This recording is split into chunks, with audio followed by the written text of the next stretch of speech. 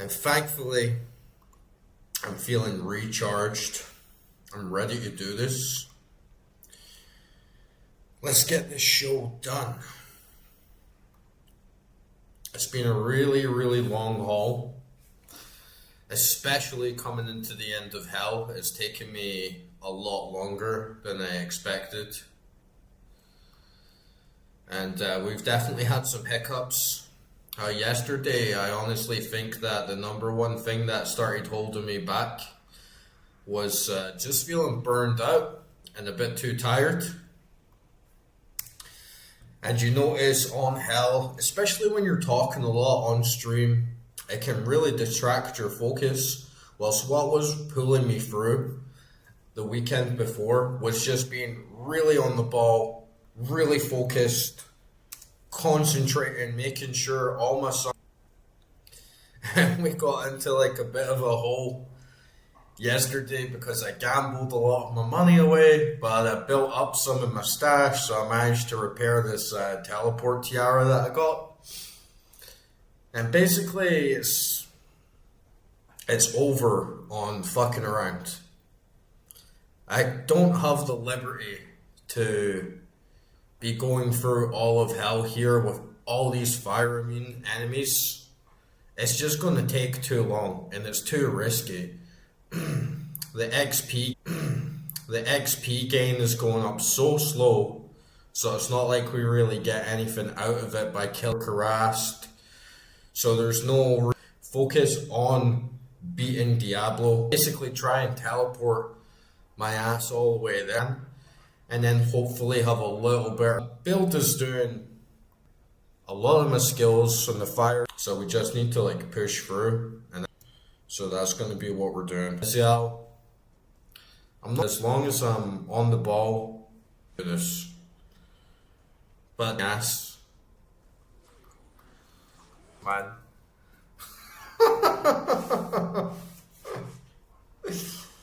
And this is what I mean with Diablo. Is that like Diablo has some crazy moves. And what I'm really worrying about is just, getting him down to like 1 HP and then getting hit by his lightning strike once and then it's all over. This +1 skill off thing for now. I cannot afford to die. And that's taken away in the blink of an eye, man. And I'm not too serious, of course. As fast as I can.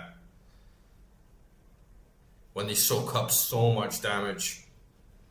But then you're getting to these points where it's like one hit off these lightning guys and I'm done. Up like crazy. I don't know if this is Act 1 was a bit tough. Then Act 2 I felt like things were just repeating. It wasn't too hard. And then beginning of Act 3 I was like, this is manageable.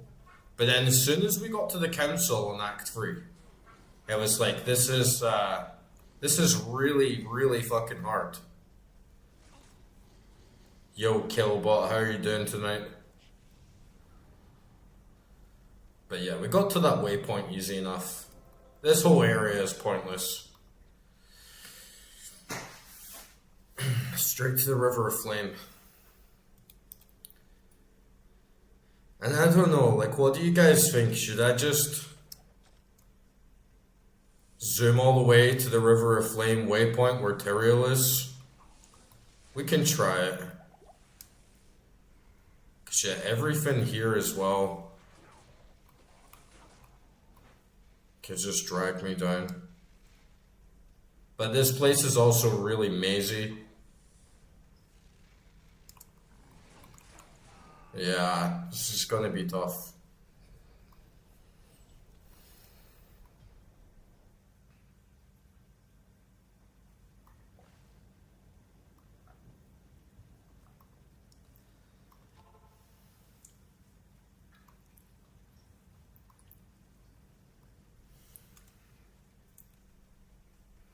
Like, for areas like this where I can't actually go over the lava, but just finding out where to actually go be part of the trickiness. Kind of difficult to actually know which direction you're supposed to be heading.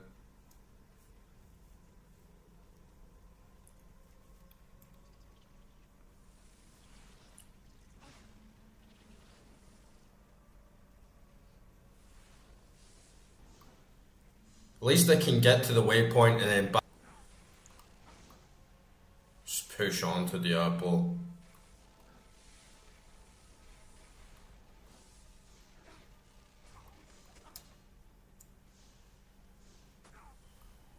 Hopefully I'll even have enough teleports to get me there. Yeah, this...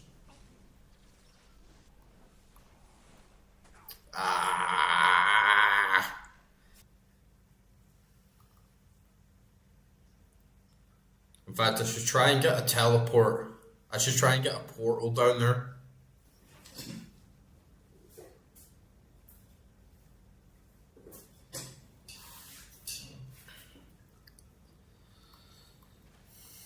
Hopefully the connection's gonna be alright as well.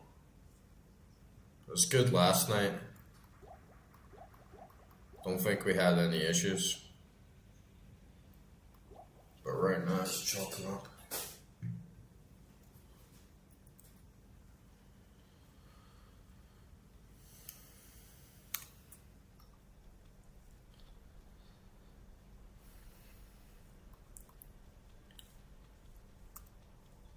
Gotta repair barely enough, like we're either just gonna make it or just not have enough teleport charges to make this thing viable.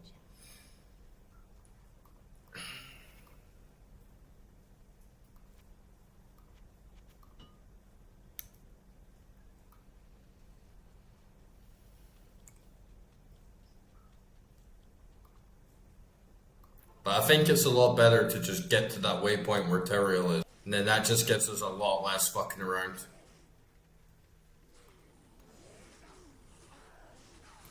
Oh, fuck, man. Oh my god. This is gonna be a fucking pain in the ass, man.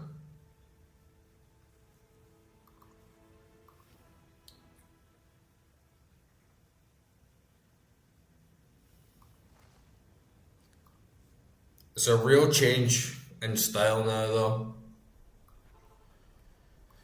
Like, we're done playing the regular game. Now it's all about doing this min-maxing time spent on specific areas, dungeons, switching out this item here, this weapon here, just to get some quick boosts for the relevant sections.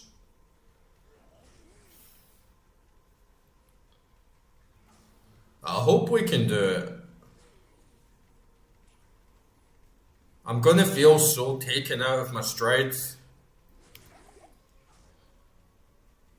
if Diablo just hits me too hard or just doesn't seem feasible. Oh man, I must be going the completely wrong way here as well. Must be Tyrael's on the other side of that fork. Oh man. Oh man. Oh man. God damn it, man.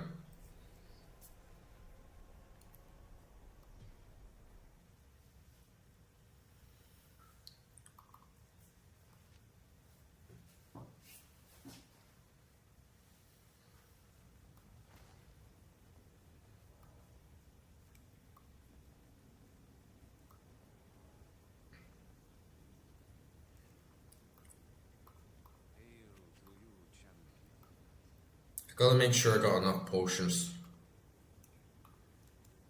Oh god damn it.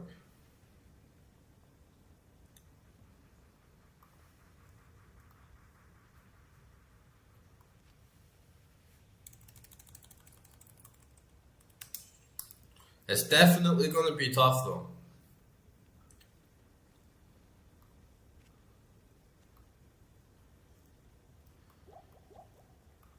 And I'm really gonna need to pay attention and buckle down once we actually get to that final dungeon.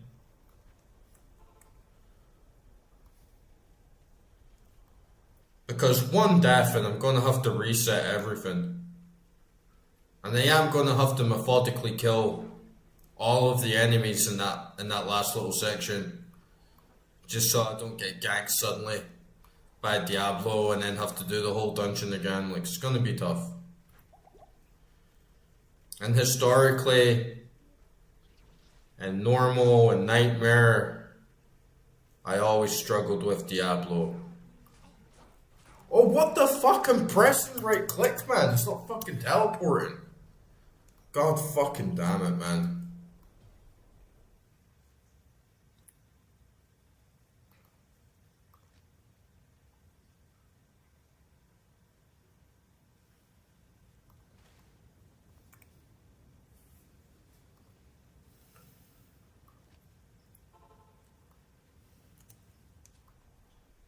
It's gonna be tricky.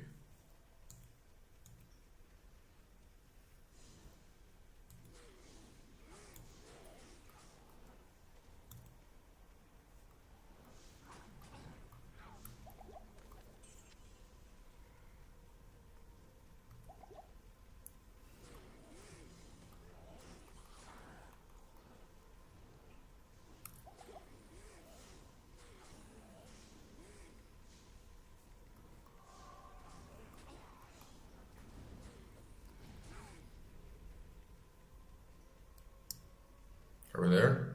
Nice. Okay, that actually wasn't so bad.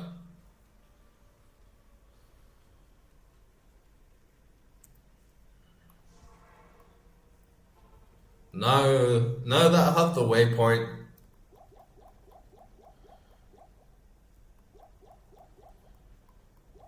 let's come back. Let's res the merc. Hope that he actually stays alive.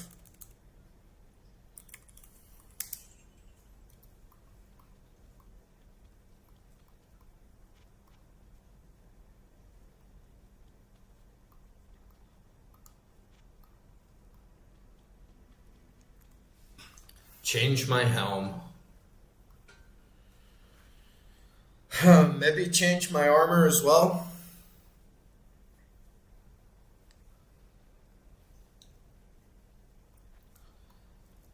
I mean, I know my resistances are really shit, but we can give it one try. I'm gonna give it one try with the +1s and go for my old strategy of just do not get hit. Hide behind all my minions. And I gotta be like so on the ball. I gotta have my rotation really honed in here. Like, make sure Cyclone Armor's always on. Any of them go down, I need to instantly bring them back up. I basically need to be more aware of my squad than myself at this point. Alright. Let's try this.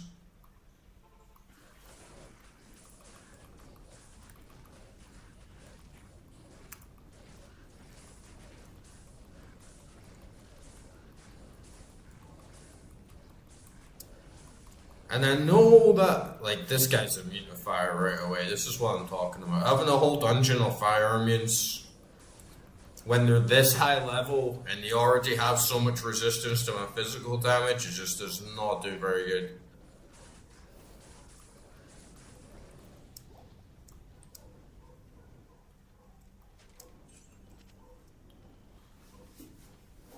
But I know I'm going to be slow as a druid anyway.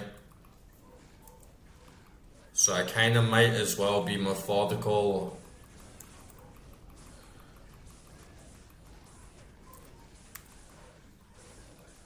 And you know, we don't have to do the whole dungeon in one swoop. We can retreat, we can make some portals, we can go back. If things look too hot, then we can kite them, get good spacing, get good positioning, and just kind of slowly wear them out.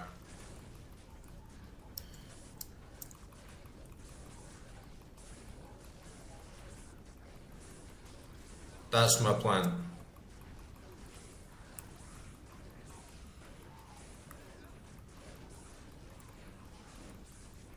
And you see what I mean here? Taking off all the resistances just to get that extra +1 skill actually works out pretty well. Okay, Merc's gonna die. Come on, Merc, run. Can I do this and just save him quickly? Because the last thing I want is for him to just fucking die all the time, man. It costs so much money now. And maybe I should give him Talrash's plate, actually.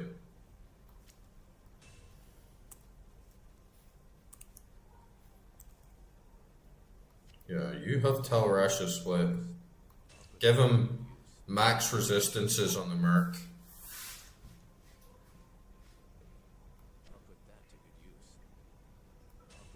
Way higher defense.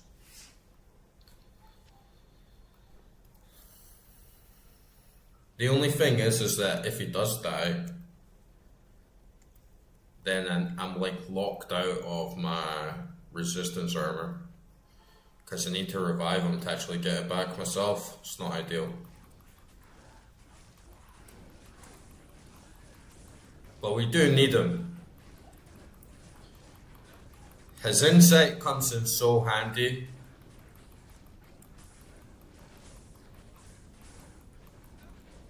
Here, let me turn my mic down a bit. I think it's maybe a bit loud. Let me know how the sound is, guys. I know it was a bit all over the place last night.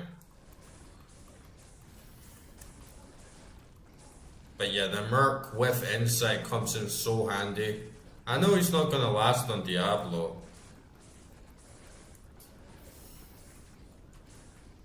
But having the mana regeneration, it's like a night and day difference.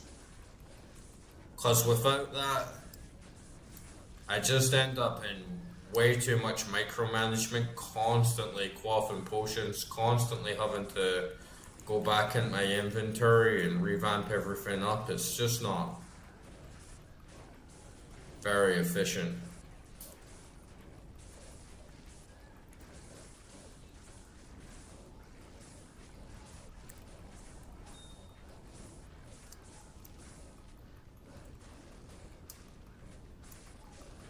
And we're doing alright here.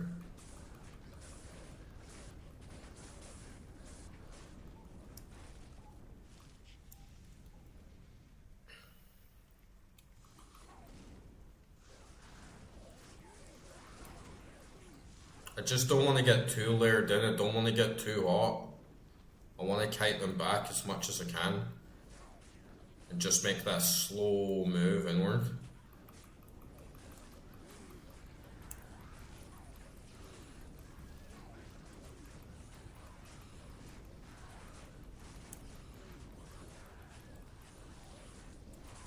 I'm keeping very close eye on that Merc.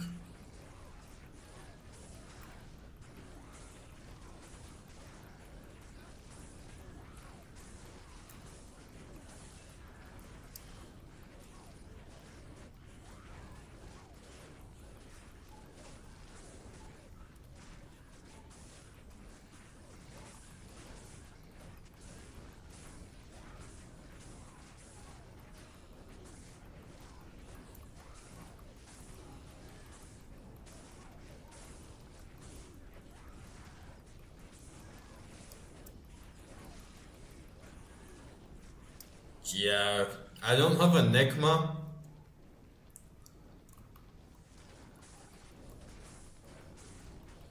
But I have the teleport helm, but I don't have it on right now. I'm using my normal pelt helm that gives me a bunch of plus skills. I'm just kind of trying to chip away at them slowly, but I have been really conscious of the Merc. I ran to the waypoint quickly to do the same thing, and I really need to get in the habit of putting a portal down so I can just quickly run in the portal and do the same thing. And yeah, I'm on my way for Hellforge.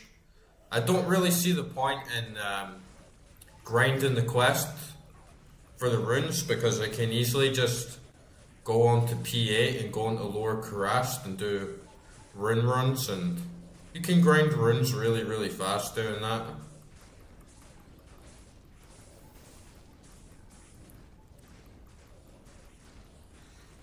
But I need to do the Hellforge quest anyway, just to break the soulstone.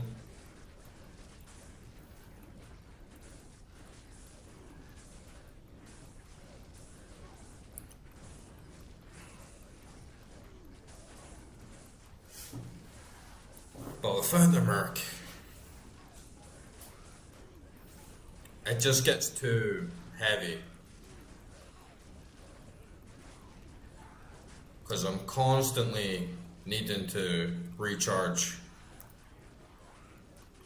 I mean, I think I can do one round of summons and then just spamming Molten Boulder, you know, like 20 times, and then I have to recharge all my mana potions.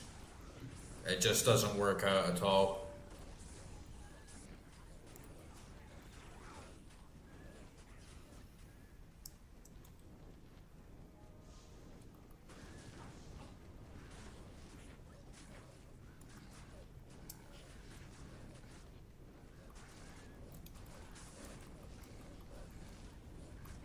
Yeah, I just teleported all the way here.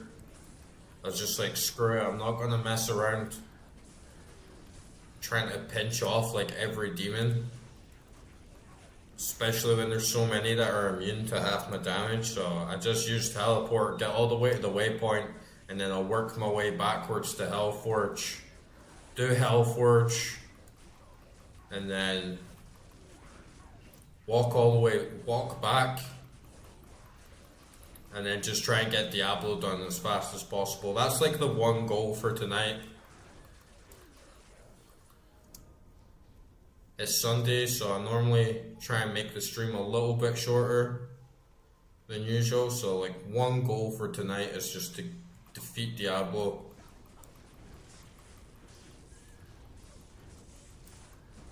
And then if we're lucky, we'll have time to do some of Act 5.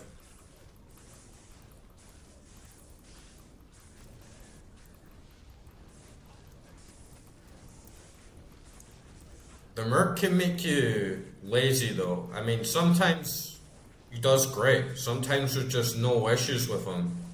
And then you start taking your eyes off him, you get overconfident, and then you go around the corner and he just dies instantly. I did farm a little bit of gold, but because my teleporter helm takes even more to repair than the Merc, I maybe have like 130k left or something, so I've got a couple tries with him. I know he's not going to survive Diablo, but as long as we can get that far and then try and make a good run on Diablo, we should be alright. Just gotta stay focused, just gotta stay concentrated.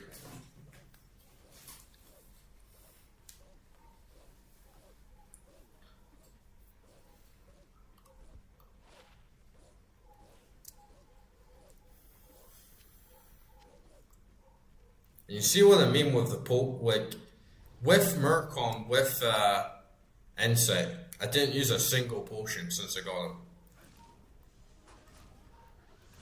It means I can just entirely focus on dealing with the enemies.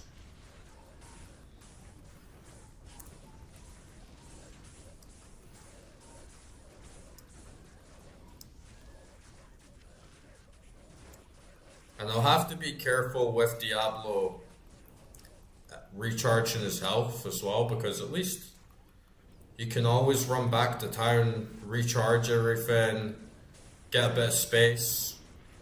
But now that he's going to recharge his health so much, it could get nasty, depending on how quickly he heals himself.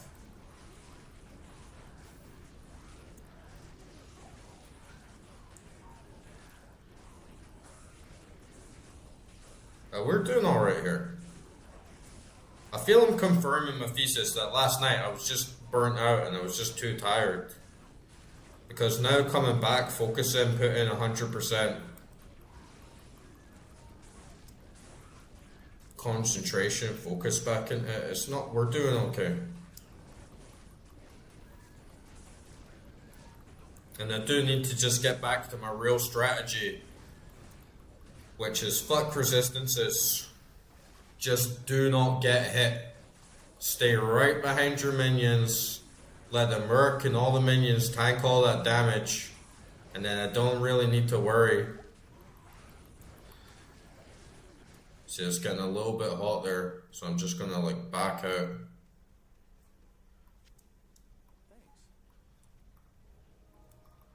Let them charge a bit. Kite them out.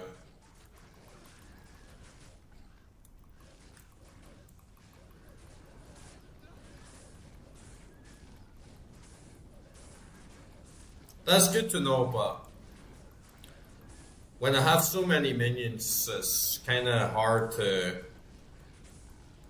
actually make sure he gets the last hit or time that. But at least we get a bit of a chance. I'm not too fussed about Magic Find here. Just survive and get it done. I think Act 5 will go a lot better for me, so.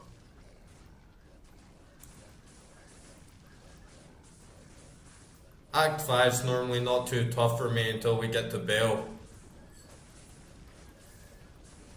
And Bale is really tough for this build. But you get more space, you know, you can move around a bit more, you can position yourself like right behind. So I think if I can switch out my teleport tiara, it's not going to be so bad because I can kind of zoom in and out, get a bunch of summons up and get better positioning. We got a unique shield there. 60% chance of open wounds. So that could actually come in pretty handy. If I could quickly switch that out on fights like Diablo and just stop them healing, that could come in really, really handy.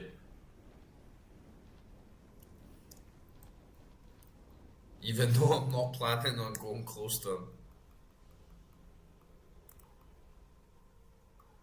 Because going close to him and then he does a lightning attack or something, it's suicide.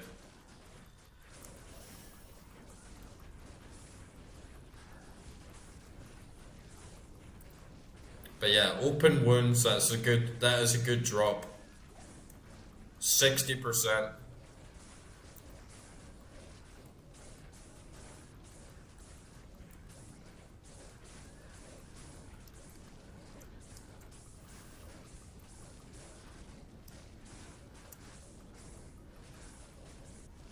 Nice.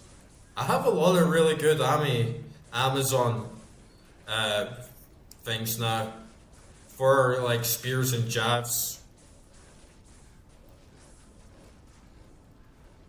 So I have her, Paladin, and Barb as my alts. And the more gear I find, I'm thinking, yeah, Amazon is looking really hot right now for all the gear I've been dropping for her.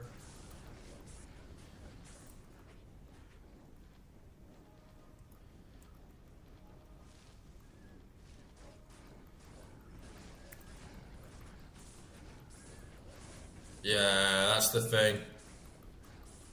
It's still good to have. Because at least if I can quickly run in and get one hit, we can stop Diablo from healing, and then it gives me a bit of peace to not need to be so pressured on getting it done as fast.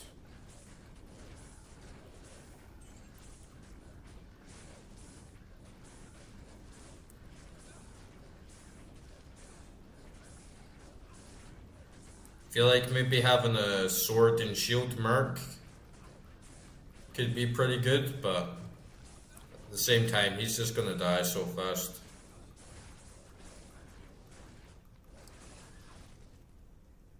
Yo, Drifter, man, how you doing, bud?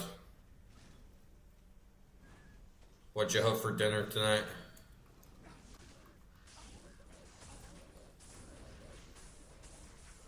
You see, even on one guy taking a couple hits, I'm getting ganked here.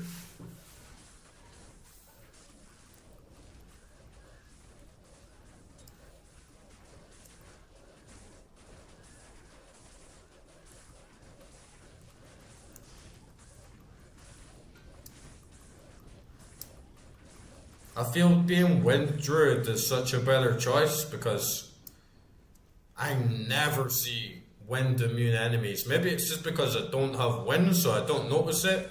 It feels like 90% of enemies are either immune to fire or immune to lightning. And then out of that 90%, I'd probably say like 60, 70% of enemies are immune to fire. It seems like the worst elemental. Seems like the worst element to have.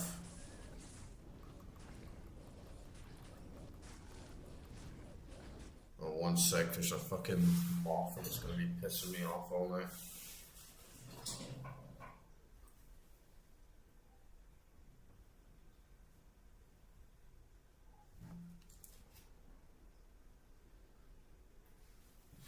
Goddamn moths.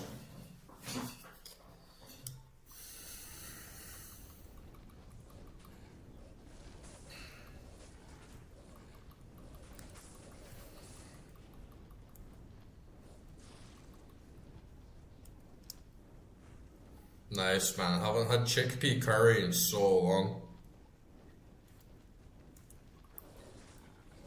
It's really rare you find chickpeas here for some reason. You just do not see chickpeas.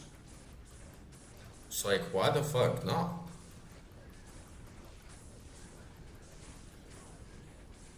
It's a pretty common thing, right?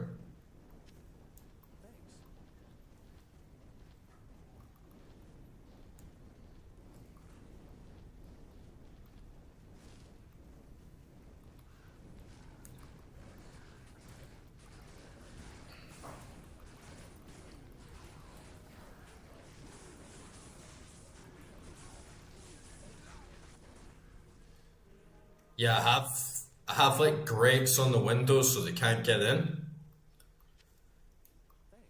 But there must be like a crack in the ceiling somewhere because there's been some bugs getting in, like spiders and maybe they're crawling up the drain or something. I don't know. A pain in the ass, anyway. Yeah, I would have thought Georgia had chickpeas as well, but you never see them. They're very, very conservative in their diet. They don't like differences. They don't like change. There is a good variety of food in Georgia. You know, Georgian cuisine, it is quite varied. There's a lot of different dishes, but anything outside of that, they don't appreciate it much, I feel.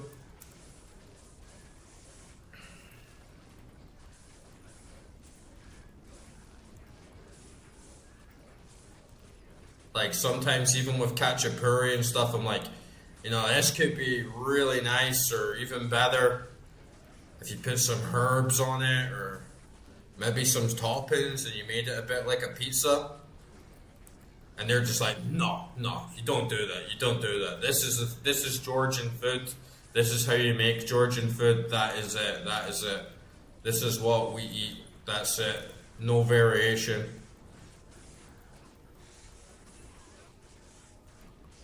To even suggest variation, it's some people just really feel offended.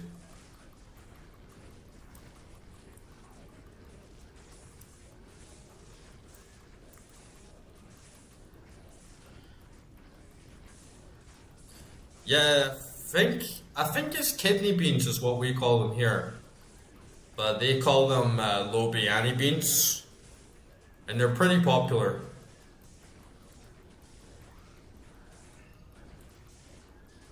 It's like a red bean.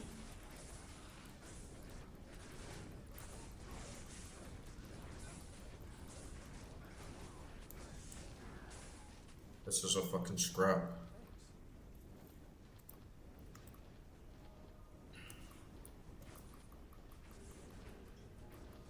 Georgian food's nice. It's not the healthiest.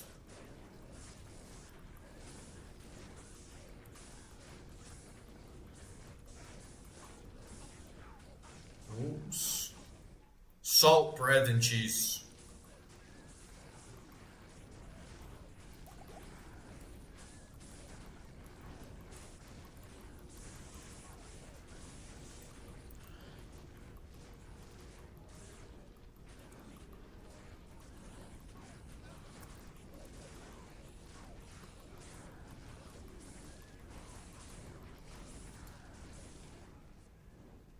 and the UI sucks because you can hardly even see what the health is for your merc and stuff. When it's over that lava, it's too bright.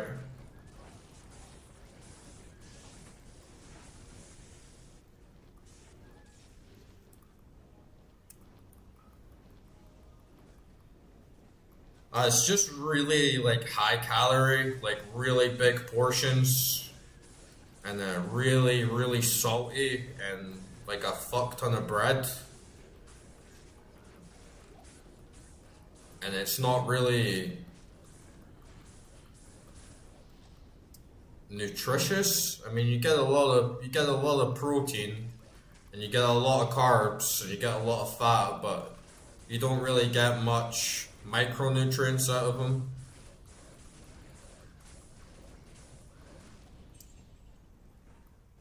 It's like khachapuri. You know, it'll fill you up, but it is just straight up like a fuck ton of bread and cheese. And especially when you go to the bakers, oh, look at that. Look at that bolt. +2 Amazon skills. Knockback, 80 defense versus missiles. That's a sick bolt.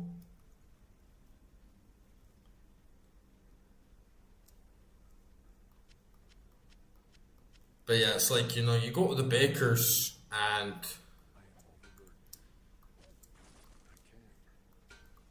it's just khachapuri.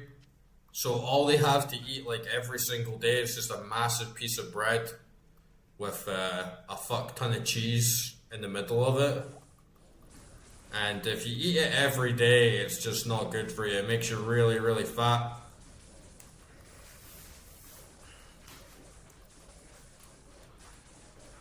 And then say you tell the baker, you're like, oh man, this is really good, but having it every day with zero variation, just bread, just cheese, nothing else.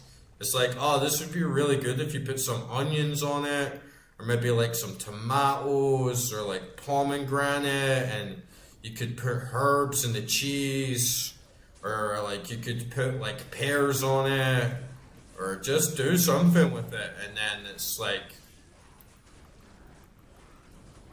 you're the villain of the day. And they just tell you that's not the Georgian way. That's not the Georgian way. Even though the khachapuri has so much potential and there already is so many ways that people make it, they're just like very, very defensive and protective over the recipes of their food. It's pretty much all just bread, cheese, really salty.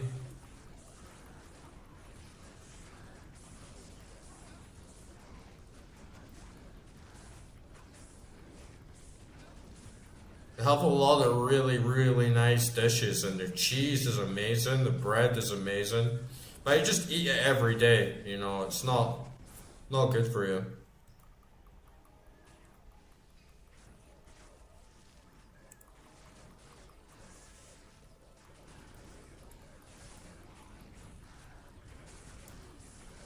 And then even when I was making curry, I was making like chicken curry with like peppers, onions, all these different like spices running through it, and herbs. And then I was sending them pictures of it, and you're like, what the fuck is that? They were like, what the fuck is that? I'm like, it's curry and rice. And they're like, what? And you know, you meet Georgians and they've never tried Indian food. Half of them have never tried pizza. They've never tried Chinese food. They've never tried Italian food. Yeah, probably a lot of them have tried Italian food, but yeah, it's really bare.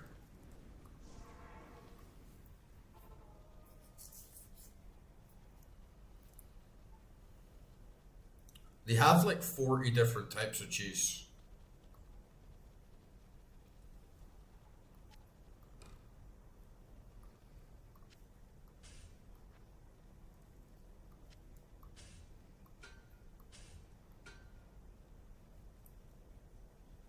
Yeah, I really like Indian food as well. I like international cuisine. You know, I like Chinese food, non-existent. Malaysian food, non-existent here. Like Indian. There's maybe like one good Indian I found in the whole of Georgia, and that's like a whole city away. It's like 100 kilometers away. Just to get like a good Indian takeaway, like pizza, it's pretty much non-existent. Steak, extremely hard to find anyone around here that can make a steak.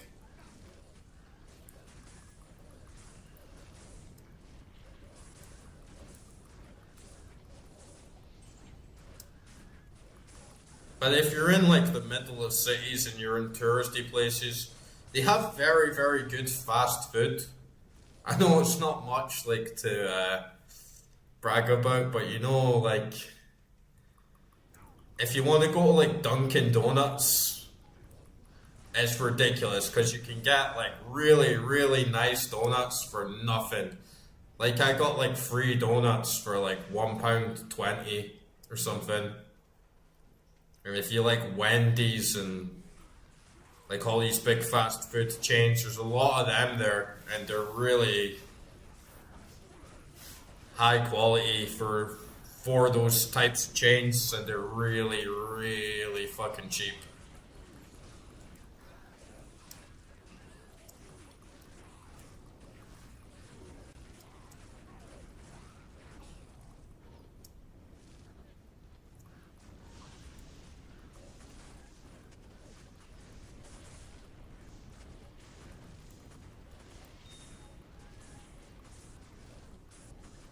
Yeah, you can't get the steak here. The steaks are laughably bad. I even went to like the finest steak place in the whole of Georgia. I'd say I've tried steak's my favorite, right? I've tried like 7 or 8 steak places. I went to one of the best restaurants in Georgia, and I would say it's like the best steak that I had here. It was kind of shit. They don't know what rare is. If you say you want a steak rare, they're like, I don't know. And then a lot of chefs have even just denied to do it because they say, I don't know how to do it. And they always give you the cut of meat is really low quality. Like the meat in Georgia is really not very good. The beef, especially. Beef is something that you can really tell the difference between high and low quality. Georgian beef is probably the worst I've tried. Obviously, I've not tried beef all around the world. I haven't tried it everywhere. But I'd say that the beef out of all the places I've tried, like Georgia, is the worst.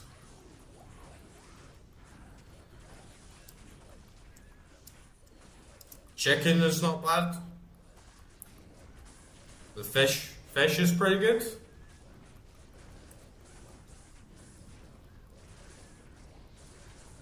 But yeah, beef is really bad.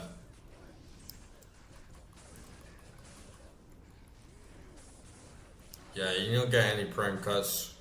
They don't like treat the cows right. They don't raise cows right to be really delicious. Even though you have a lot of cow farming, they don't. I think they mostly just milk them, and then when you do get beef, they never age it. You get beef and it's way too fresh, like it just got slaughtered yesterday, and it's never aged. It's never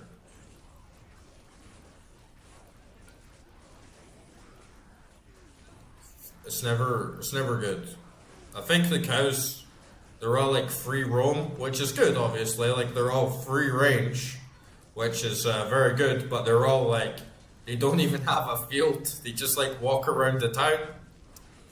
So sometimes they're eating trees, sometimes they're eating grass, sometimes they're eating Flowers, they just eat like whatever they can get, and it's not like they don't have their diet streamlined.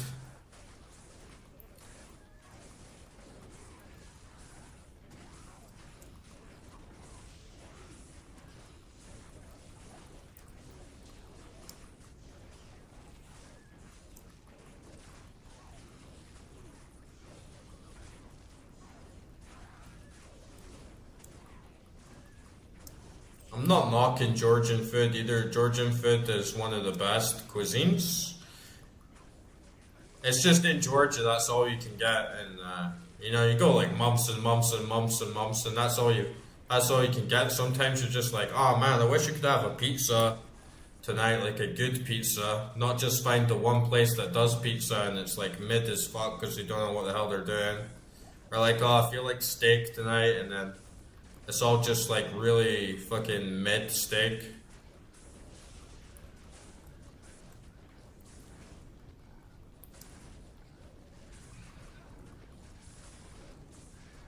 And then some things are just the same wherever you go. If you're British, everywhere you go, you're like, oh, can I get chips?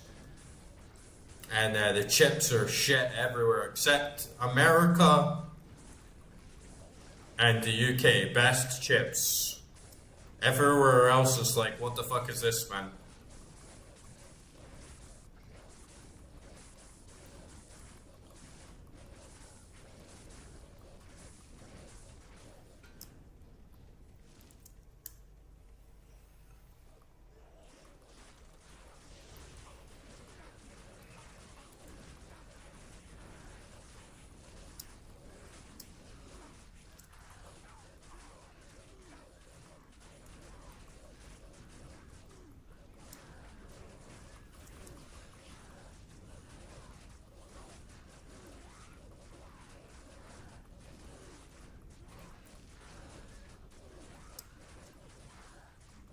Yeah, you gotta have an old fish and chips.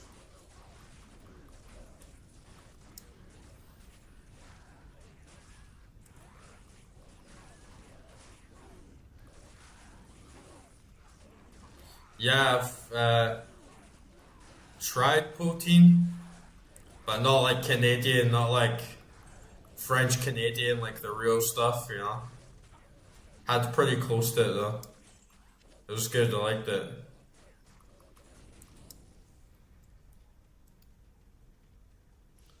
I feel that's the only food Canada has, right? Oh, maple syrup though. Like maple syrup is peak. But yeah, I feel that's like the only food Canada has. Protein and maple syrup.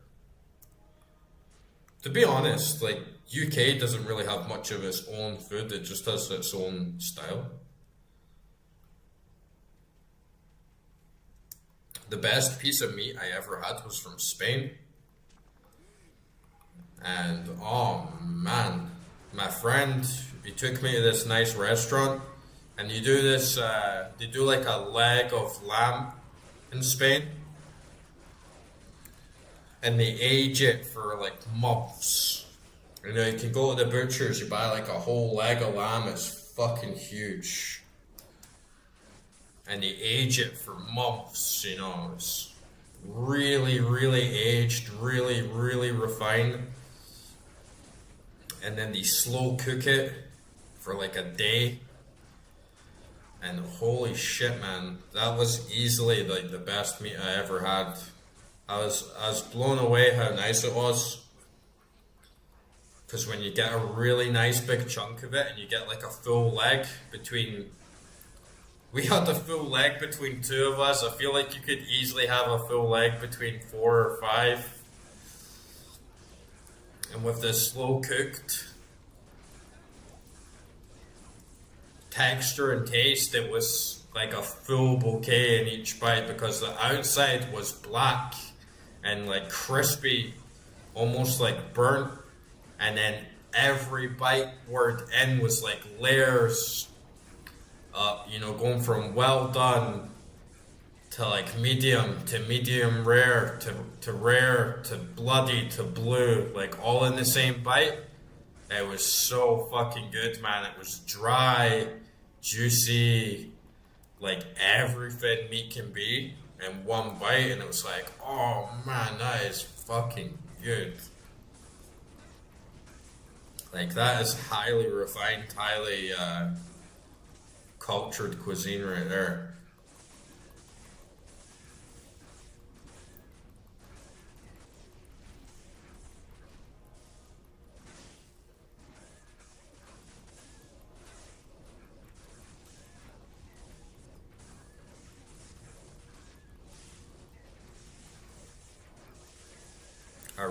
I really like the food in Greece, where you have like gyros, whatever, however the fuck you say it, and it's like a wrap with chicken and chips like in the wrap. That is so fucking good, man.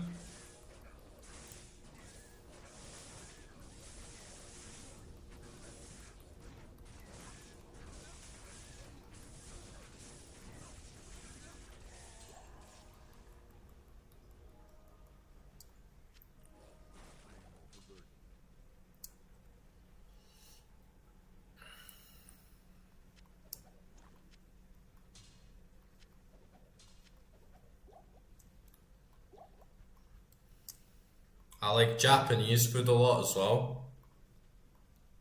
There's one guy in Georgia.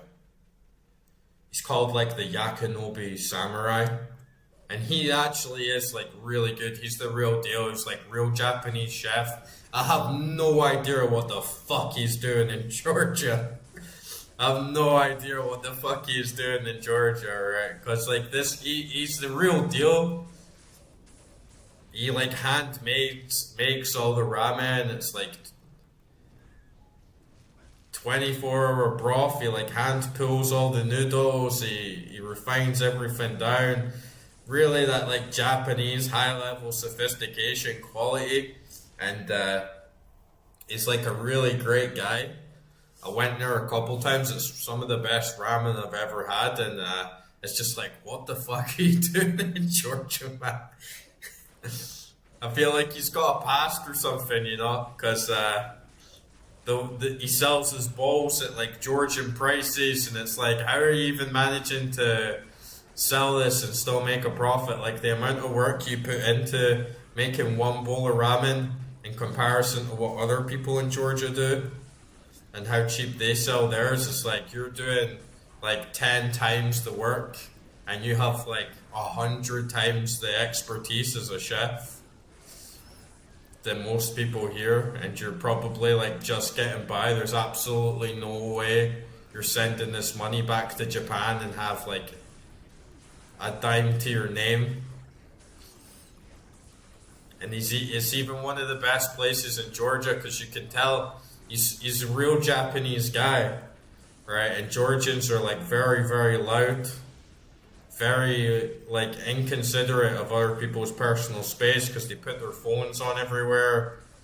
Uh, you're sitting having a meal, and then someone just gets their phone out or their laptop up, like shitty speakers on full volume. They put YouTube on, and he actually is like tells you like, no, like you can't do that. There's people trying to eat. There's people trying to enjoy themselves.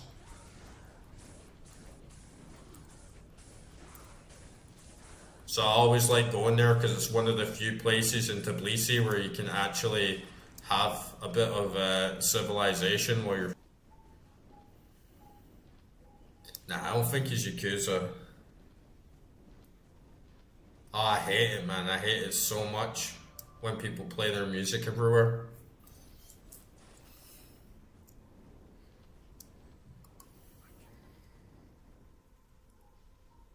Oh, let me try and get this Hellforge sound effect from a music video that's coming up.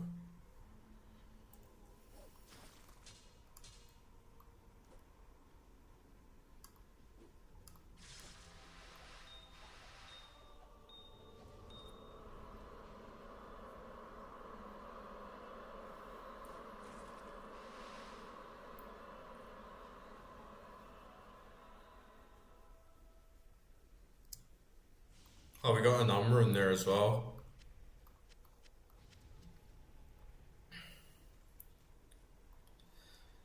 Man, the thing, like, it honestly pisses me off so much, and it's so completely normalized in Georgia. Yeah, Umbrum, that's pretty good. I think that might be the first one that I got. All resistances up, that's really good. Plus open win chance. Even on a run on its own, it's still like really good.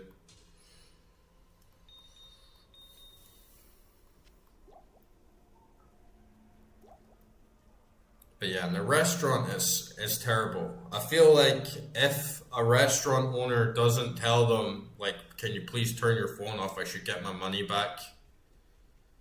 It's like going to the cinema and someone just screams and shouts all the way through it. It's like I can't enjoy what I've paid for because this person is being like extremely obnoxious and rude. It's like going to the cinema and someone's sitting on their phone the whole way. I've never been to a cinema in Georgia, but I honestly would not be surprised if you go to the cinema and someone just whaps out their phone and starts scrolling TikTok on their phone because it's that common. But the thing that really pisses me off, and it just makes relaxation impossible in Georgia, is that if you go to a spa and you get a nice spa, like nice sauna, nice steam room, someone pulls out their phone and starts scrolling TikTok. Sometimes I've been in a sauna and three people at the same time were scrolling TikTok through their phone. And you see these people scrolling TikTok, and it's really bizarre. They flick the screen up, and then they click like, and then they flick the screen up, click like, flick the screen up, click like, click the screen up, flick like, then just flick, flick, flick, flick, flick, flick, flick, flick, flick, flick. Never even like look at what's going on. So you just have like 20 songs getting played at the exact same time. And it's absolutely horrible. It's absolutely horrible. And I got a massage once. And the masseuse, she was like, yeah, just take like 5 minutes to relax and just like breathe, and your massage will begin soon. She gets out her phone behind me and just starts flicking TikTok.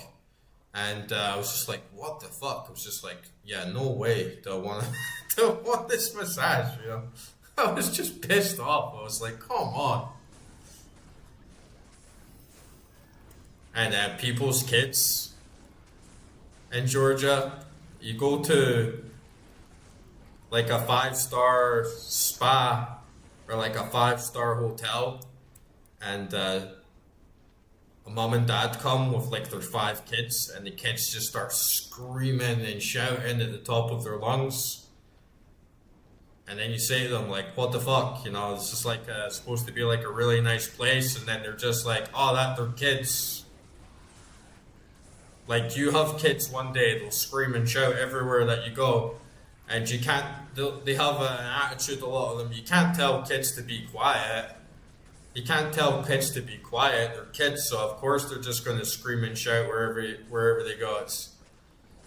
It's little things like that prevent it from being a high class place, even when they dump a lot of money into some like good facilities. It's like the culture is just not very high class. I love going to Scandinavia. I would love to live in Scandinavia, Norway, Sweden, Finland, but it's just way too expensive, and the taxes are like way too fucking high. But they know manners, they know respect, like they have etiquette.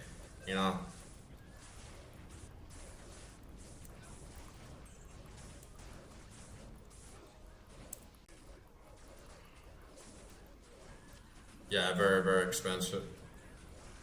I'll still have my first Umran. If I picked one up, I'll still have it sitting there as well. It's not even order, it's just class.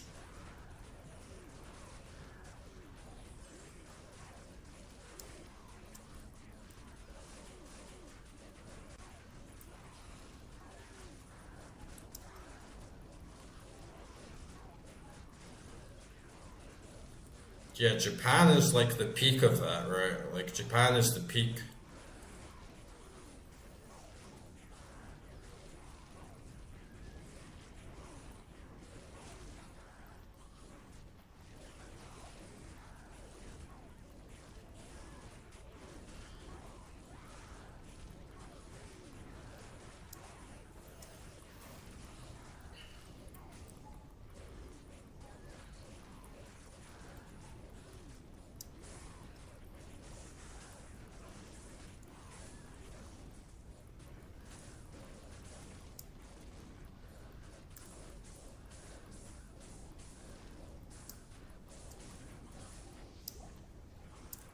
Yeah, like you compare Japanese like public toilet to like a public toilet in like the UK or like Europe, it's like night and day.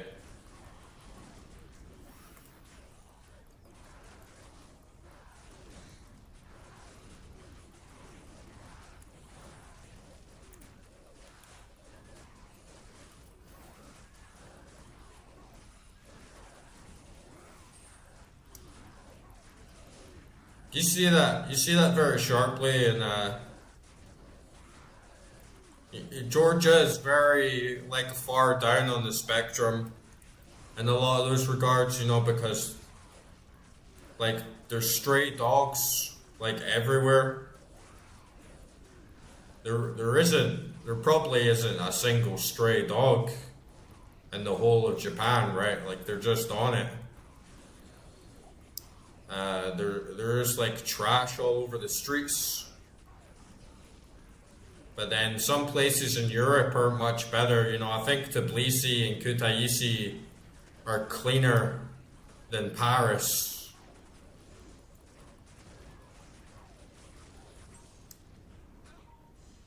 But they're still dirty as fuck. And honestly, a lot of cities in the UK are very, very dirty as well, so I can't really criticize them much on that point.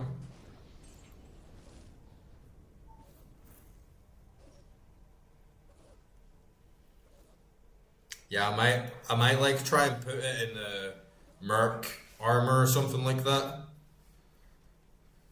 He's actually doing all. He's actually doing all right. He hasn't died once, which is great. I gave him Tal Rash's armor, and that's actually working out really well for him.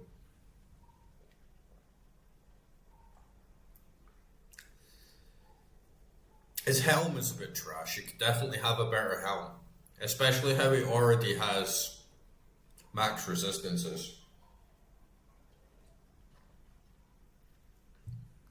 Let's see if we can give the Merc a better helm.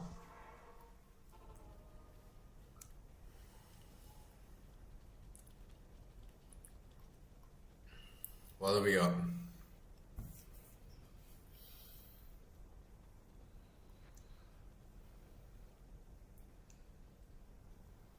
I got this alpha helm as well, free socket with +1 volcano. I don't think it's too good though. Like maybe with a free rune word or a bunch of runes in it, it could be really powerful.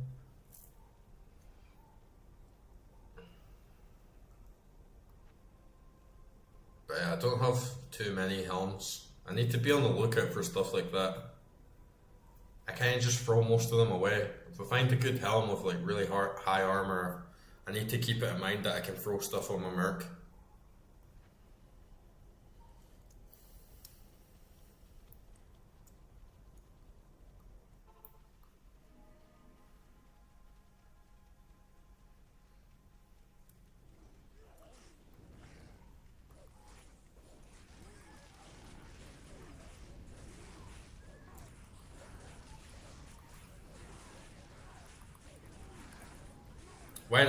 When I was in Georgia, came here for like 1 month, just maybe like a month and a half, 2 months, close on, and I went to Borjomi, which is the best water ever. Like the water from Borjomi is absolute peak. I love that stuff so much.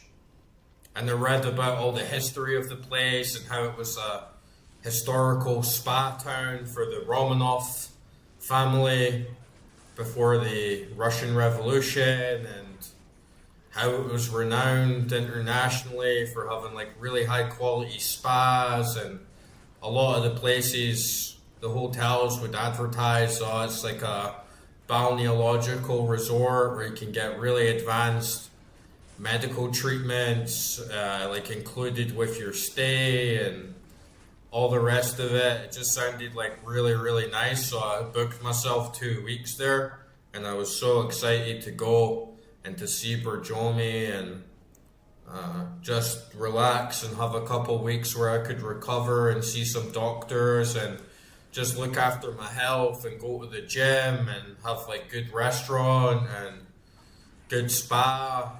And it was one of the biggest disappointments in my life, and I ended up getting almost quite depressed when I was there, and I felt really disgusted with humanity as a whole.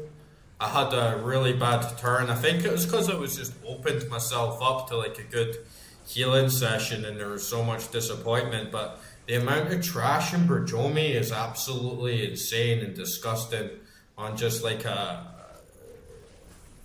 completely depressing level, where you see the most beautiful mountains, rivers, and landscapes in the world, and human beings, like, they did not take care of that place at all. In every section of the river, plastic, plastic, plastic, plastic, plastic. Every tree along the river, plastic bags hanging off the side of it, plastic sheets dragging along in the wind. Even in the islands in the middle of the river, there's trash all over them. You walk around the corner, mountains of trash. I'm talking big black bags, like twice the size of me, piled up with trash, plastic all pouring out of it. You see people drinking out of a spring, and then you look around the edge where the taps are, and then there's just, I've got pictures of it, I'll show you in the Discord. It was the most unbelievable amount of trash that I'd ever seen in my life. Just bottles and plastic and stray dogs everywhere, shit everywhere,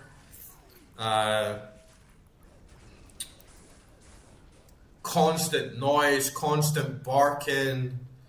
There was like bugs in the swimming pool in the hotel. There was constant screaming, shouting, people on their phone. Very, very like low quality restaurant. Like people just sleeping on the job, and people sleeping at the desk. People not knowing like what service is, and like the least bit of regard. Completely terrible medical service, really dirty medical facilities with dirt everywhere, pubic hair in the baths, dirty showers.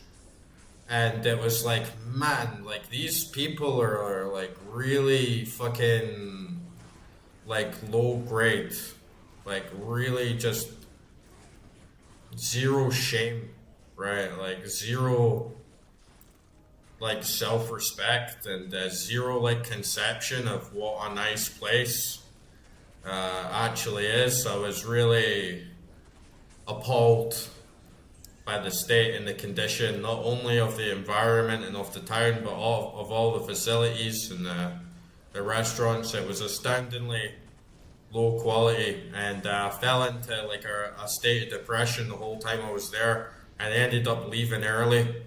You couldn't sleep at night because there was just constant dogs barking. You couldn't walk outside without, dog shit everywhere, and like every nice environment that you saw, like the old castles and the really nice landscapes and scenery in the sky, just completely ruined because there would be rabid dogs lunging out the bushes trying to attack you. There'd be shit everywhere, there'd be rubbish everywhere. It was horrible. It could have easily been one of the nicest places in the world. Could have easily been one of the nicest, most beautiful, like 10 out of 10 places in the world, but the people there were like so low class and so low grade that they had absolutely no idea. That was fucking sad.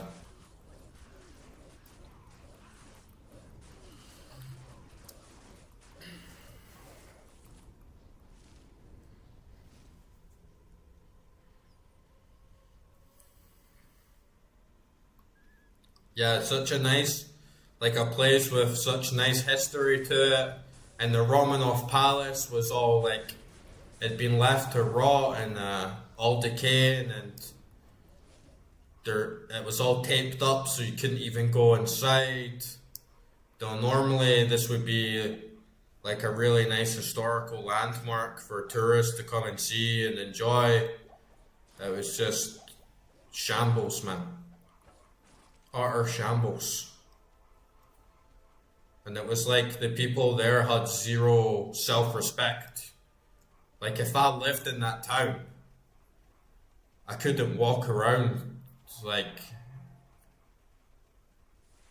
with that level of shit like absolutely everywhere, you know, but nobody made any effort at all to clean any of it up. It was completely normalized. Just throw your trash in the river. Just throw everything on the ground. If you have a dog, just fucking leave it on the street. I saw like this dog attack like this old man on the street, and like three other people had to like pull the dog off the old man. He was like 80, 90 year old with like an old walking stick, and this dog just runs up and attacks him. It's like, man, this is like, come on guys, like you're living like fucking savages, man. It was really, really sad to see. I was really like bummed out on humanity at that point. I was like, this is fucking just, you know, can we not keep the streets clean on a basic level, guys? Like, can we not keep old people safe and shit from dogs on the fucking street, you know? It's just, it was the worst holiday I ever had. It was easily the worst hotel that I ever stayed at, and it was a 5-star hotel. You know, I've stayed at like 2 stars that were like better than that. I've stayed in a tent in the fucking woods that was better than that, you know, it was so bad. And it was that realization as well of like, this is pretty much a third world country.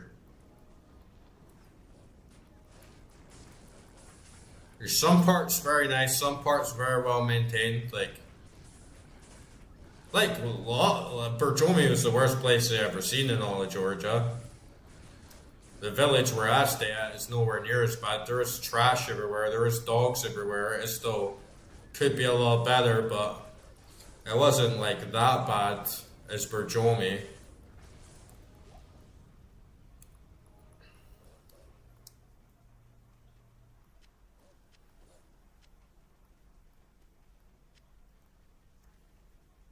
Yeah, sure.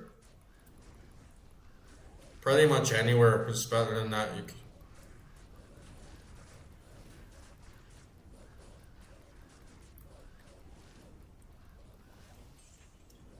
You could just get a tent in a field in Scotland next to a loch or something, and it'd be like miles better than that any day of the year.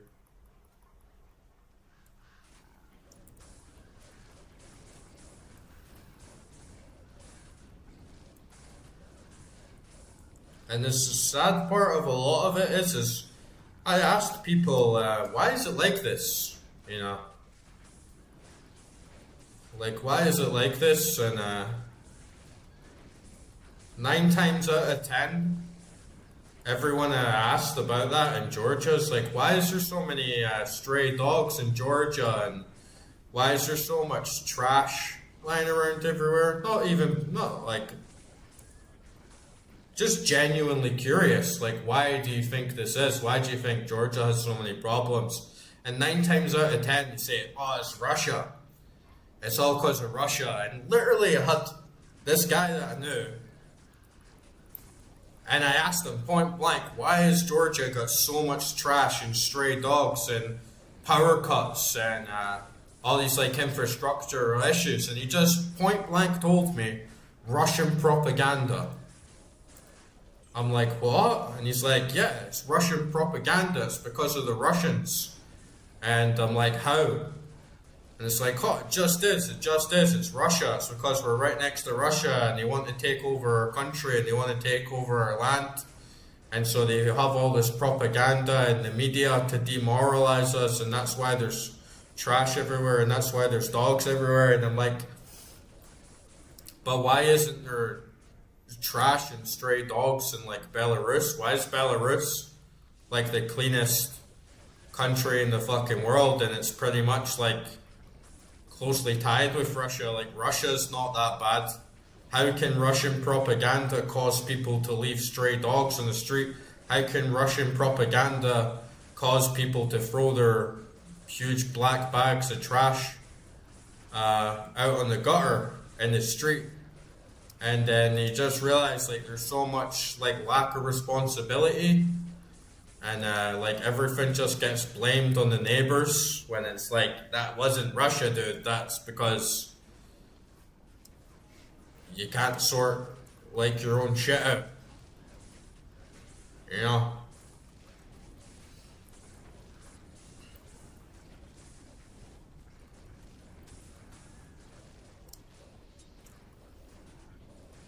Yeah, it makes like no sense.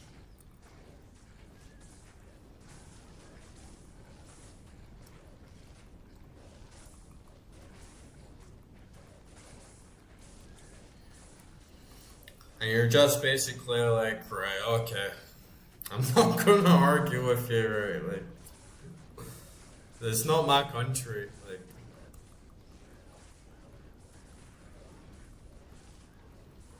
it's not my place to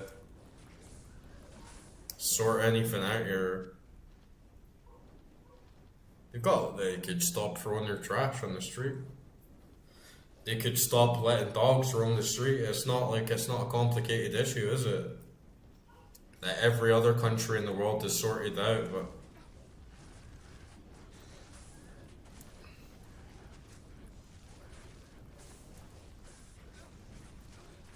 yeah, it really doesn't make any sense, but it is the answer that you get quite a lot of the time. Like, Russians get blamed on absolutely everything wrong in the country.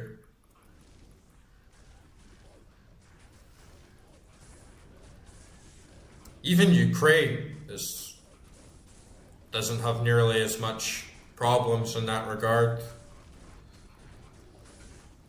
It's mostly cultural.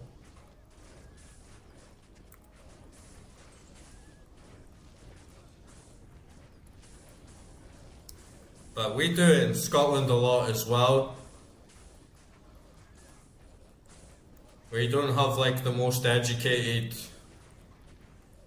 population, and a lot of things just get blamed on England instead of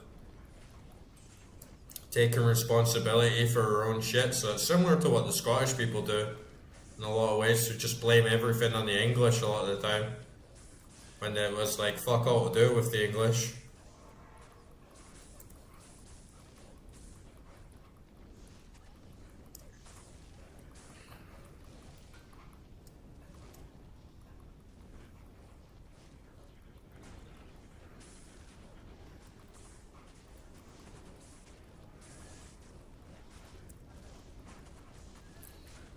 And it doesn't seem like too much of a big deal, but I literally think like if Georgia did not have stray dogs and trash everywhere, it would like easy be, if it didn't have stray dogs, it didn't have litter everywhere, and the people were like a little bit more like self-aware with playing like phones and public spaces and restaurants and spas and everything, I think it would easily be one of the best countries in the entire world to live in. And having litter on the street compared to everything else doesn't really seem that much of a big deal, but it's the extent of it that does consistently make you feel like you're living in a third world country a lot of the time. But I still think like the good in the country, like makes up for a lot of the bads. It's just, when you can't even get a decent night's sleep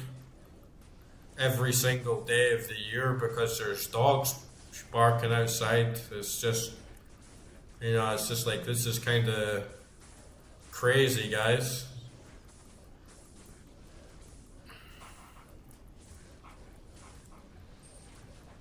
There's stray dogs in a lot of countries. So bad issues with trash and stuff.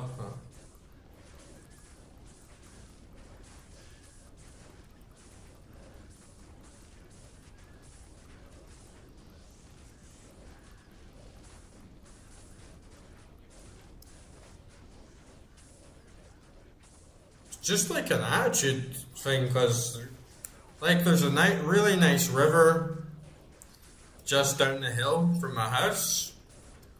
Really, really nice river, like clean water. And you can tell, like, yeah, this is like a really nice piece of nature here. But then every other day, someone chucks a couple black bags and they don't even tie the black bags up. And they just throw them like right in the middle of the river. It's like a shallow river. So it doesn't get like washed away very easily or quickly. And they just just chuck all the trash in the river, chuck all the trash in the river. And you go like a little bit further down the stream, and there's another bridge, and it's absolutely crammed with trash, man. Like all the neighbors, instead of walking like 10 minutes to the bins, they all just like throw their shit into the river. Like right outside where they live, like they live there. It's like, come on, guys. Like there's places in fucking literal third world countries that are like way cleaner than that and have way more like self-respect. And with the barking dogs, like in that same area, there's this dog, right? And there's lots of dogs in Georgia. People just get a dog, they put a chain around its neck, and they throw it some scraps of food, like once a day. And every single time someone walks past the house, this dog, virtually choking itself on its chain, lunges at you, clawing at the fence, clawing at the gate, snarling like big fucking nasty thing, Just bark, bark, bark, bark, bark, bark, bark, bark, bark. I was standing next to that river once, and there's a guy in the garden, his dog that's barking like crazy. And I'd walked past that point like a couple times, and the owner was never there. And I just thought, like, I'm just gonna stand here, like 15 foot away on the bridge and just like look at the river.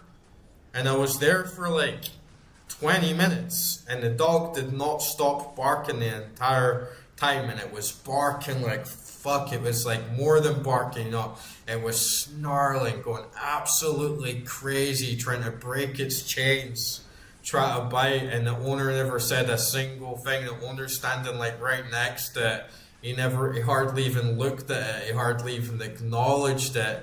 And I'm just kind of like, this is fucking mad. Like the culture here of just there's nothing in your head that says like, oh, the dogs like can be heard from like 100 foot away going absolutely fucking crazy in the back garden. Every single neighbor can hear it. It's being observably aggressive. It's trying to attack someone, and sometimes you're going for like a nice walk around the village, and it just kind of sucks because every 5 houses that you pass, there's a dog just like that lunges at you, that tries to get you and barks at you the entire time till you're like completely out of sight. So it's like, man, this is just like not very peaceful, like very nice, like clean place, even though it's one of the most beautiful countries in the world. You just feel like you're in a world of your own. Like I can't really feel like I can communicate or connect with these people, because if that's what they think is all right, then you just kind of feel a bit like alienated from the start. You know, you're like, oh, hey, like, how are you? You know, while this fucking huge dog's like trying to rip your fucking face off. It's just like, it's very, it's a huge culture shock. It's like,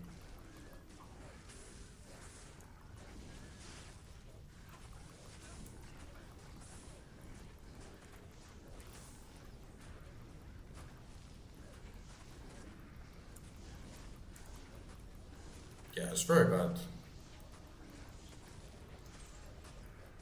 There's no excuse for it, really.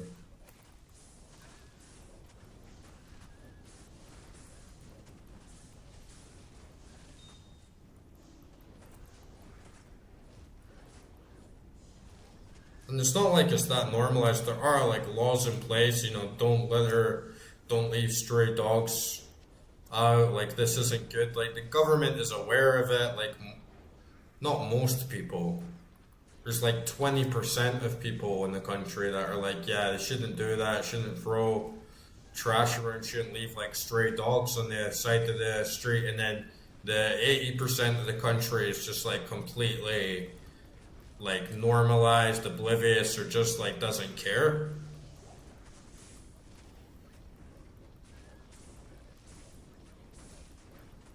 Yeah, it's not normal at all. It's like real animal abuse, quite frankly.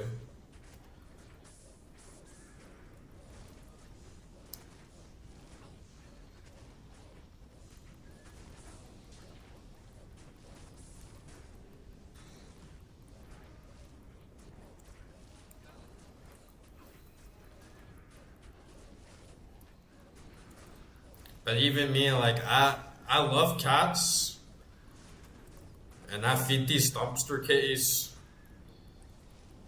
There's two of them. I saw them eating out the dumpster. One of them, you know, is all his fur was falling off him. He had no fur left on his tail.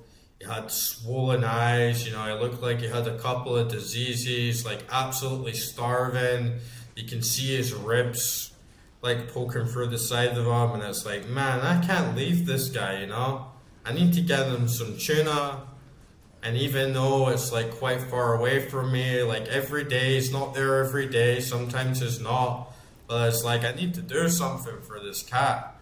And I buy like a tin of tuna, I go down to the bins if he's there, I like feed him.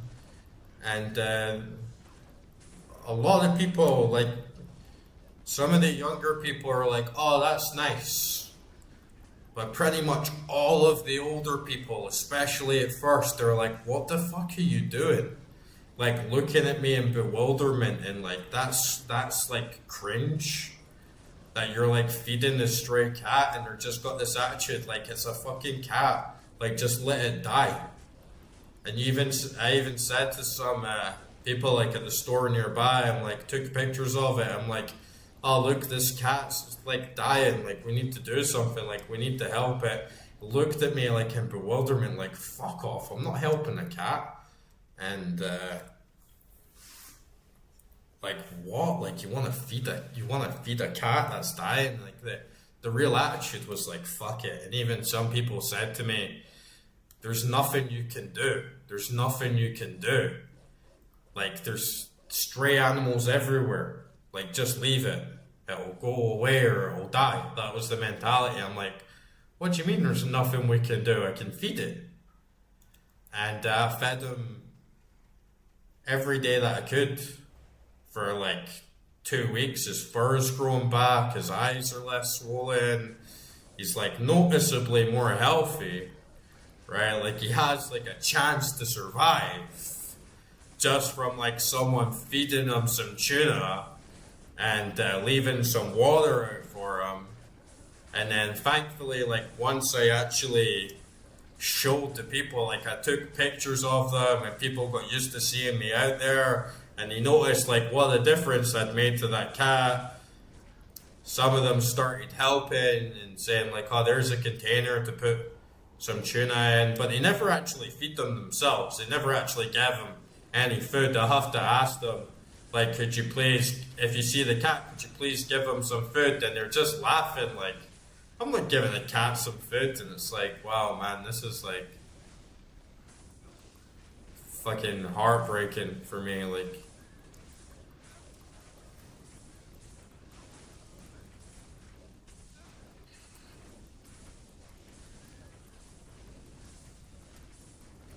and then like the young kids, like they'll see me walking past, and they're all laughing at me, like, look, it's like it's the guy, it's the guy from Scotland that like feeds the cat.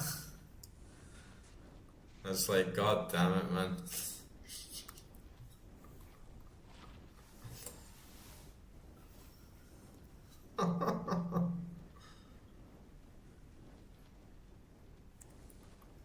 Really, really fucking sad behavior.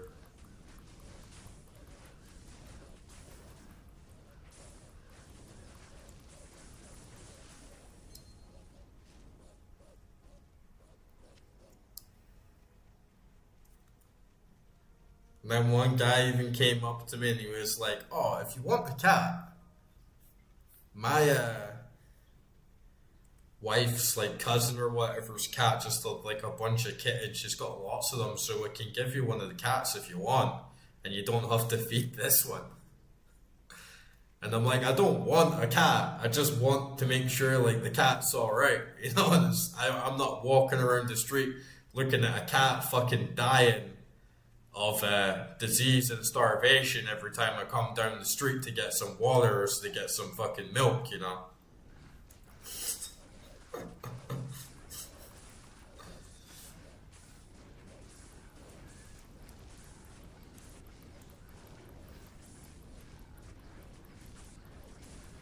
But they must have just saw that stuff every day for so long that to them it's like nothing, you know. And that's scary.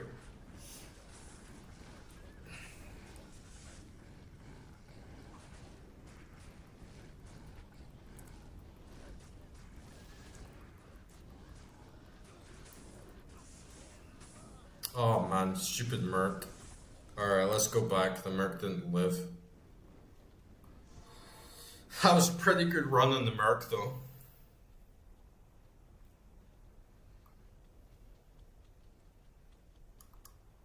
Yeah, the thing is though is that the cat's not gonna live like it. I'm now not feeding it. I'll feed it once a week because the cat can't depend on me. One day it'll be gone, and it needs to learn how to kind of like fend for itself. So, because even when I asked the people at the shop, can you feed the cat for me? If I'm not here, can you please go out and feed the cat? And I will pay you money to feed the cat. And they're like, no.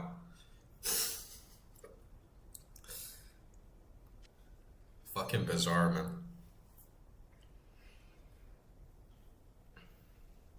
Yeah, it's just like normalized.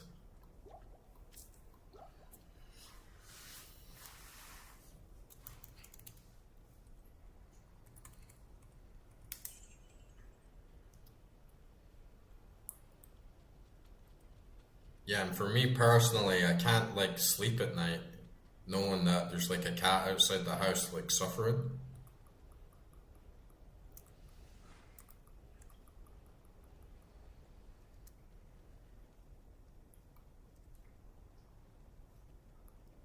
Yeah, they looked at me like I'm an absolute fucking ridiculous cunt. Yeah, I'm literally like, I will pay you to come outside, I will pay for the tuna. And I was like, if you take a picture, every time you show me a picture of the cat being fed, I was like, I'll give you like 30 Larry, which is like a tanner. And they don't want to do it.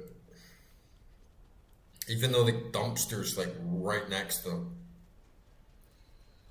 But they'll feed dogs. They throw dog scraps.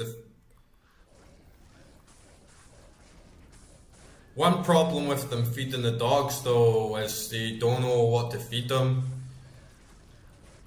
They get like scraps of bread and just throw the dog scraps of bread.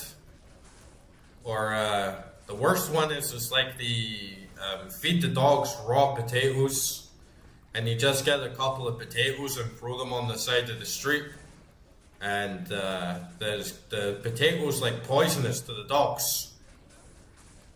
So I was like, why the fuck are you feeding the dog raw potatoes, you fucking retard, you know?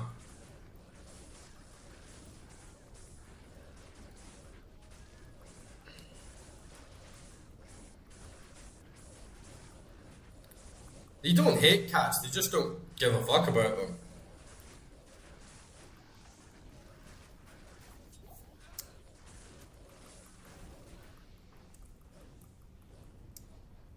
Yeah, bread's really bad for them.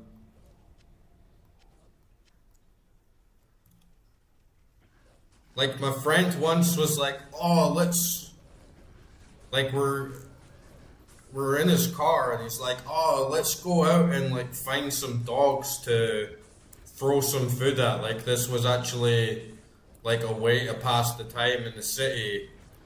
And I'm like, "Who gives a fuck, man?" Like there's like hundreds of them, and then he got chocolate bread, like a chocolate pancake thing that was like out of date, and just like threw it out the window. A random group of dogs, and they're kind of even just looking at him like, what the fuck, like, not gonna eat that. And then just kind of like reluctantly lap it up, like really bready, like chocolatey shit, and it's like, if you wanted to help the dog, like you could have maybe actually bought it something that was like good for it. Oh man, that Merc is a piece of shit. Yeah, dog food maybe. Right? Could you not buy the dog some dog food? No, no, just throw it bread. It's like, okay.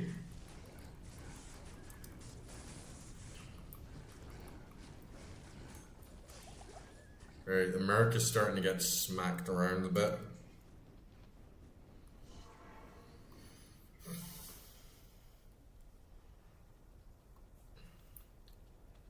But they're not like malicious. You know what I mean? They're not like malicious. They're just not like educated or whatever. To them, it's just like they don't understand. It's like tribal people or something. You know, some cultures you just don't have the same moral thing, like culture, like ethics and morality. It's like a cultural thing. So to them, it's just like not in their culture, I guess.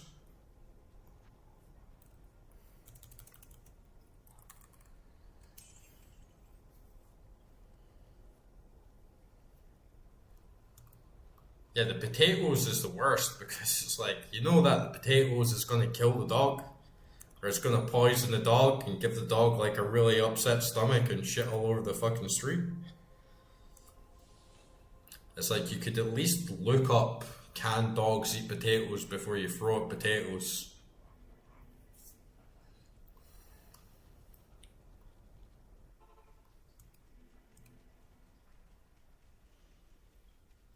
But yeah, what can you do? Nothing. There's nothing you can do.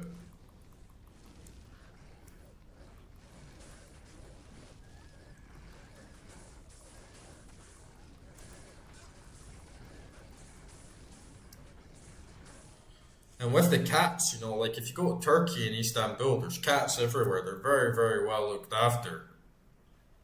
There's no problem with them, right? There's no issue with the cats being everywhere. They're really nice, like social, like friendly creatures. So feeding a cat is decent. But then with these dogs, it's like, yeah, even though I see some hungry dogs, I don't feed them because even though it's kind of brutal, I'm kind of thinking like there's is literally no way we're gonna like deal with the dog problem other than just like letting the majority of them die from like natural causes or whatever. And it's like, yeah, that's shan, but then on the flip side, it's like a cat doesn't do anything. Dogs run around biting people. Dogs make the streets unsafe at night. They run around in packs. There's a very high rate of rabies in the country. They attack old people, they attack kids. Old women can't go out at certain times of night because there's fucking stray dogs running around waiting to fucking attack the shit out of them. So it's like, yeah, the dogs are genuinely a fucking problem. A cat is just a cat, right?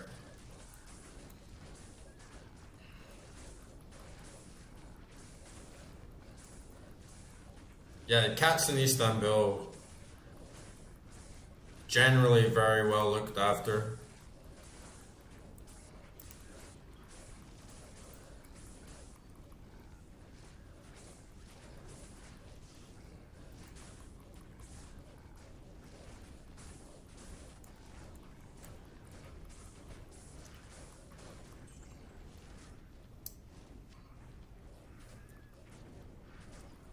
I mean, they maybe shouldn't be walking around restaurants and stuff either, but yeah, they're fine.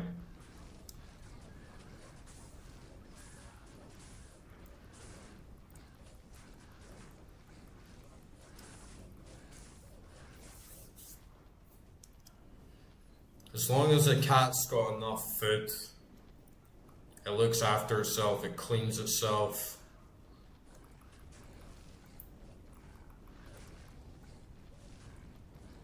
They're toilet trained, they shit and piss in secluded areas, you know.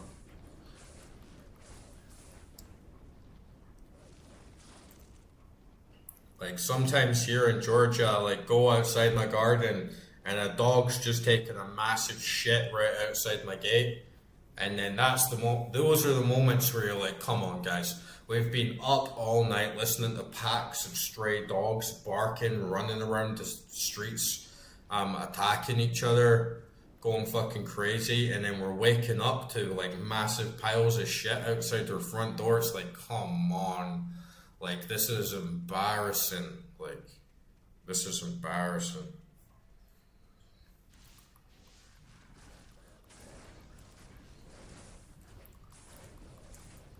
Yeah, I think cats are very spiritual, powerful creatures as well.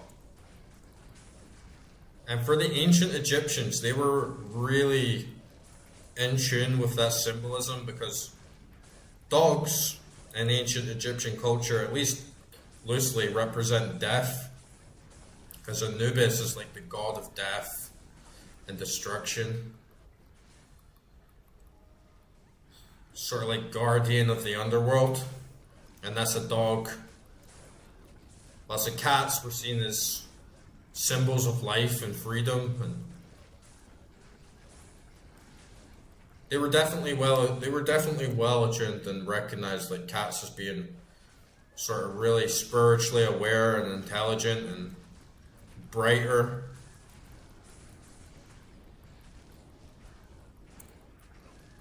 Whilst dogs were like lacking those same qualities, and they do. Like dogs need to have a master. Dogs need to be obeyed. Cats choose their master. Cats are very independent.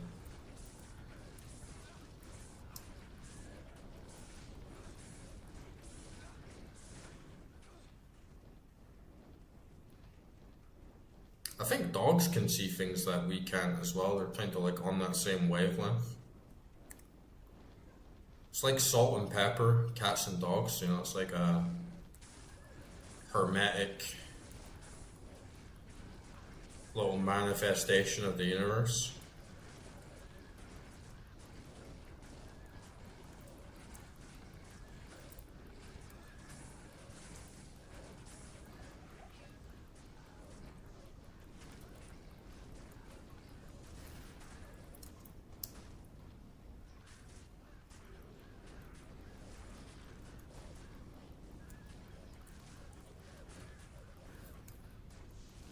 I heard in the Maldives it's illegal to have a dog. Like in the Maldives, dogs are like 100% banned. Like you can't have a pet dog. There's no dogs allowed in the entire country. It's just like a completely forbidden animal.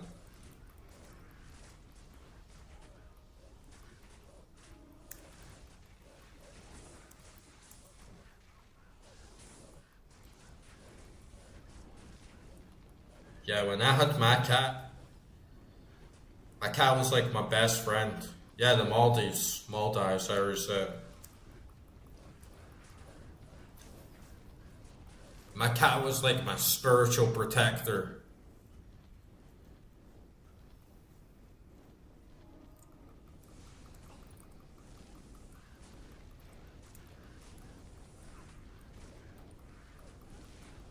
My cat was like, it was like had paranormal senses, could sense things.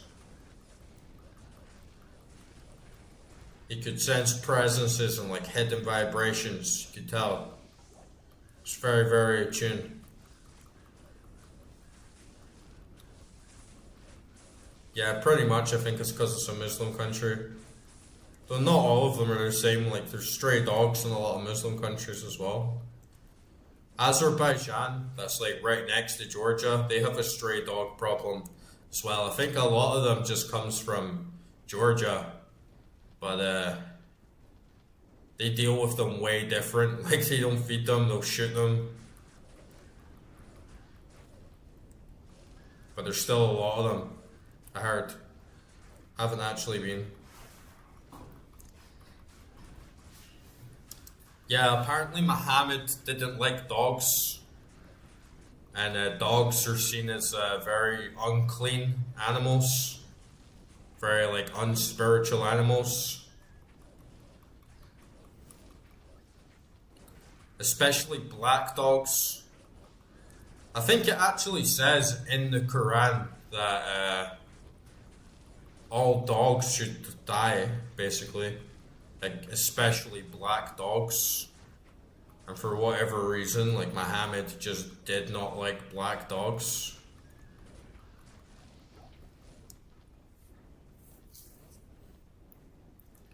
Yeah, I think that's true. I think all the cats in Georgia like try and emigrate to Turkey as well. Because Muslim countries treats cats way, way better. Like a cat, being a cat in an Islamic country is pretty good.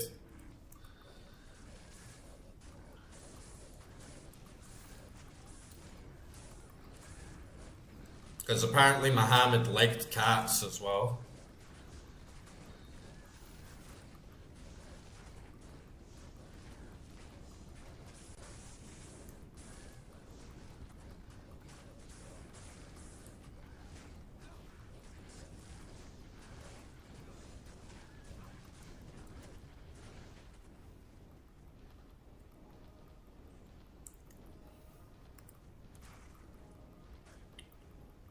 Yeah, I think the life of Muhammad is really difficult to actually understand what the fuck happened, but it's kind of crazy because I had this impression for a while that Muhammad went on this massive conquest, and a lot of Muslim countries were done like through conquest. A lot of Christian countries were as well. But I was under the impression for quite a while that Muhammad himself raised an army and went around like all of the Arab countries and physically like conquered and subdued a lot of places. But actually, like Muhammad only took over Mecca, and it wasn't even that much of a fight. I think he had an army of around like 2,000 to 3,000 people, and they kind of just like stormed Mecca, and it kind of got taken without much struggle or a fight. So it wasn't really like representative of everything that happened after.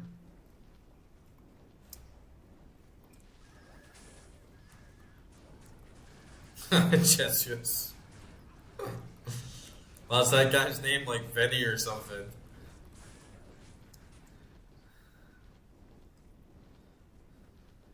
Come on, Merc, don't die on me.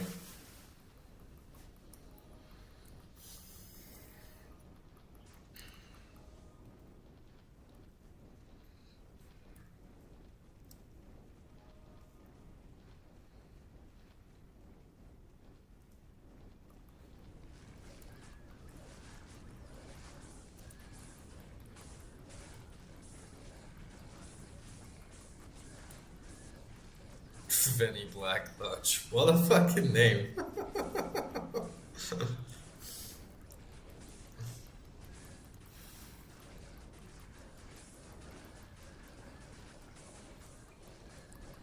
Like, why is he calling himself Vinny Blackwoods as well? It's such like a low key satanic name.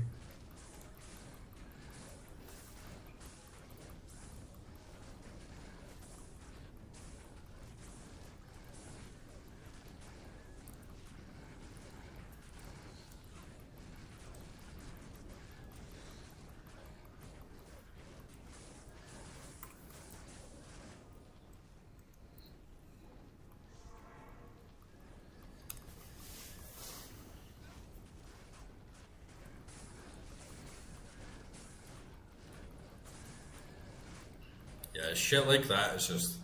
That whole guy's theory was a load of shit. It was just like, how can we somehow make everything related to the fucking Jesuits?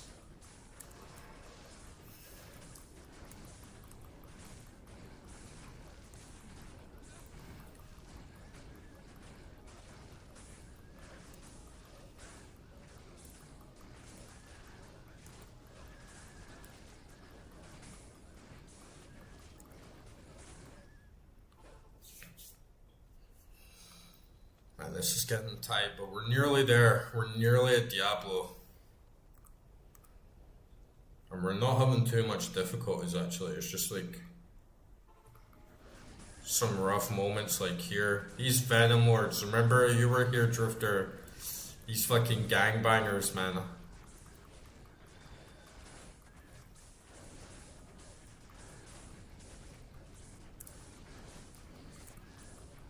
And yeah, they were like rinsing through my squad.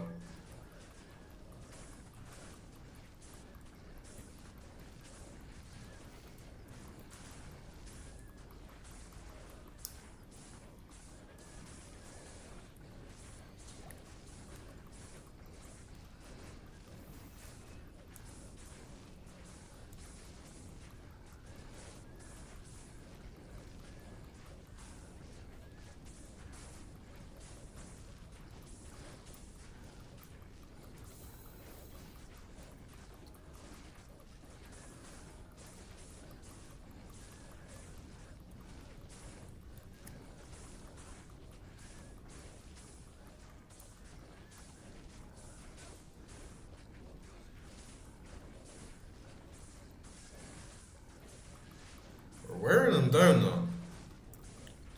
Like I'm definitely doing a lot better than it was last night.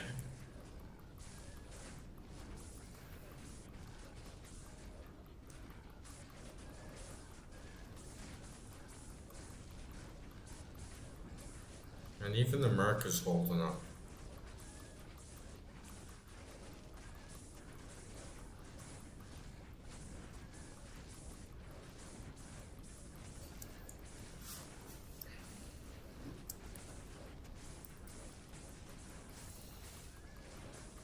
It is gonna fucking suck though, like I need to beat Diablo first try.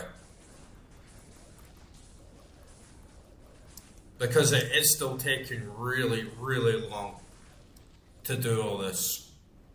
And if I die on Diablo and have to do all of this again, it's gonna be a pain in the ass.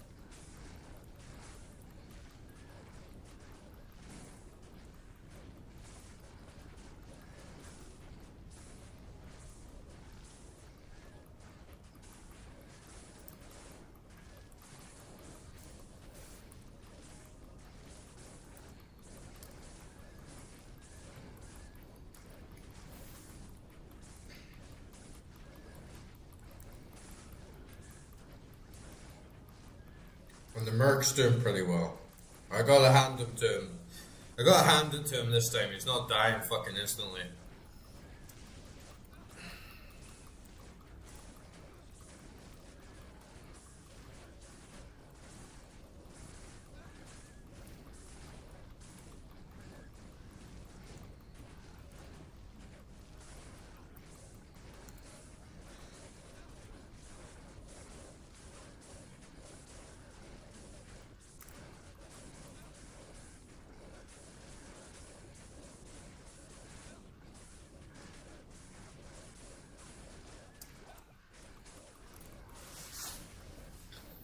But yeah, I think like once I'm done with Diablo 2, like first I'm gonna play Diablo 1, but then I think in the long term I'm definitely gonna go Project Diablo 2 because there's just so many small things that piss me off of the Diablo 2 OG. Like not having a big stash. I'm just like sick of making all these meals and doing all this like crazy meta like item management and even grinding for the end game. I know there's some specific items I want, like an Enigma, like a few couple of runes, but I feel like that's all I'm wanting. Or maybe like a Jalal's Mane or the Monarch Shield. And it's just like, it's either that or nothing. There's no, oh, I got this and that's really cool. It's like everything's already set in stone. I want this, I want that. And then just like a big grind to get them. Whilst I feel like in Project Diablo 2, there's going to be like a lot more variation and a lot more experimentation, and because of like the updates there's maybe like a lot more freedom to just create my own build and still discover new things. Okay, this is the gangbangers right here, I think, so I gotta bail actually right away.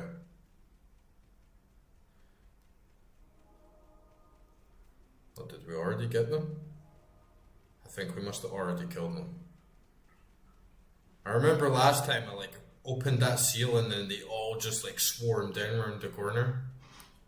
But this is it actually, we've only got one more seal left.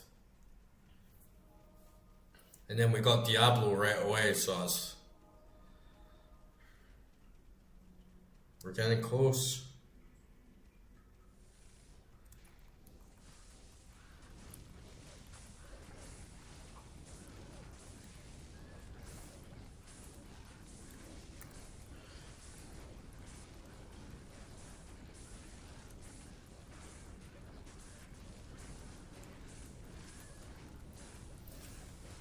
You know what I've actually been planning on doing, Drifter, for a little while, is I was going to make a video about Georgian food, and maybe I'll do it, you know, when I was having a drink and a cigar. I might do another stream like that where I have a drink and a cigar, but then I also bring like a bunch of Georgian food with me so I can show you guys what it's like. Because there is some really, really good ones.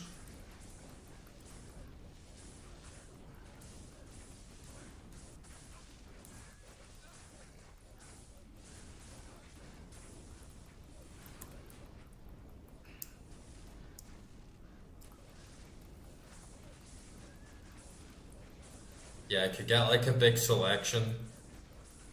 And you know, like in the UK, we have the best biscuits in the world, you know, and you can buy like a packet of biscuits for fucking nothing, like cheap ass biscuits, but they're banging. And then Georgia, like the biscuits aren't like too good, but you do get like loads of really nice sweets. I think the majority of them aren't even Georgian, they're like Russian. But yeah, like Russian candies are like really nice, and you get lots of nice like Georgian and Russian like soft drinks and stuff. So there's a pretty good selection of like good food to try. I had achma last time. It's like that cheese lasagna. That was really nice. Alright, I got like this seal to do, and then we're done. But I gotta be really careful. I gotta really make sure that we actually get Diablo and like this goes smoothly. I can't afford to die and do all that shit again. Yeah, Scottish bar biscuits are awesome. Like shortbread, that's the fucking tits.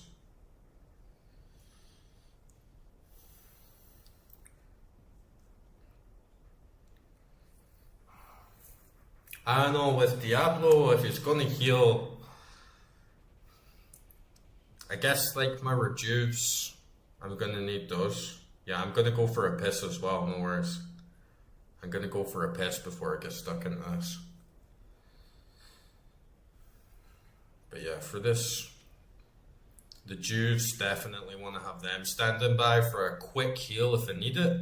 And then I think everything else I'm pretty much just gonna want mana with a couple of healths on standby.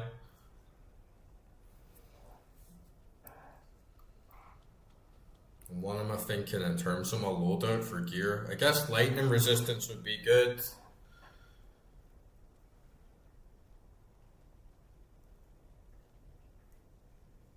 But even then, like, what I have to sacrifice to get a decent amount of lightning resistance, it's probably not going to be worth it. I'm probably just going to be better to stick to what I've got and just try my best to not get hit. And if I can do that and step far away enough that he's not really doing much damage, I really, really hope that my minions are going to last as well. Like, leveling up is so slow right now. It's really hard to get a level, but I've got my bear at level 23. Hopefully that's going to be enough to tank. Oak Sage is going to get wrecked instantly. Probably the wolves as well. I feel like the ravens are actually going to be really handy, because if I can keep summoning the ravens, they're not going to take damage, so I can chip them down really slowly with those. And then hopefully just get like a nice little angle on them, get them like stuck in a corner and spam spells, get out of there. But what I'm worried about is his heal. I don't want him to heal up. I got that shield that has like good open wounds, but I don't really think I can make much use out of it.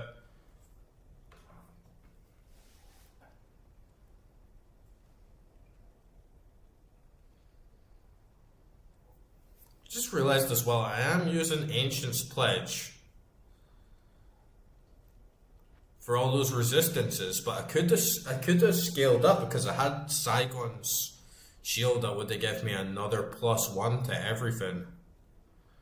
So if I wasn't even going for resistances and I was just trying not to get hit, that would have been a lot better to have than Ancient Pledge.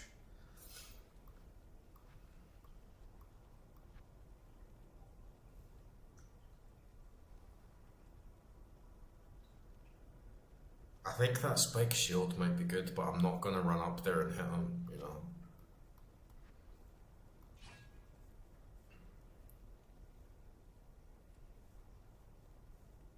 Can we try something else? Yeah, I'm going to try and use this spike shield, and like this axe would be pretty good. If possible, and I can run in and get a hit and get open wounds on him to stop him healing, that's going to give me so much breathing room to be able to just run back to town and chill out for a bit and not be able in so much pressure to like wear him down. So that's like my ult. That's like my ult. Sword and shield.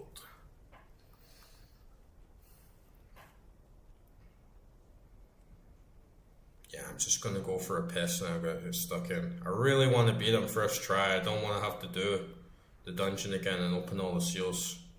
It's just gonna take too long. I think it took me about an hour. I've not got time for that shit.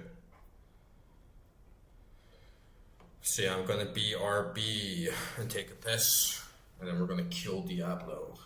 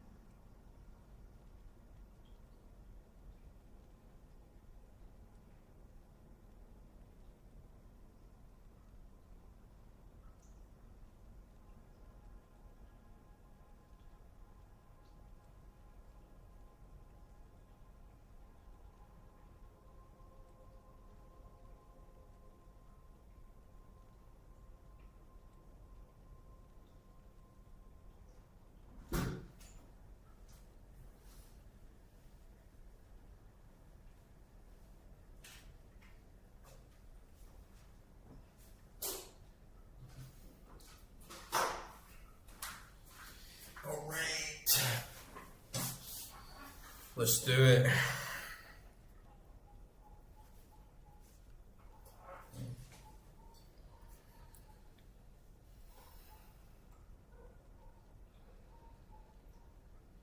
Let's get this shit done.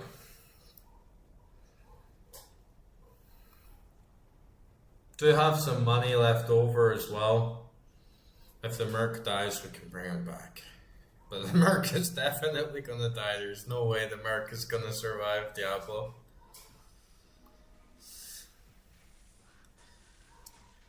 There's some little bastard like stuck in here. Can't even get him. Just gonna leave him. Might have like one more set of mobs here.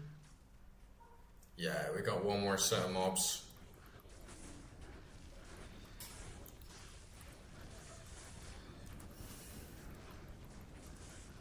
And the Merc is dead. Oh yeah, I forgot to take my fucking screensaver thing off. Yeah, it's my squad.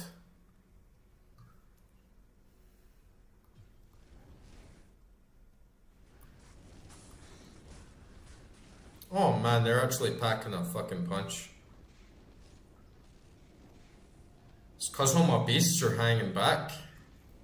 Sometimes they're useless for this, you know. Sometimes they get stuck around the corner. Their autopathing is trash. And right away I'm feeling that like lack of the Merc.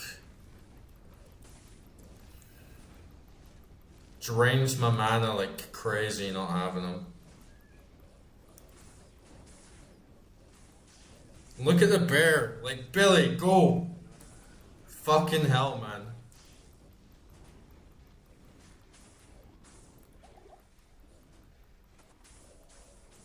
Fucking Billy. Look at these wolves. They're just standing there doing nothing.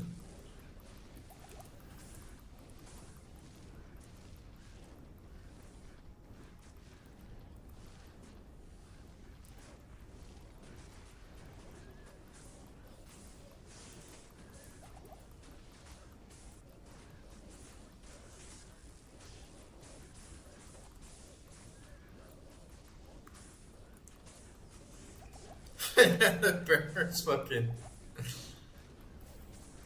Oh, I just like fat fingered all my juice as well, and I just meant to press Q. I hit one instead and ate up all my rejuvenation potions. That's not good.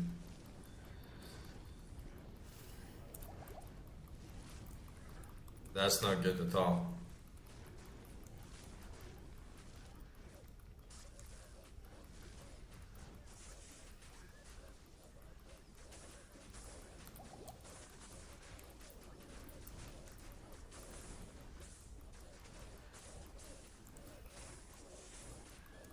Man, those guys are doing some fucking damage. Like, they're eating through Billy like so fast. And that does not make me confident for Diablo. Like, what the fuck? He just got annihilated, man.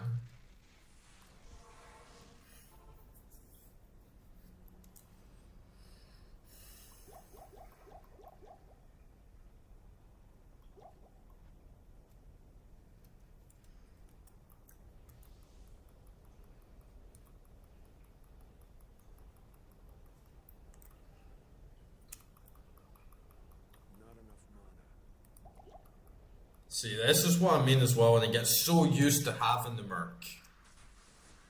And then it's like, once it's gone, I start forgetting that I even need to use mana potions regularly. It completely throws me off. Yeah, I'll hand it to the Merc though. He actually survived a fair amount. And he'd been letting me down for so long, for like the past 2 streams. I felt like just letting him go, but the mana regeneration really does help so much. Thankfully, I have some gold saved back in case we need it.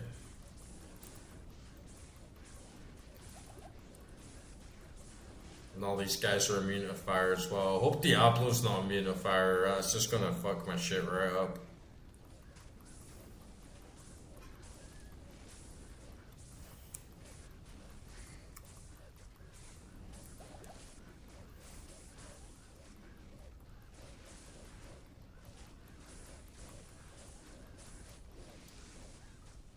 Okay, did we do it? No, there's still a couple of them left.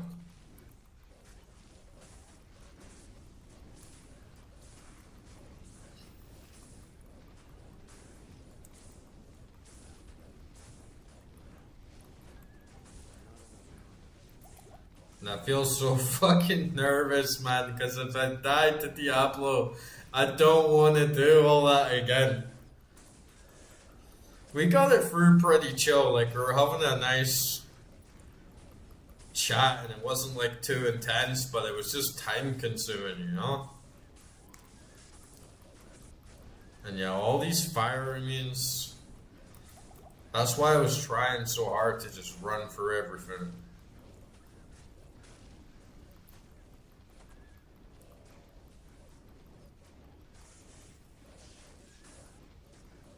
And I'm gonna need so many mana potions for Diablo.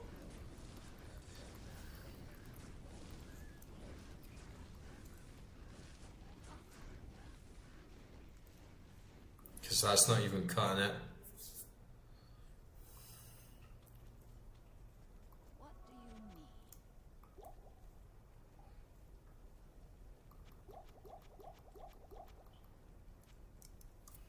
I needed that many just for a small group of mobs, man. Yeah, the bear is good, but he's getting fucked up here.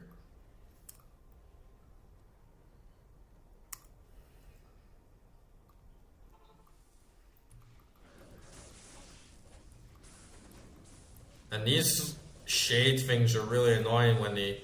Like, first they're stuck behind that wall, kiting half of my minions so they're not all, like, targeting the same mob. Oh, I should run out. Get some space.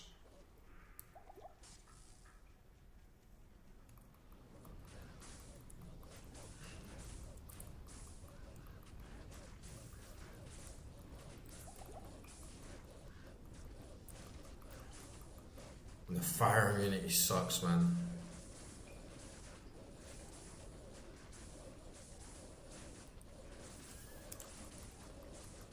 I'm relying on the bear so much for my tank.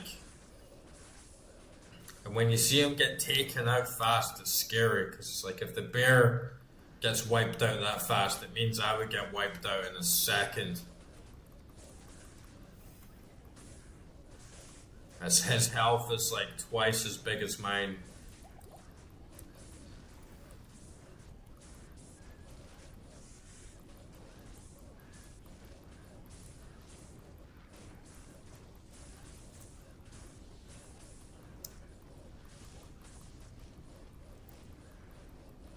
And Diablo is probably just gonna run through. Oh, it's this guy here. Lord Desist.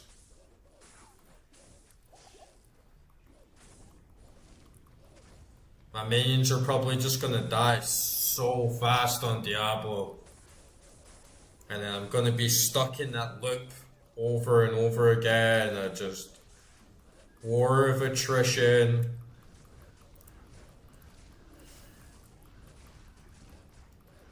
Having to go back, having to refill all my potions again, and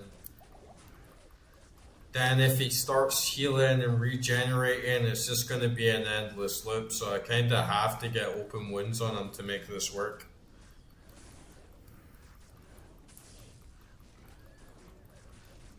I don't even think they're stained glasses, you just see the lava on the other side.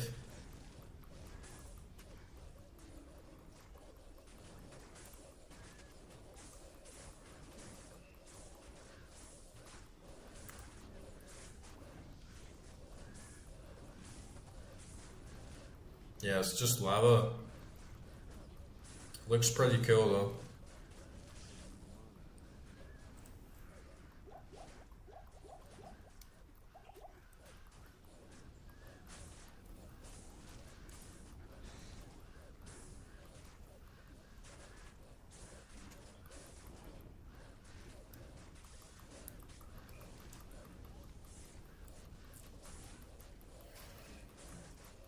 I need more DPS, man. I'm so close to respecing my whole build.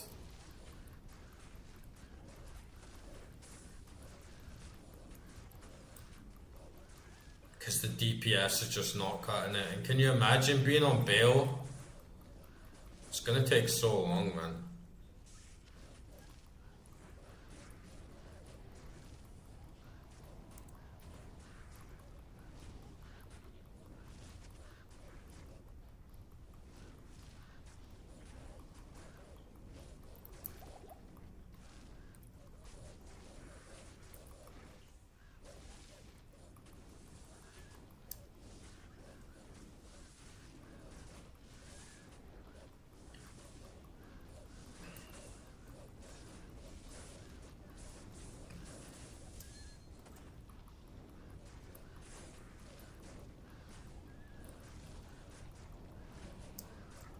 Come on, die.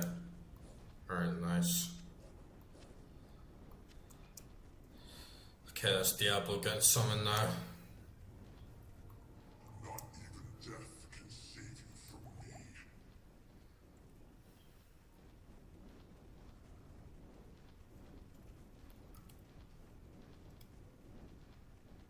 Gonna get a portal down here. This is normally my sweet spot in this little alley. If you can get them like stuck in this corner or something, you can normally get a pretty good little hit streak on them. Let's go back. We're gonna need so much fucking potions. I've only got 2 juves left. I should have had fucking 5, man, if I never spammed 1 by mistake. Plus 1 pally skills on that sword. That's pretty good. So saying that, even like if I have spirit sword on, it's gonna give him +2 to everything.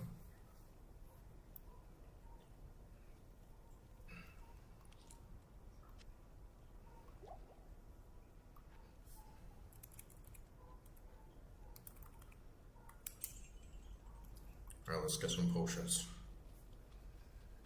I'm gonna need a lot. And I'm so fucking stressed, man.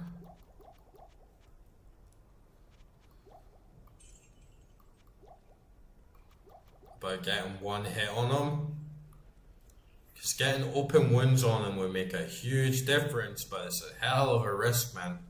Because this guy could take me out in 1 hit easy. So maybe if I get behind him, I'm just gonna take it slow at first. Like, he might heal, but like, let's just try and get a good rhythm with him. Because this could start getting nasty and it could be a long fight, and the last thing I want to do is have to repeat the whole dungeon. Where is he? Diablo!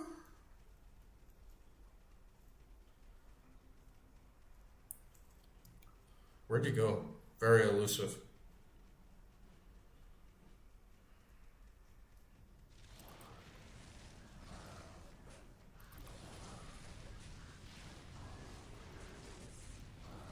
Ooh, and that's my minions all dead.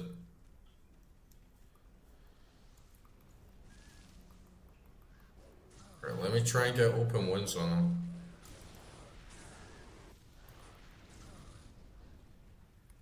I don't even know if there's any way to know, like if I can confirm that he has open wounds on him to stop him healing.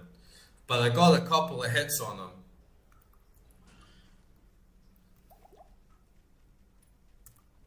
And it's 60%, so hopefully we got him. I need to try a couple other times, just to be sure.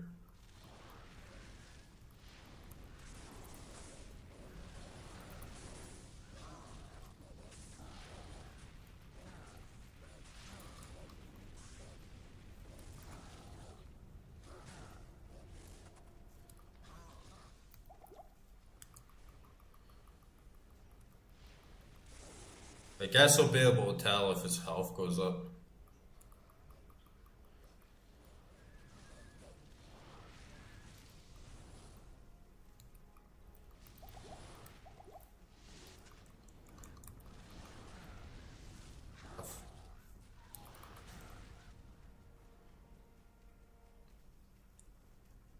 Oh. How you doing, bro? It's been a while. Trying to kill the fucking devil himself right now.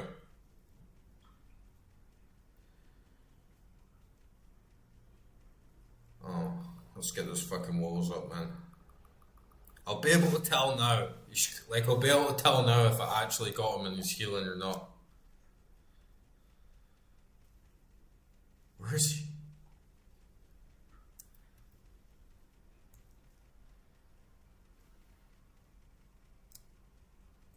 Nice, haven't seen Gandalf in a while either.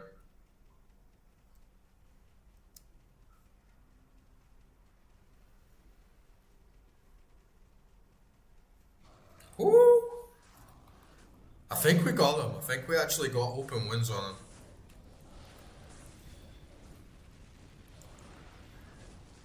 Yeah, life's going not bad.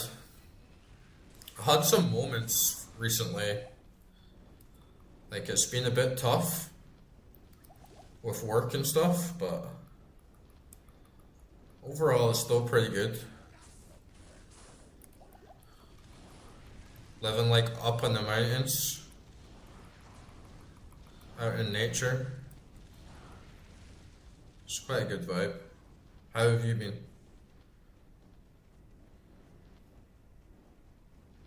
A girl? There's no girl.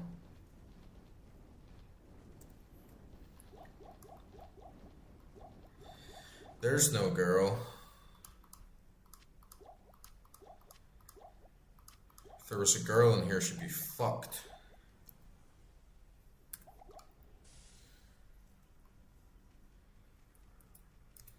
But we should, like, confirm now. What do you guys think? Do you think I got open wins on him? Because if he's not healing, this should actually be pretty smooth sailing from here out.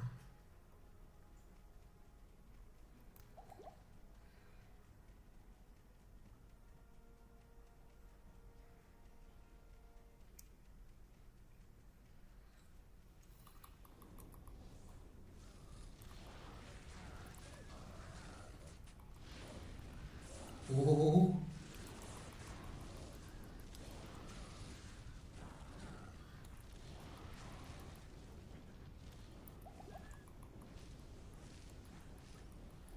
Man. It's fucking nasty fire attacks, man.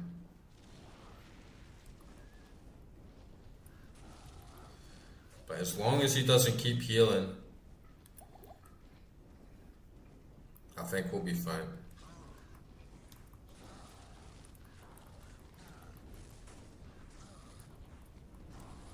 Jimmy, Timmy, Steve, Oswald, attack! Oh, no, no, no, no, no, no!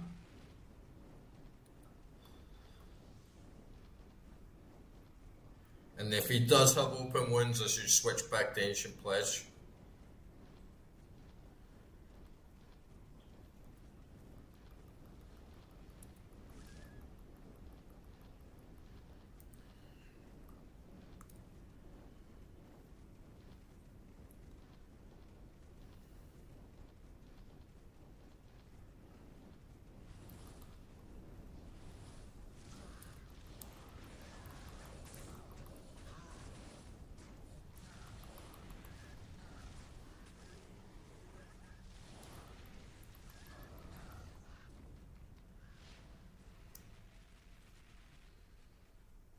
I gotta be careful for that bone prison as well. I definitely don't want to get bone prisoned. Jimmy, Timmy, Steve, and Oswald are still alive.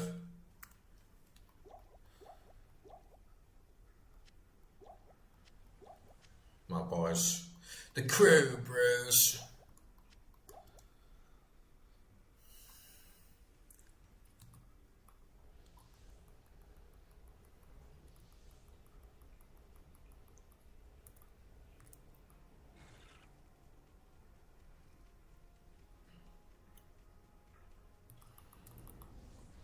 I don't know. I think he might be healing us.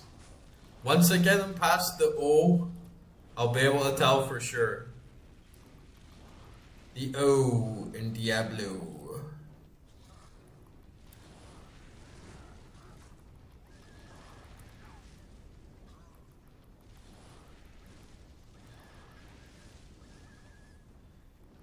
Oh my god, man.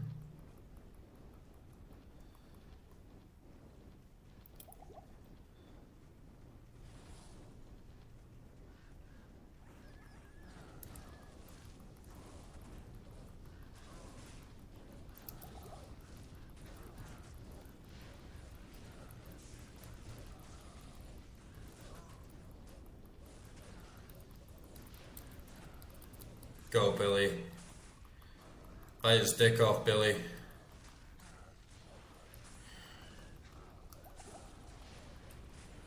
Ooh.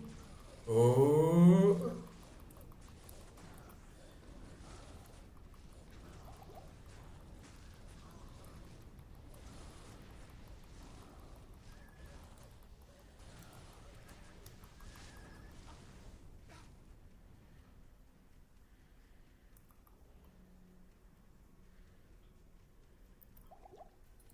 Still never played Dark Raiders. Heard a lot of really good things about it.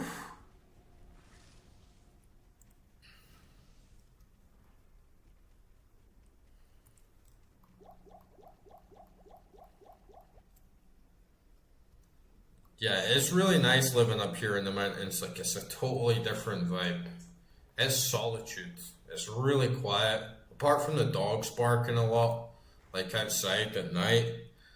But apart from that, it's really quiet and having the trees out back and all the plants and growing like lots of nice plants and food like out in the back garden. It's really nice. Like I really like going out in the back garden and just picking fresh cherries, apples, pears, even this weird fruit that I'd never heard of before called like mashbola. That's what they call it here, mashbola. And it's kind of like a tangerine. It's kind of like a grapey tangerine sort of thing. And they're really nice, but it's like so satisfying going out and just picking up fresh food off the tree. And it's not like, you know how you have an apple tree back in the UK and there's like, it's alright, but it's not like the best apple you've ever had. It's not like the freshest. Here it's like primo fruit, like the best fruit, right off the tree.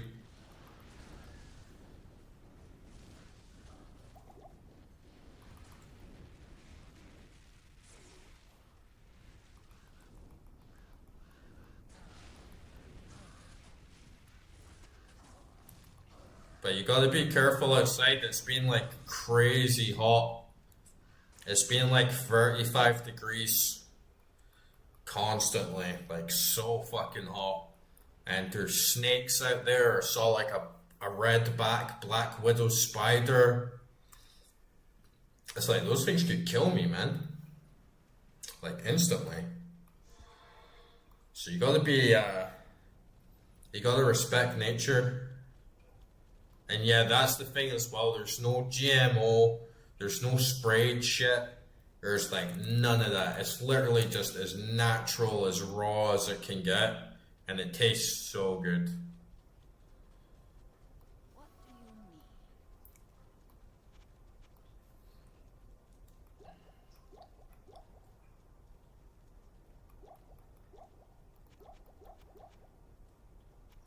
And the main thing, like right now, is you go out to the back garden and there's the apple tree, like right at the back of the garden. And sometimes I'm like, fuck that. It's only like 10 feet away, but the grass is really tall. And I'm like, if there's snakes there or like spiders in the grass, like I don't want to go for them. Because I'm quite a while away from a hospital. Like if I get bit by a venomous snake or a spider or something, I'm fucked. There's like no way I'm gonna have enough time.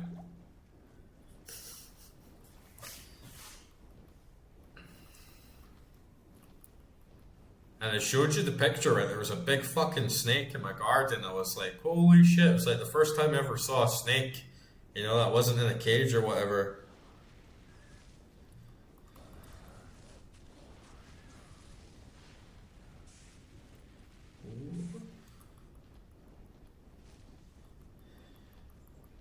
Yeah, I know what you mean, Corey, because I feel like you want to spray them down at the end or something just to make sure they're clean. But here it's like there's no holes in any of the fruit, like the cherries, the apples, like there's no bugs in it, even though there's bugs like fucking everywhere.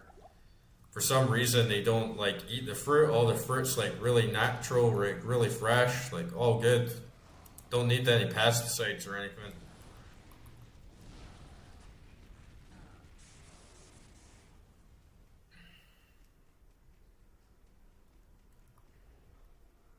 Snatch the bitch up. Nah, I ain't snatching no bitch up.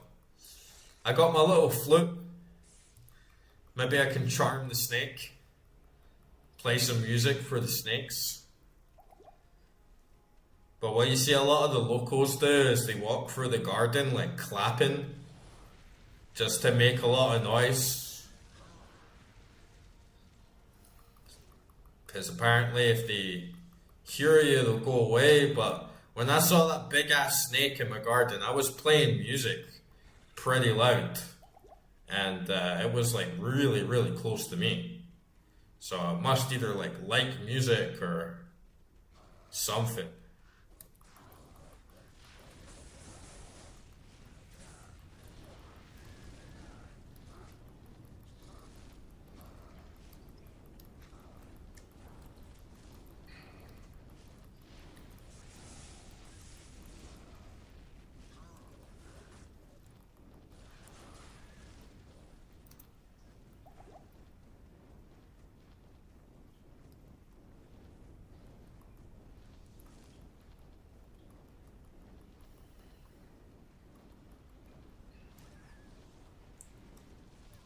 In Scotland, nothing can kill you. There's no animal in Scotland or insect that can actually kill you.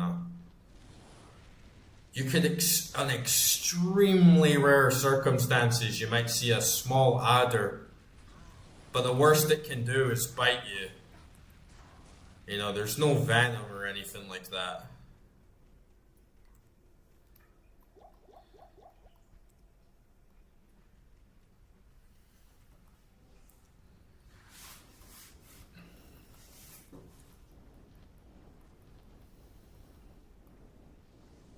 And you might have it in where you're at as well, Corey, but around here you get lots of hogweed.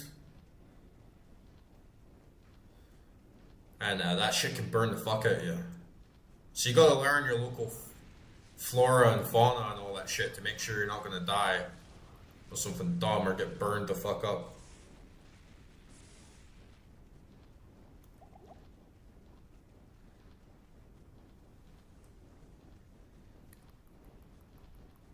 Yeah, a cow can kill you, but a cow's not going to kill you, right?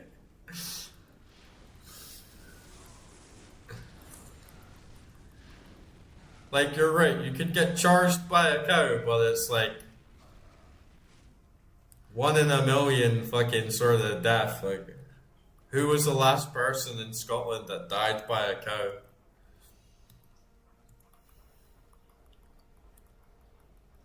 And there's cows walking around all over here, like they're very, very chill. Yeah, you got hogweed here. And yeah, you can get I don't know if it's actually classified as a burn, but it's pretty much like the equivalent of a third-degree burn or something.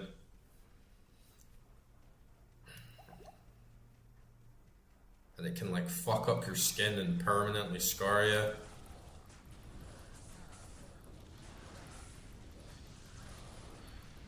I'm glad I looked it up as well because I actually saw some when I was outside. I went on a long walk in the mountains and then I saw bear tracks and wolf tracks, and I saw like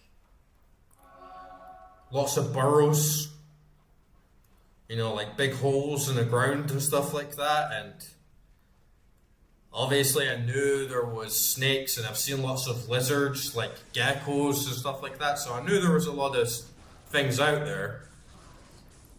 But then I actually thought, I better go home and, or when I get home, I better actually just give a Google and see what can actually kill you in the Caucasus Mountains. Like, what do I need to be aware of? And then one of the first things that came up was hogweed, and then I was like, oh, I actually saw lots of that when I was out. And a good thing I didn't brush up against it or do anything. Because, yeah, that shit can fuck you up, right? Yeah. Oh, you can get killed by illegal immigrants for sure in the UK. Legal ones as well. And yeah, to be honest, I think like you get wolves in Georgia, but it's not like Canadian wolves. I think Canadian wolves are like, like these wolves, like my druid's wolves. But I looked up pictures of the wolves in Georgia, and they're more like foxes. They're not as big and intimidating and ferocious. So I think in general, the wolves aren't too big of a deal. They're sort of like the things that are probably going to smell you from a mile away and not be too far around. But yeah, polar bears. Yeah. I heard, there's a couple different things to do when you encounter different types of bears. And I think if you encounter a polar bear, you're basically just fucked. Like, you don't survive a polar bear. If you see a polar bear, it's too late, I heard.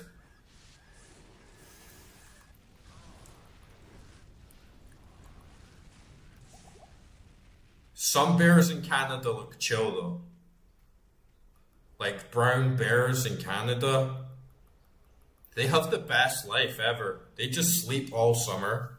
They wake up, and then they just sit with their mouth open at the top of the stream while all the salmon try and jump upstream in the summer.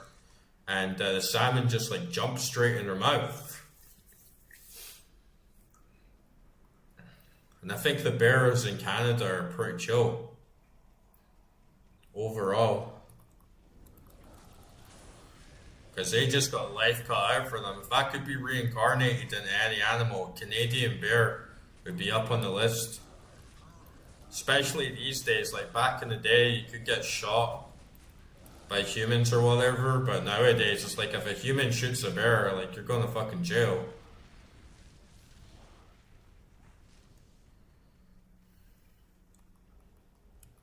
Yeah, quite a lot of intelligent predators do that.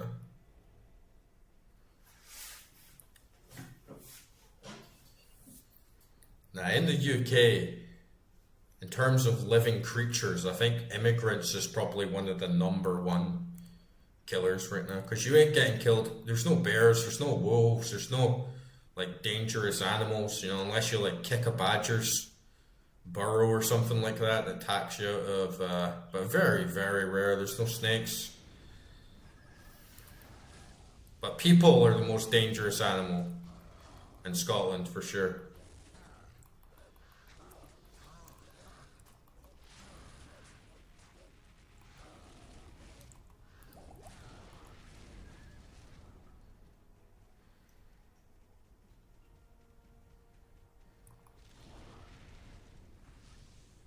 Yeah, a lot of animals kill for sport and pleasure, and humans are one of them. We kill for sport, we kill for pleasure. But a curious thing is that it's almost like the more intelligent a predator. I don't know if bears do it, maybe they do it with smaller things, but like orca, like whales. Have you ever seen the videos of the orca fucking around with seals and basically playing tennis with a seal?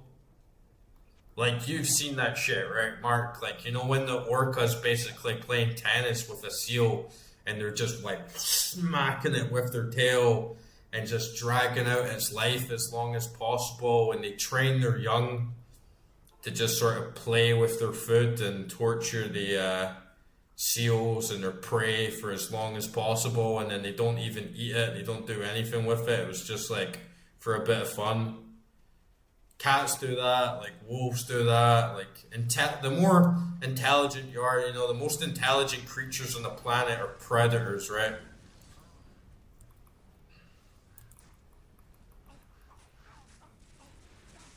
What the fuck?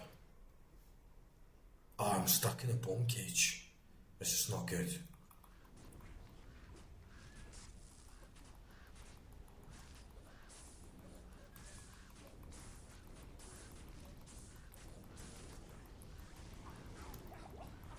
Oh, fuck no, man! Oh, man! Fuck!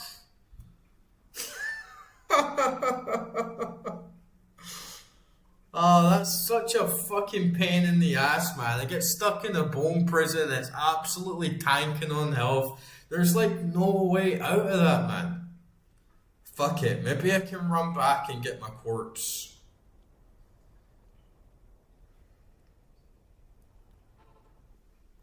Hopefully, I can run back and get my corpse. Oh man, it's like all the way up there. There's no enemies, right?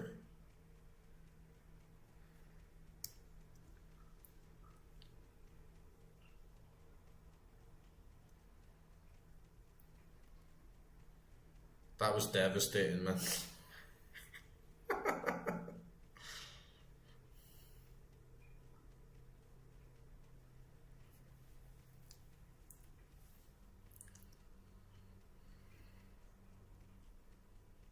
Tommy Robinson is a fucking Zionist show, man.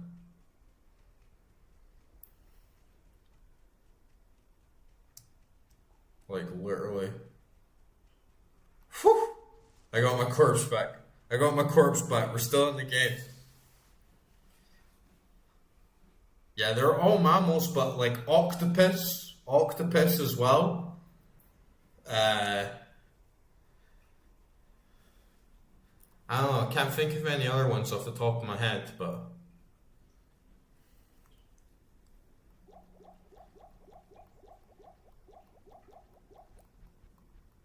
yeah, ironically, killing for sport is like a sign of intelligence in the animal kingdom.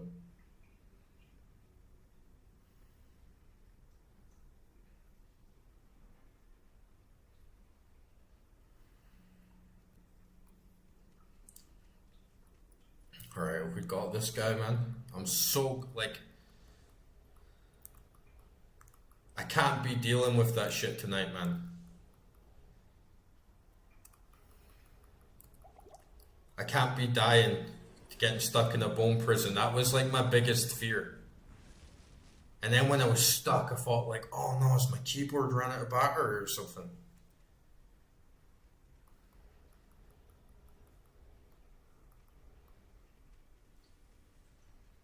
Joe Rogan talks to Pickens about this shit.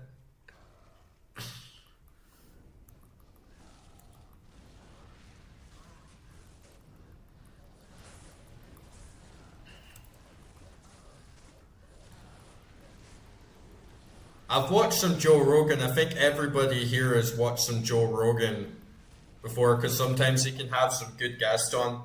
Sometimes there's like good episodes.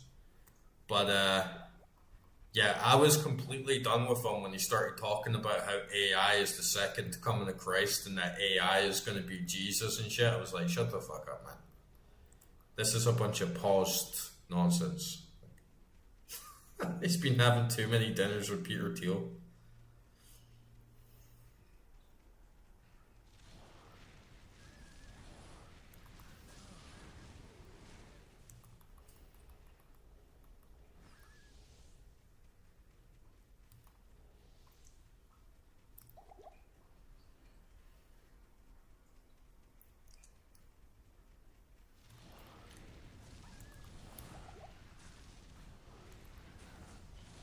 I think orca, the whales, are one of the most amazing creatures on the planet. Like, when I see documentaries and I see footage of the orca, I always get, oh man, fuck, it just died again, dude.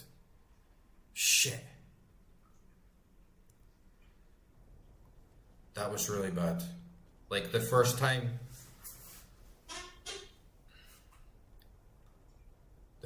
wasn't too bad, right? Because I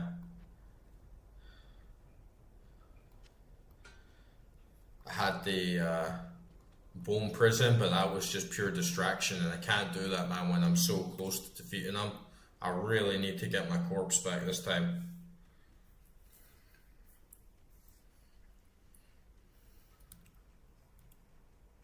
Yeah, Joe Rogan's a fucking dumbass for sure.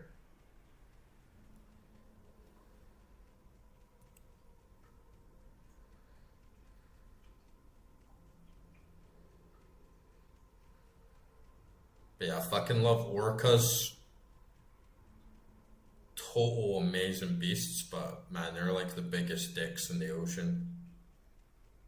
They're fucking assholes.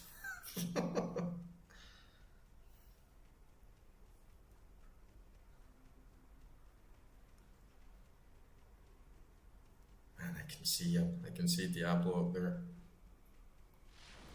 Close one. Right, we got another chance here, boys.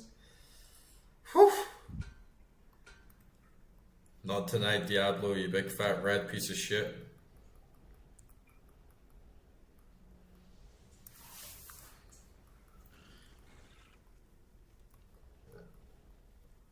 Yeah, Joe Rogan's DMT story is retarded because he's always encouraging DMT. And then his story of like when he had his breakthrough trip as he went to that other dimension or whatever and saw all the elves. And he says that all the elves were just like laughing at him and insulting him and telling him to fuck off.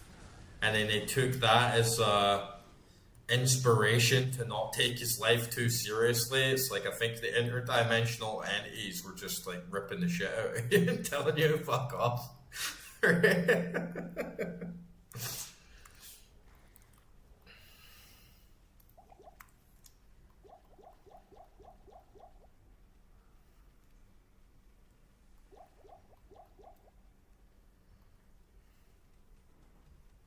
You know what's really annoying is there's so many shorts, and they just have on YouTube. There's so many shorts these days, and it just has a title of Joe Rogan reacts to this, Joe Rogan reacts to that, and all they do is take the exact same clip, and it's just Joe Rogan's like, oh Jamie, pull that up, this is crazy, and then someone just puts a random clip in, and I've seen like hundreds of these clips where it's just like, it's not Joe Rogan, like it's so fucking cheap, man.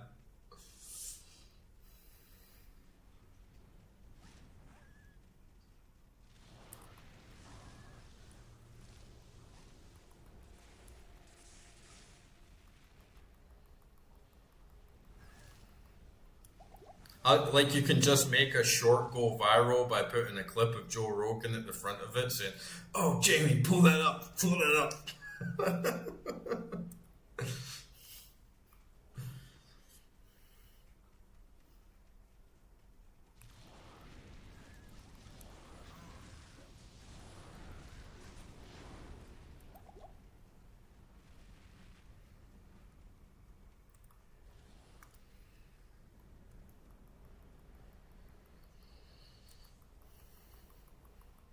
I like the Graham Hancock episodes and shit. Those are good.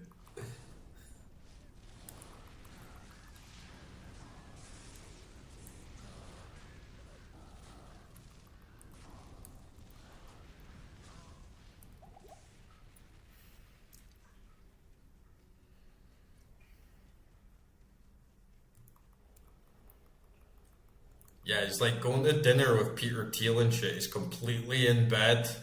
Yeah, he's completely in bed with the AI companies now. And he's always been a shill. He's always been a shill. Like his first break media outside the UFC was that conspiracy thing, like with Joe Rogan, and he basically would just go through conspiracy theories and act as like a real skeptic and then push the ones that were the biggest pile of fucking nonsense.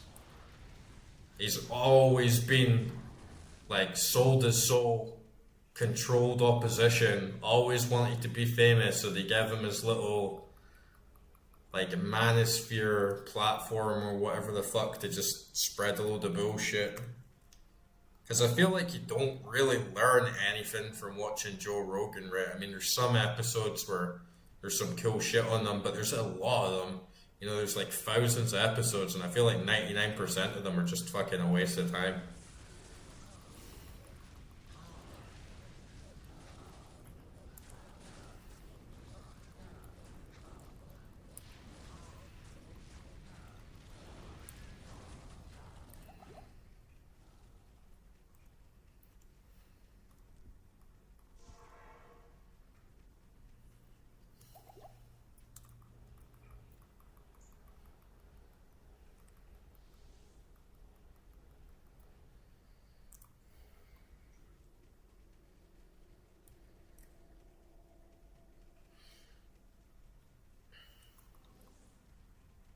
Remember when he was arguing like fuck with Eddie Bravo? Yeah, Eddie Bravo about flat Earth. That was a funny time. Eddie Bravo's just like, look it up, bro. Look it up. Look at this bitch put a bone prison around my portal. Like,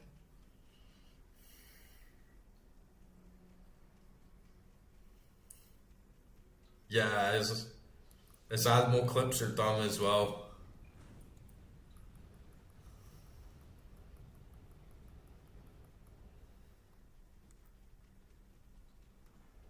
The Jordan Peterson animal clips of Joe Rogan are funny as fuck.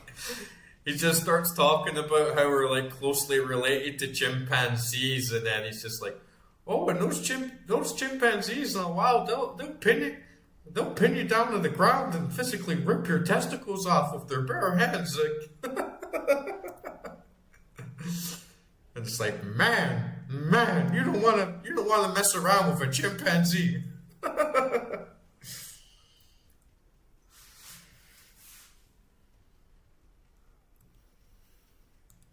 Yeah, I think that was the end of Eddie Bravo and Joe Rogan's friendship, of when he was just like not buying up any of his flat Earth shit.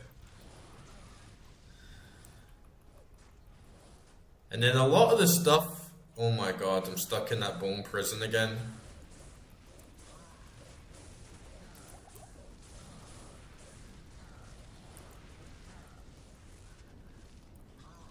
Oh man, can I get him first? Can I get him first? Nice! Nice! Fuck your bone prison! Fuck your bone prison!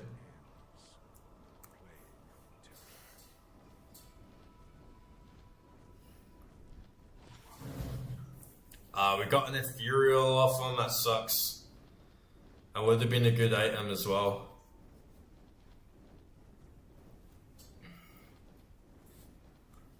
Yeah, even though Eddie Bravo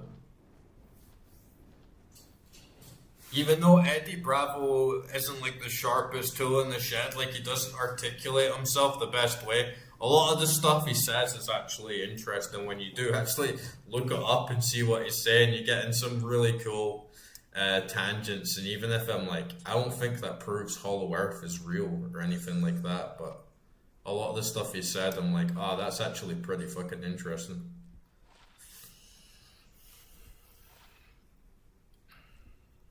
Nice, we got the bastard, man. We slayed the demon. Slayed the demon, bro.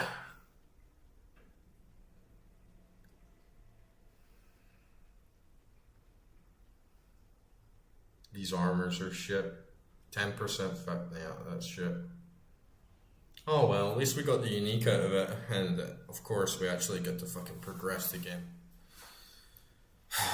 And did it first try as well. Did die a couple times, but at least we didn't have to restart the map. That's a big relief, honestly.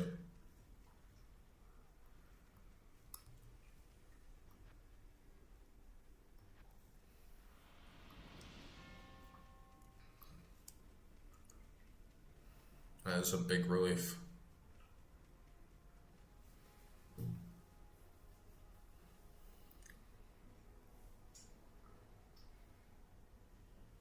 Yeah, I agree. Eddie Bravo is way funnier than Joe Rogan, and he actually gets into some really interesting shit, and he has like a much more like open mind. Whilst Joe Rogan's just a fucking dumbass and such a show.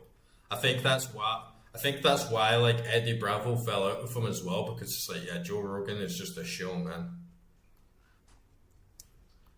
and he kind of throws him under the bus, even though Eddie Bravo is why Joe Rogan has a black belt in BJJ. I don't think he would have had that if it wasn't for Eddie Bravo. What's Kangan versus Bacon? I never heard of that. I don't watch many food channels. Dragon's Kane, you've done a fantastic job to free heroes, my friend. Alright, nice.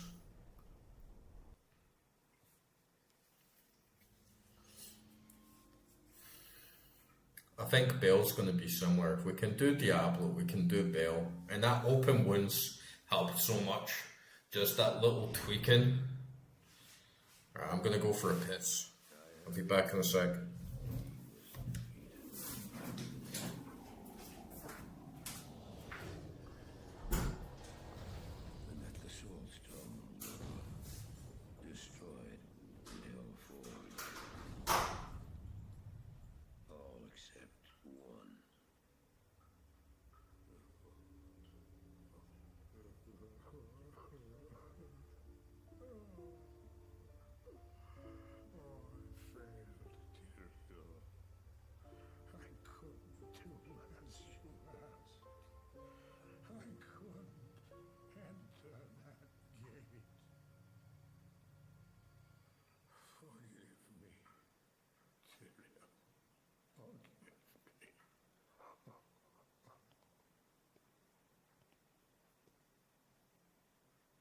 Marius, give me the stone, and all is forgiven.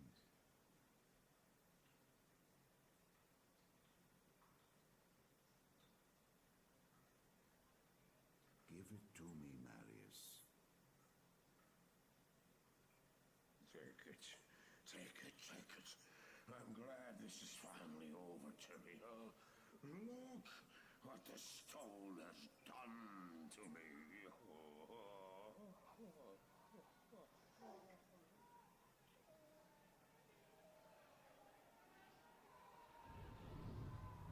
You haven't failed, old man. You've done exactly as you were meant to do. However, I am not the Archangel Tyrael.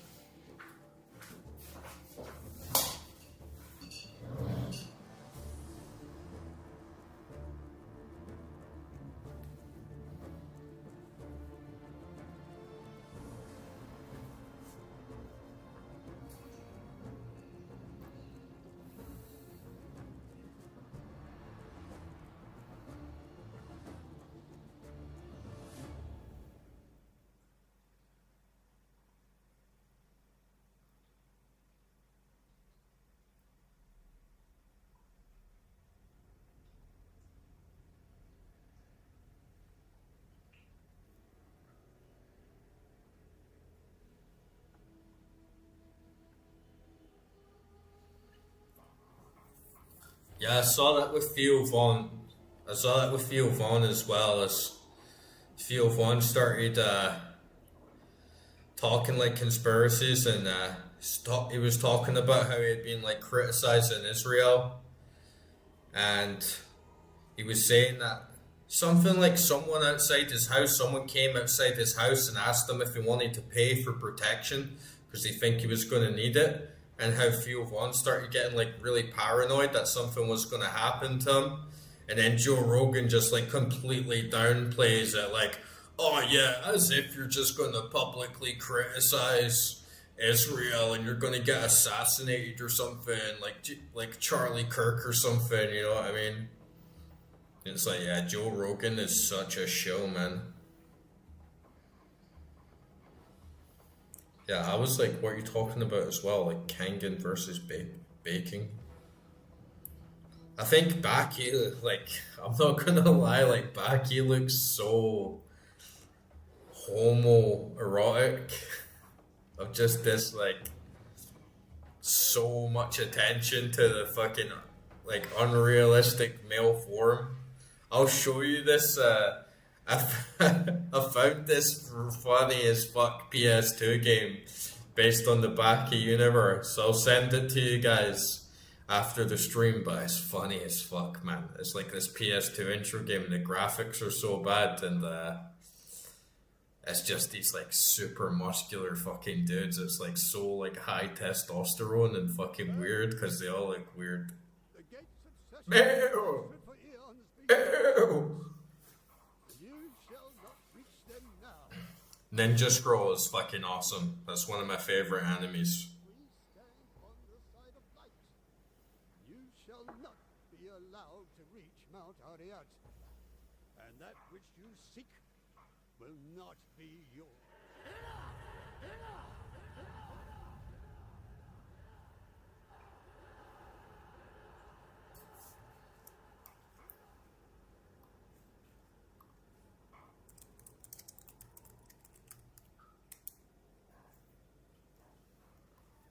I shall take your position into consideration. I've been watching, I can't even remember the name of it. It's like Hero's Adventure or something. Let me find out.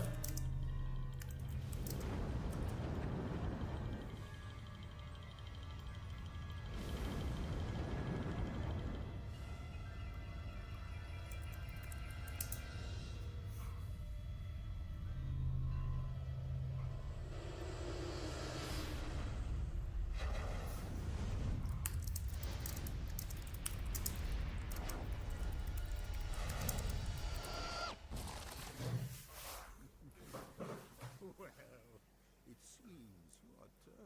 Kino's Journey. Not acceptable. Yeah, I've been watching Kino's Journey recently. That was really good. I really enjoyed that.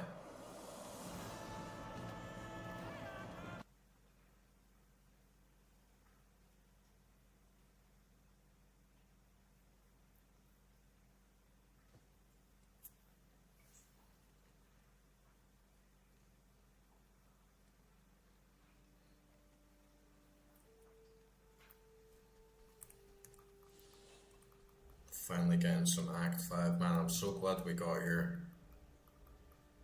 It was a push, it was a struggle, but we did it. Just gotta stay focused.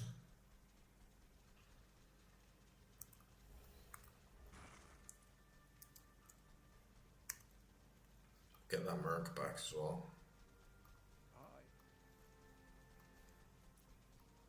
A druid in a rock. Well,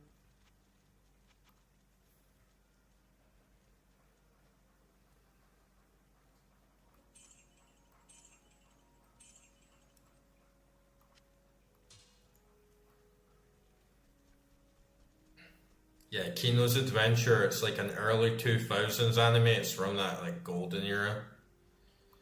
And it's really chill, but you know, it's like a really nice like ambient like chill anime.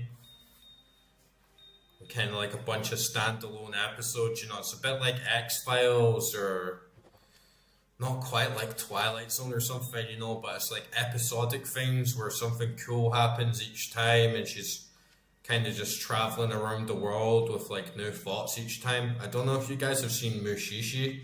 That's my favorite anime series, and it's kind of similar to that. It's kind of like Mushishi. Mushishi is really, really fucking good if you haven't seen it.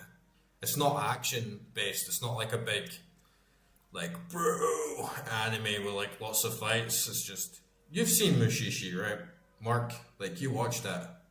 I really like that.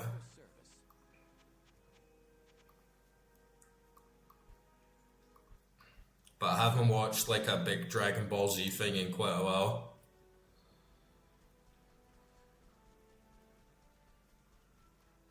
Just so many episodes.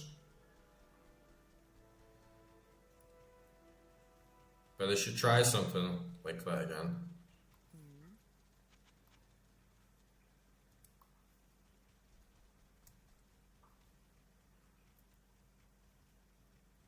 I need to find my potion cellar. Need some potions. But I feel like any anime from early 2000s is always peak shit.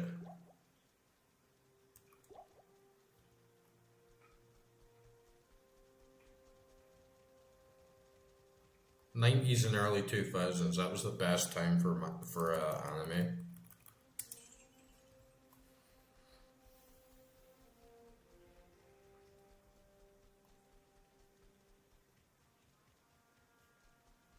What is it?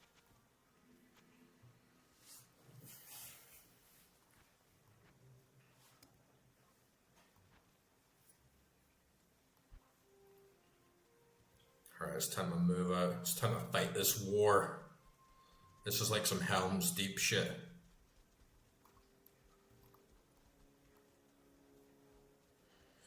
The quest to slay Bear. We're running low on space. It should be good until the end of the stream. If not, then I can quickly run at my meals and sell some shit.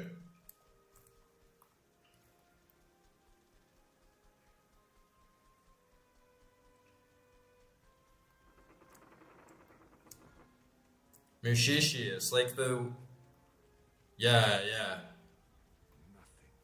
It's like he's a spiritual sort of detective walking around that old school Japan and trying to unlock the mysteries of the Mushi.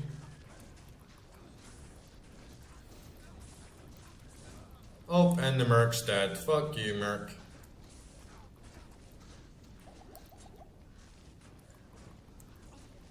Man! Oh, fuck. Those enemies are crushing me.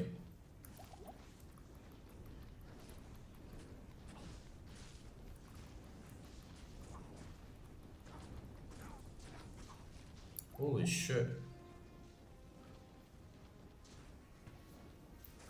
Yeah, Akira. That's a fucking absolute banger.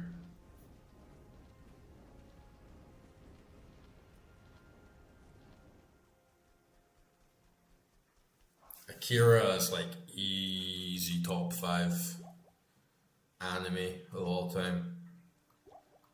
It's kind of like I miss real anime like that, or it's not even. I wouldn't even call it like real anime. It's just when before all the tropes were set, and it was just straight up Japanese animation, like no rules, like no tropes, like no formula. Everything's just straight up raw and original. Man, Akira was fucking peak.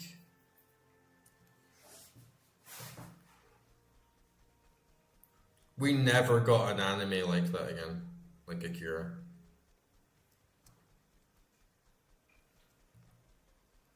Mushishi is really chill and ambient. It's not going to be for everyone. Because it's not big fights, it's not like Dragon Ball Z, it's not like Kamehamehas popping up all the time. It's just like a really chill, like interesting concept, ambient, very nature-based, spiritual.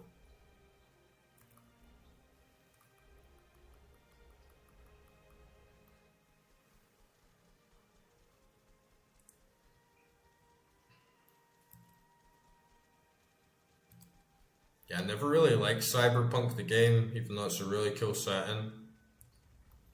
Heard the anime's pretty good. I heard it's got a really good soundtrack.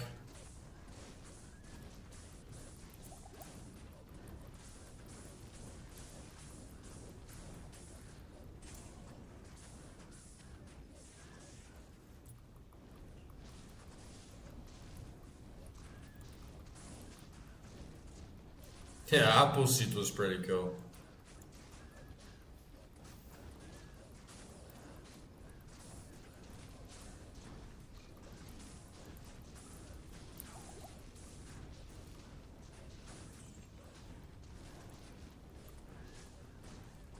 Memories is a really good anime. Like an old school. Ninja Scroll as well, that is a peak anime. I love that.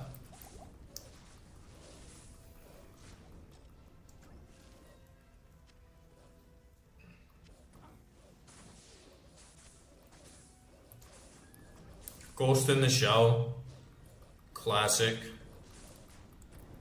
Probably Ghost in the Shell 2 is probably my all-time favorite anime. But it's a head fuck.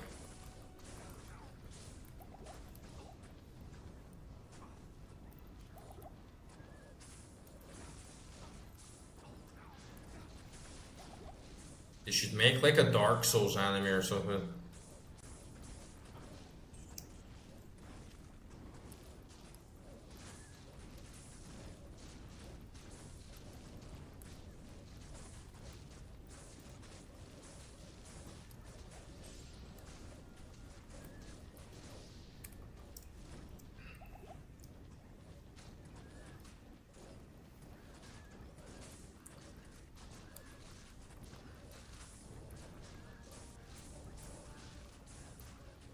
I saw they did like a Castlevania anime and an Onimusha anime. I watched like 2 episodes. It just wasn't really that into them.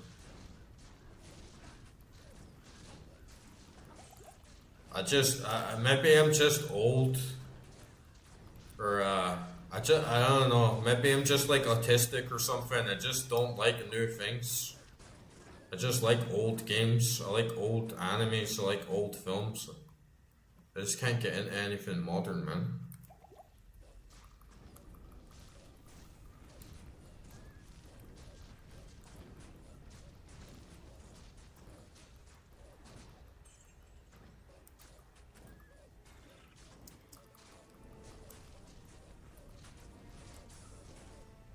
Yeah, Onimusha are some of my favorite games. Yeah, there's an anime on it. They based the guy's face. You ever seen like the old Akira Kurosawa films, like Seven Samurai and stuff like that? They based the new lead, the main character, on the guy's face. What's his name? Mifune? I forget his name. Toshihiro Mifune, I think his name is. They like based his face on him, and it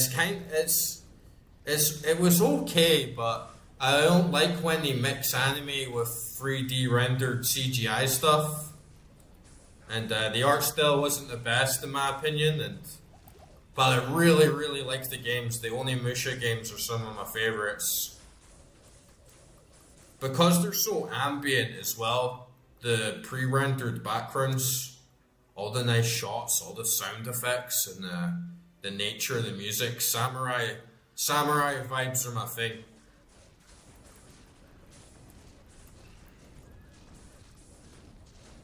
Yeah, I'm not too hyped for the new Onimusha game.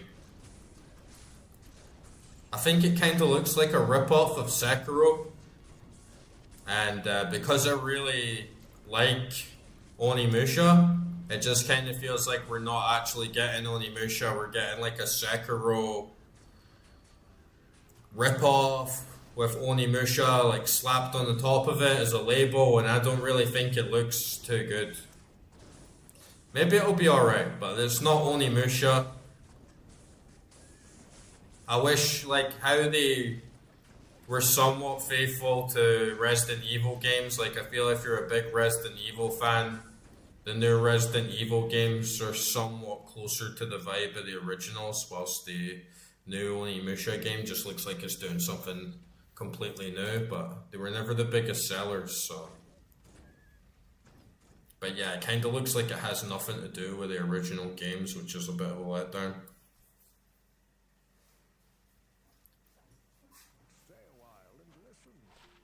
Capcom is getting really woke now as well. In a weird way.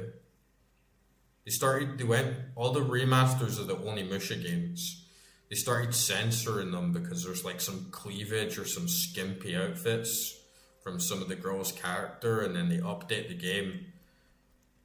Nobody ever had a problem with it ever, and they've just like taken them out and censored the game. Just in case anyone might get offended at a polygon pair of tits. It's like, come on guys.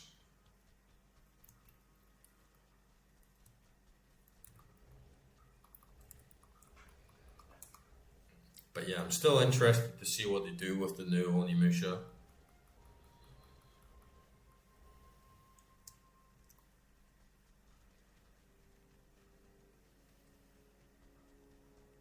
And yeah, there was an anime for Castlevania as well, but I wasn't really too fond of that either.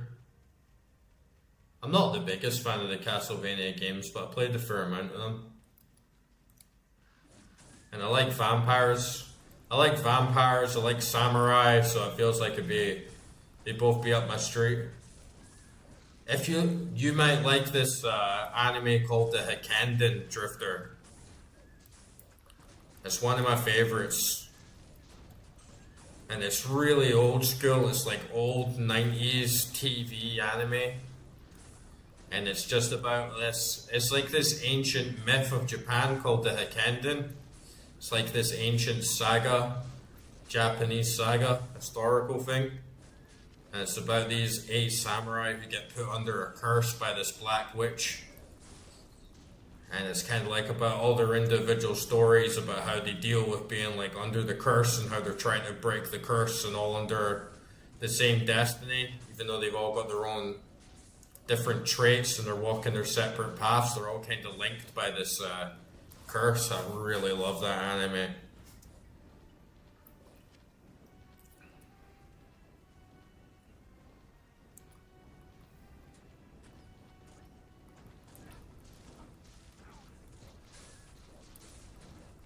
I don't think either of you guys play many Blizzard games. I've never heard you guys talk about playing any Blizzard games, but Blizzard are kind of one of the worst companies for this woke shit because they do it out of pure commercialism these days, and they sell out big time to the Chinese, and they do all this stuff in games where they advertise and make it like a selling point that some character in their new game is gay or like LGBT, and they make like a big thing out of it, like, oh, look how progressive we are. And then in China, they release the same game and they censor it all out so it will sell in the Chinese market. And it just goes to show about they don't actually give a shit about what they're preaching. They just do it for like money and marketing, and then when push comes to shove and the Chinese are like, oh, we don't want any of that LGBT stuff in our games, then they just take it all out, like, okay, let's make money in China, and all of a sudden all the woke propaganda like doesn't matter because it doesn't sell in China. It's like, it just really exposes how much of a crock of shit it really all is and how much they don't even care. It's just about like corporatism and making money.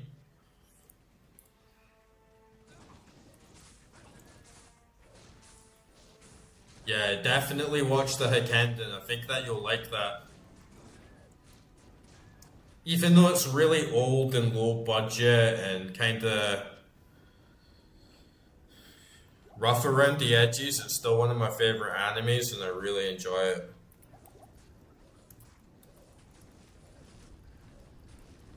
And it's one of the few genuine samurai animes.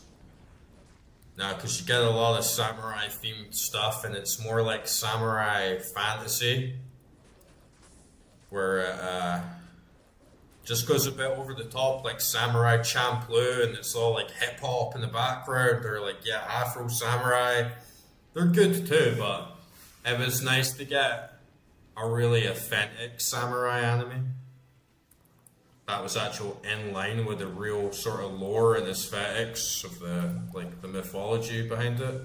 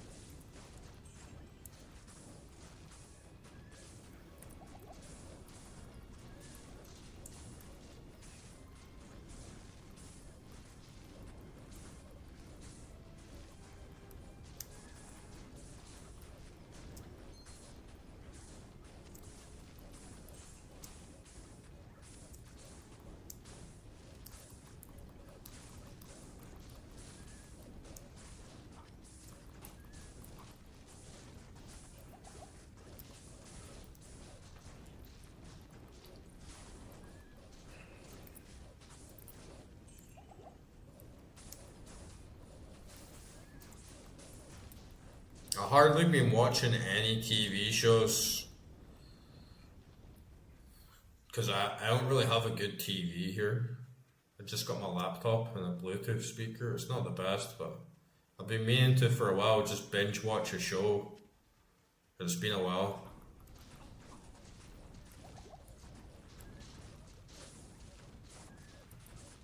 Mostly just binge watch documentaries and stuff.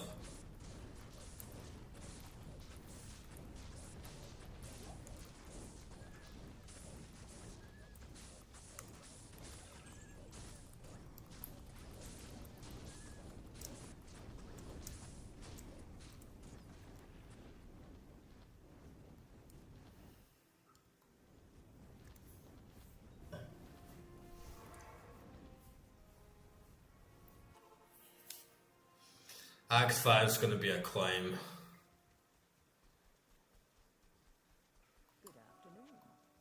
But it speeds up once you get past Ariat Plateau.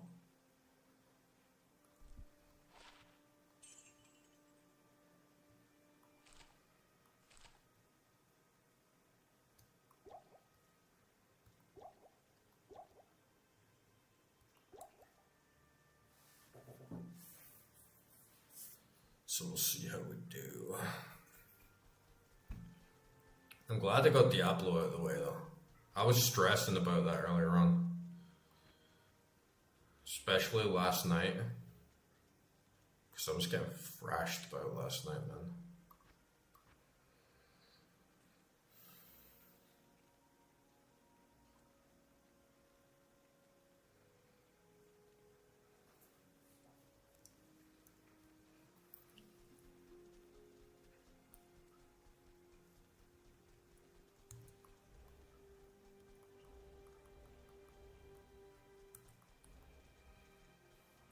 Jimmy, Timmy, Steve, Oswald, attack!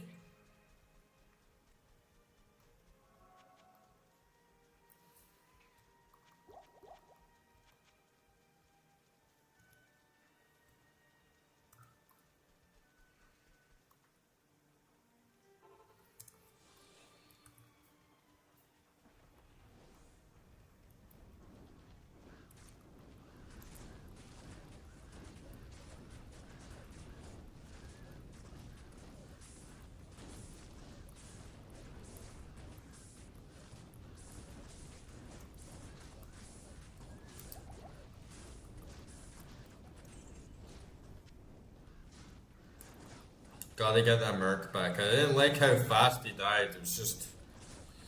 I can't be dealing with that shit every time. You know, I'm dying too fast, but... I should have some space now. So I can actually get that regen.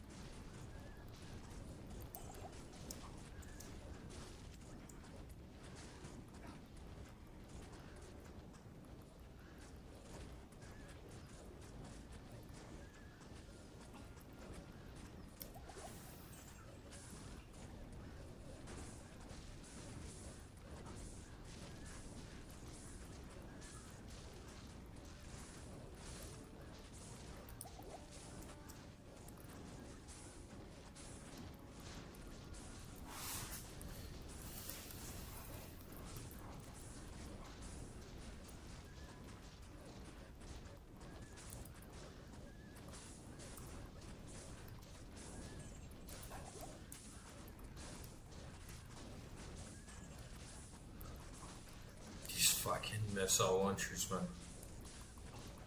They got a shit ton of health for a bunch of archers.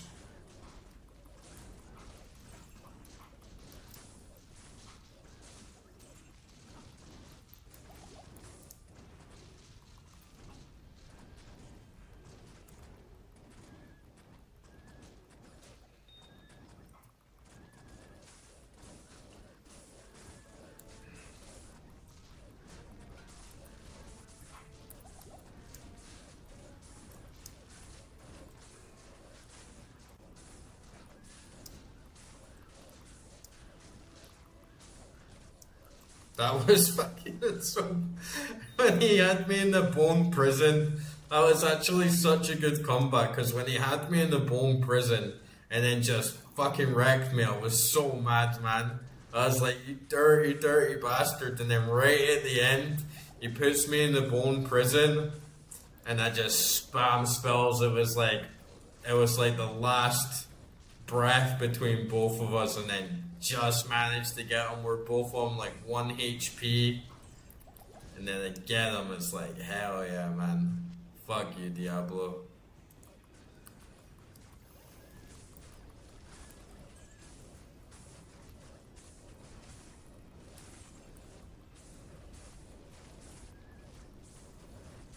I put a poll up on my channel recently on YouTube. I don't know if you guys saw that. It was just more games to stream, like voting for the next game I should stream during the week or just add to the ones coming up.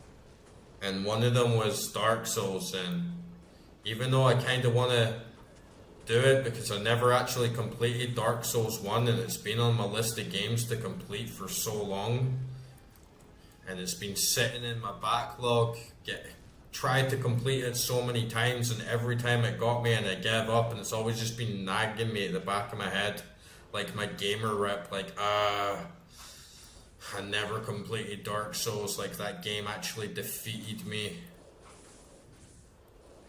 I really want to get it done, but if I ever do play that game on stream, like, you guys are going to see me fucking rage, man. Because that game makes me fucking angry sometimes.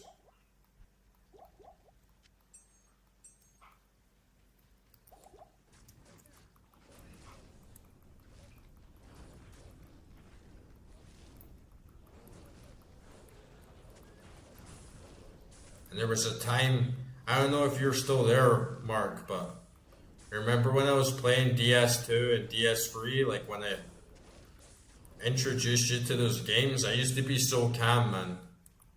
I was really calm, and I managed to tilt so well. and then I just fell back. So as in Ashes of Ariandel, I just started raging again, man. I was like, this is fucking annoying. Like,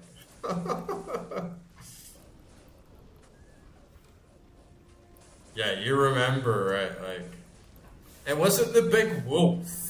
That like the big wolf was annoying, but it was what's her name? Freya.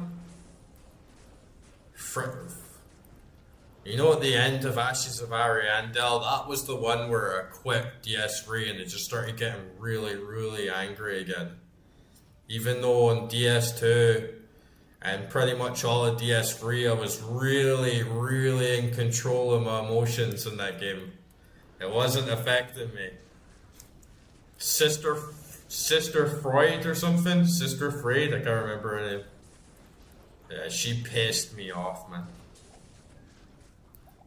And then it just started getting so stressed out in the game, you know. I was like, fuck this, I'm here to play a game. I'm not here to stress my ass out. But at least I completed Dark Souls 3. But then Dark Souls 1 has always been lurking in the back of my mind. It's like, that game bitched you, man.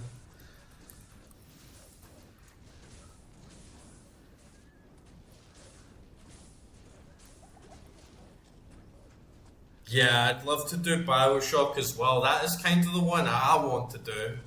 If I had to vote, I would vote for Bioshock because it's a really nice one after doing RE4 pistol only. Because one of my favorite little skill run challenges is after doing RE4 with pistol only is doing Bioshock with no Vita chambers on the hardest difficulty. I really have a lot of fun with that. So I would like to stream Bioshock as well.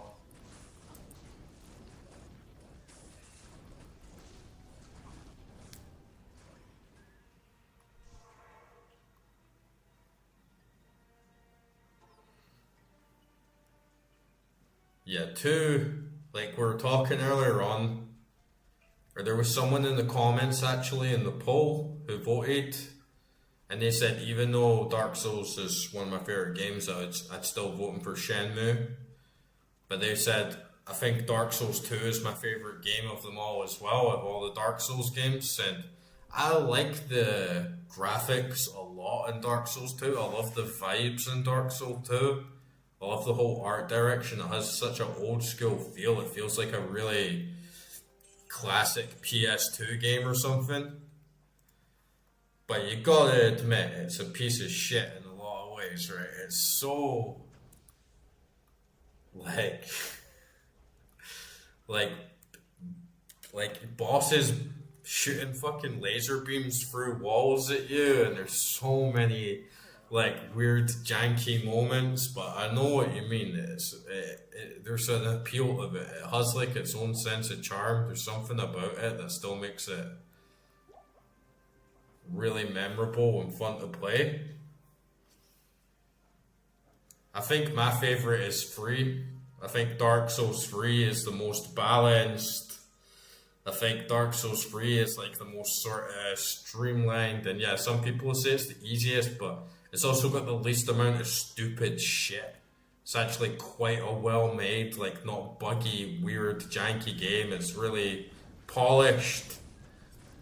So I like Dark Souls 3 a lot, but yeah, the vibes like Majula and Dark Souls 2 is like lovely.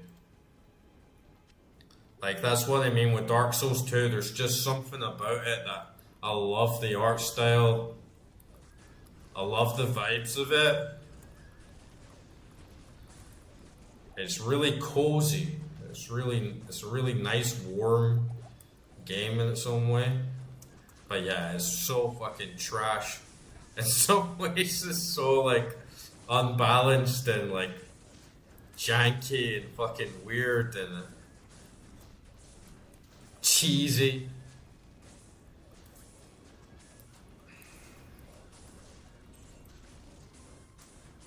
Majula is such a nice area. I really like Demon Souls on the PS3 as well. that's similar. If I really like the vibes of the game, even though it is way more oppressive. But yeah, there's just a few moments in it that are really, really badly designed that just waste so much of your time, and I can't really be fucking bothered with that. But if I was on stream, maybe it would be enough to push me through.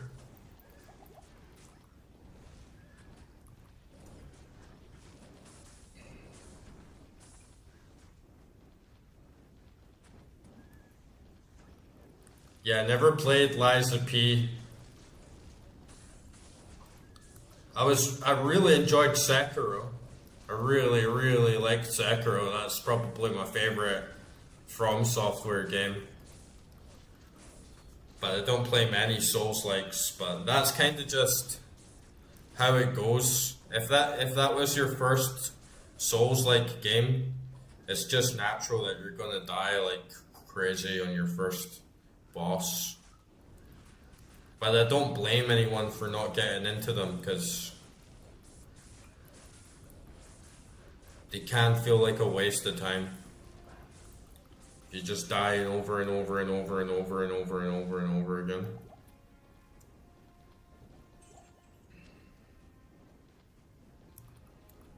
I feel like when I first started playing them, there was something very addictive to it. Like I really, really wanted to beat it.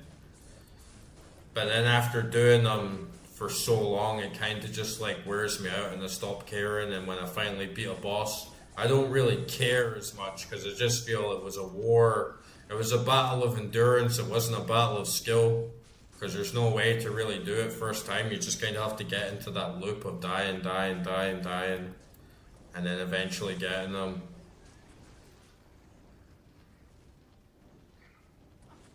Yeah, you do get some fights where you feel like you've overcome like a really big challenge and it is really satisfying. But once that fades away, it loses a lot of the magic. Sekiro, though, I thought that was really tight. I thought it was really fair. Dark Souls has a lot of moments in it where there's just really no way to do it, right? There's just no way to beat it until you've died endless times, because you can get really far and then it just busts out like this new phase. And Sekiro has those moments as well, but I feel like because in Sekiro you have much more limited options and there's kind of only one way to play it, or there's only one way to handle the situation, it makes it feel a lot more streamlined and a lot more like honest. Whilst a lot of the stuff in Dark Souls, it can be hard on the surface, but then you can figure out like, oh, just use magic and stand here in this corner and he can't actually hit you, and you're pretty much invincible if you just stand here, or if you just walk around in circles at this distance away from them, there's nothing they can do. And there's too much variation in the builds. But Sekiro is just a straight up 1v1. Like there's only one way to do it. You know, you have to lock in. Dark Souls is way more like an RPG, if that makes sense. There's quite a lot of different ways you can do things, which is good. It's good in its own way.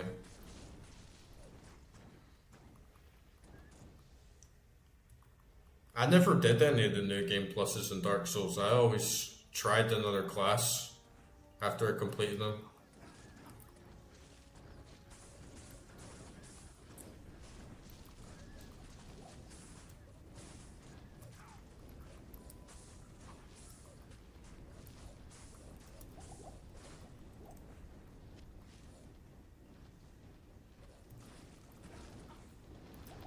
But yeah, I would like to go back and just scratch it off the list of Dark Souls 1, because I played that game at launch and it fucked me around, and it'd just be really nice to go back to it and it's like, yep, I did it, I never have to play it again now. Never have that monkey on my fucking back, like hanging over my gamer rep, you know.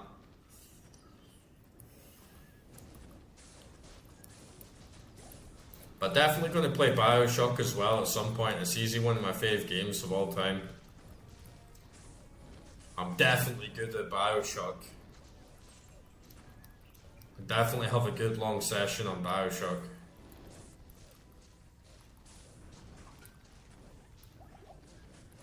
By the way, Mark, on my next session of Resident Evil 4, like the OG, I'm gonna do Krauser with only the knife.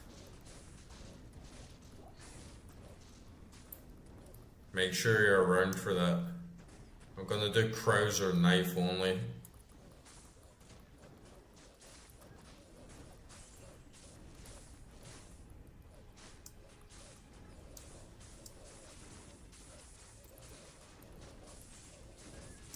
The monkey and the parrot? What are you talking about?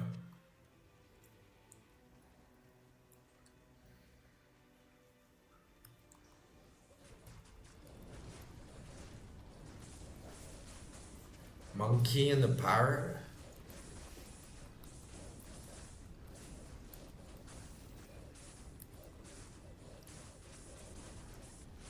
Oh, you mean the monkey and the parrot, like in IRL, like the one that I took in Georgia. Yeah, I was telling Mark about it, right? But like I went to Mtskheta, and it's like a really old historical town. Like there's a really famous church there, a really like old church. Really nice area, really beautiful Georgia. And then I saw this amazing parrot, like this absolutely beautiful, stunning parrot, whilst I was eating in a restaurant across the street. And I thought like the parrot was actually just sitting on a post. I didn't see anyone else around it, and I'm just looking at it for ages like, wow man, that's such a beautiful bird. And I didn't see any rope to it, I didn't see it attached to anything, so I just thought, like, by chance, like, this really amazing parrot had just decided to land on the post. So after my meal, I walked over it to have a closer look. And then I'm walking up to it, and I'm like, wow, man, I walked, like, right up to it, got really close, the parrot's looking at me back, like, it notices me, I get my phone out, I start taking pictures. And then this fucking asshole just starts like shouting at me in Russian. And I'm like, what? Like, what? And then I see he's like holding a monkey. He has like a monkey around like a leash and like a pink top. And then he just keeps like shouting at me in Russian. And I'm like, like, what the fuck are you saying? And then start shouting at me in Georgian. And then he starts shouting at me in some other language. And then I'm just like, what the fuck are you talking about? And then he starts shouting at me in English. And he's like, what do you want? What do you want? You want photo? You want photo? And I'm like, I want to look at the parrot. And he's like, what? And I'm like, I want to look at the parrot. And then he's like, okay, that's fine. You can look, but that's it. And then he's like, you not want photo? You not want photo? And I'm like, I just took a fucking photo, mate. I'm like, I just took like fucking 5 photos of the parrot, and he's like, you must pay me. And I'm like, I don't have to pay you to take a picture of a fucking parrot. You know, you're in the public street, you're in the middle of the street. And then he's got the monkey there as well. He's got this monkey on a fucking leash and like a pink t-shirt, and then I'm like, oh, you can't take pictures now. He's like, no, you must pay me. So I get my phone out, I start taking pictures of the monkey, and I'm like, yeah, what the fuck you gonna do, mate? Like, I've just took like 10 pictures of your monkey. Like, fuck you. Like, what the fuck are you gonna do?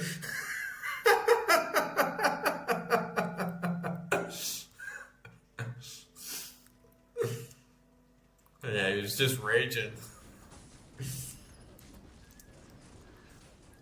just telling me I need to pay him to take a photo, and it's like he's like, I'll put the monkey on your shoulder and take a photo of you. And I'm like, no, I don't want the monkey on my shoulder. I just came over to look at the parrot and took a photo of the parrot. And then I started asking him, like, not nicely, because the guy had been like so aggro to me and such a fucking dick. I was just like, oh, where did you get the monkey? Where'd you get the macaque? And he says like Donzia or something. I don't even know where the fuck that is. It must be how you say a country in Russian. And I started asking him like, oh, is that legal? Like, you can own monkeys in Georgia? And he's just like shaking his head like, nah, it's not legal. It's not legal, but I've got one. And I'm like, and he said that he paid $10,000 for the monkey. And I'm just like, what? So you went to another country, someone stole a monkey from its family from the wild. You paid them $10,000 for it, and now you harass people on the side of the street with the monkey dressed up on a leash. And you try and get people to pay for pictures for like $5 a photo. I was like, that's a fucking shit hustle, man. Like, the guy could hardly understand what I was saying. Wasn't saying everything out loud, but I was just like, that's fucking weak, man. Like, basically stealing this monkey from his home, paying $10,000 and then charging like $5 for a fucking photo. I was like, that's a shit hustle. Not even just, that's just shan for like taking this monkey and buying this monkey, but that's just like a shit hustle. You know what I mean?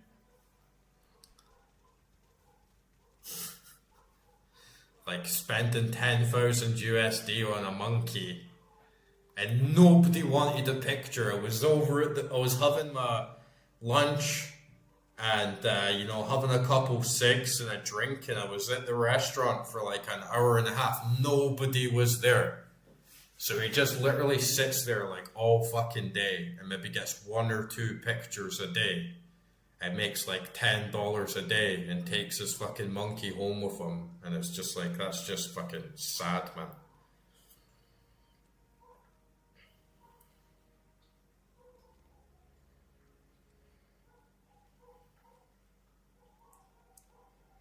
I should have just got a paper round.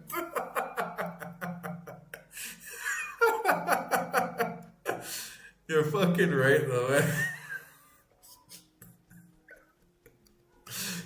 You're not fucking wrong, mate.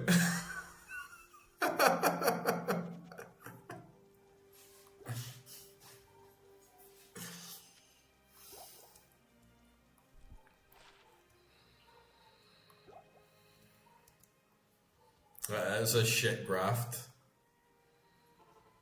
I don't even think he was Russian. I think he was Georgian, but there's like a racism in Georgia.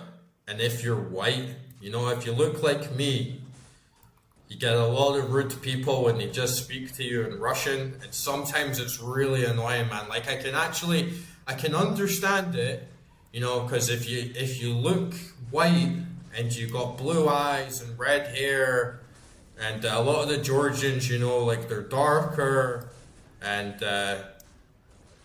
they look quite particular. Even though you get a lot of white Georgians that look exactly the same as me, people just assume you're Russian, so they just start speaking to you in Russian, and you're like, what the fuck are you saying?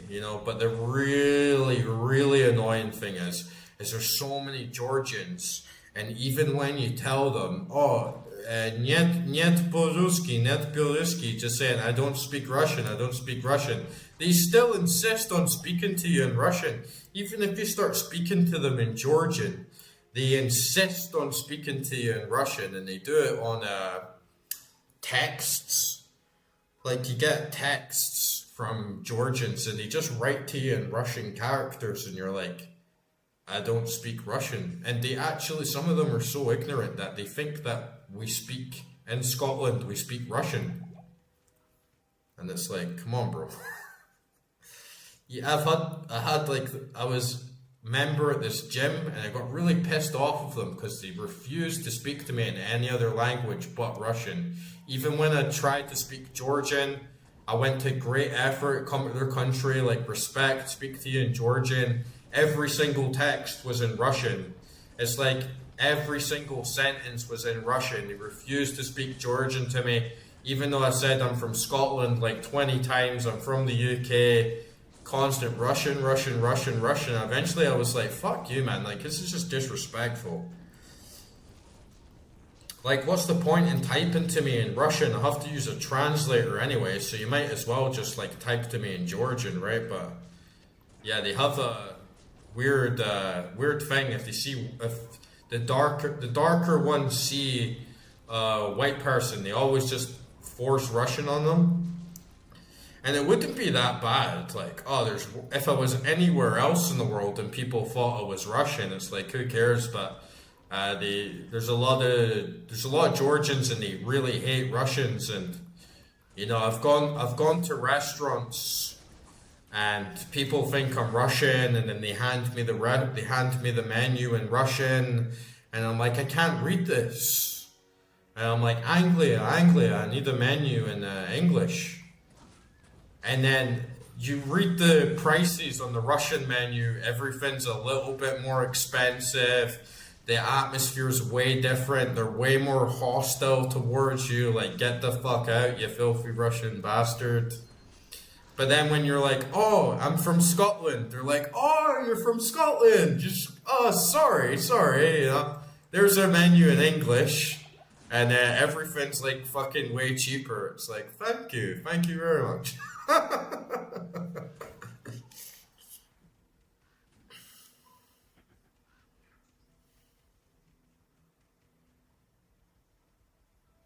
Yeah, pretty much is like that all the time.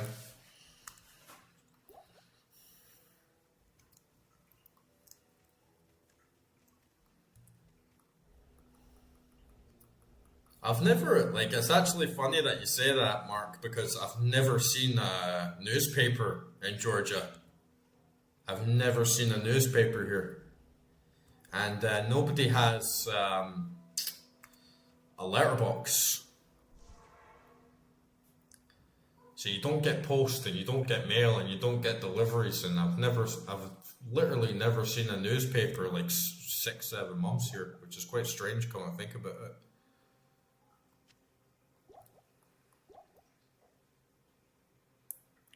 Good as well though, because in the papers it's just filled with shit, right? So can't blame them for not having papers.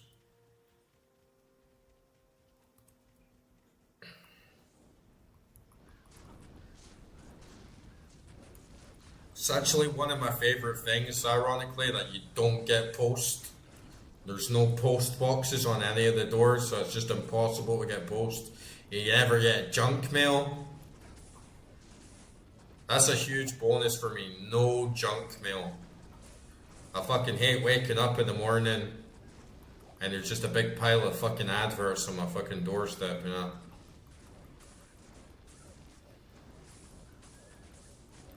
But yeah, never seen a newspaper.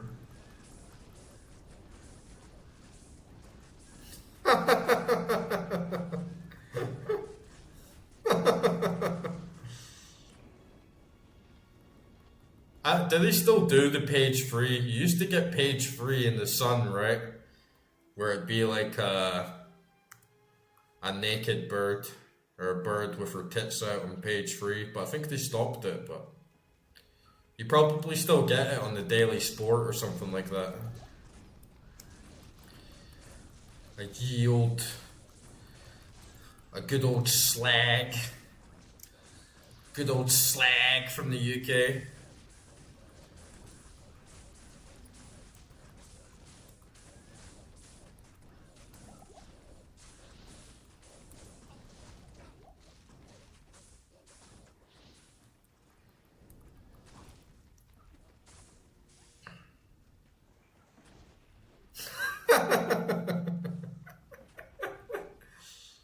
Oi, Dad, what you doing, mate?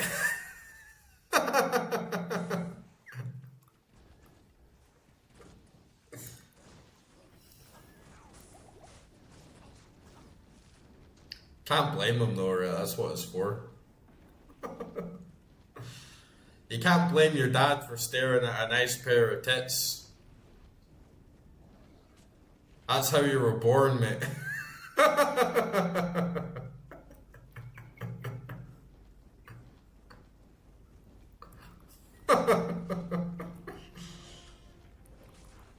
And fucking Morrison's. Okay, you can blame him for that, like doing it in Morrison's.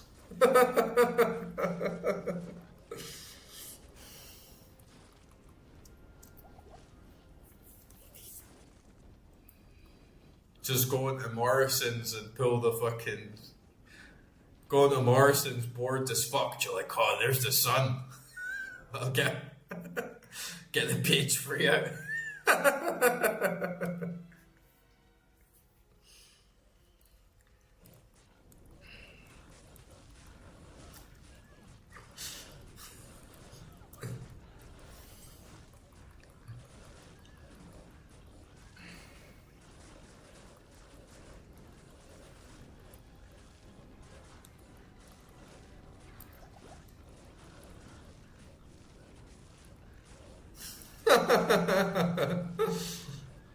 Not even buy it. Like, oh, there's the sun. I'm not gonna buy it. I just want to quickly check out the page free.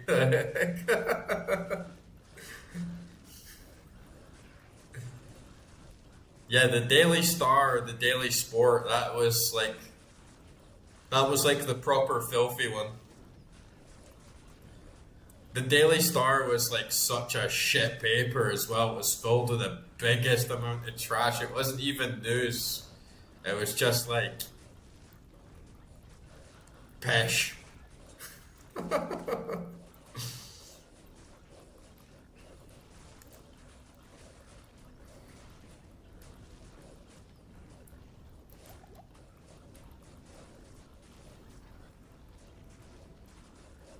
Yeah, the sun went all woke. The sun's woke now. It's like, oh no, we can't be showing pairs of tits. Men looking at tits, that's misogynistic.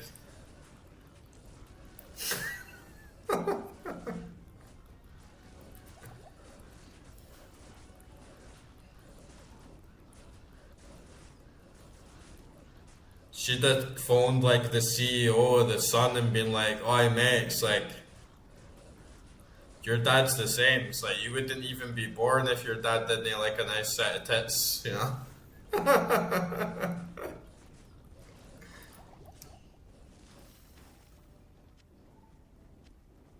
It's not like they got fucking paid much for it either, you know. It was like lots of girls wanted to be the page free girl. That's Jordan. You remember Jordan? She made a whole career out of just being a page free girl.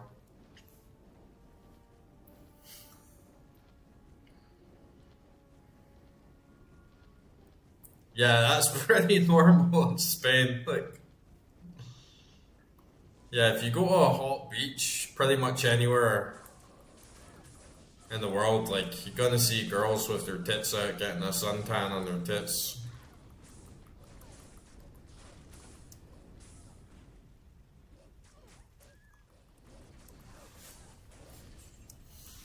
It's just a pair of tits, you know? It's not the end of the world.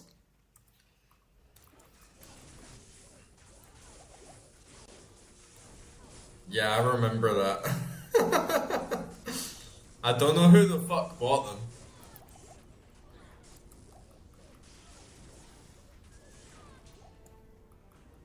Probably like Pesci Davy with the one leg fucking bought them. Probably fucking Paul bought them all, and that's why there's none left.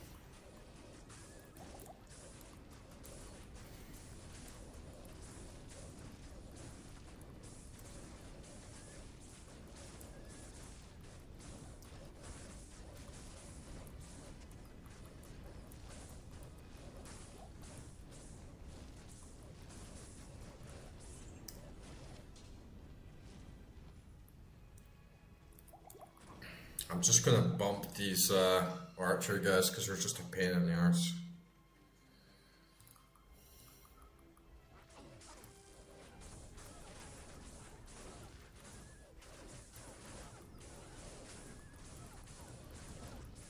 You remember when you got like FHM and like nuts in that?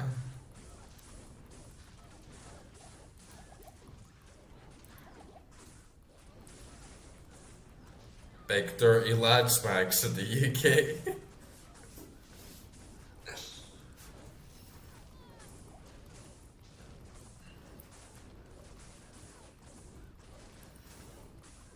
Nah, I hardly listen to rap, man. I used to, like a long time ago, but now I like pretty much never listen to rap unless it's like some old school classics or whatever.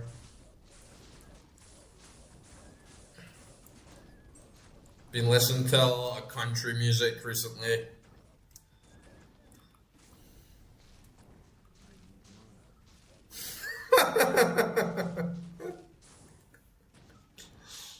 I never even saw Playboy. That's like some Yankee Doodle lads, mag.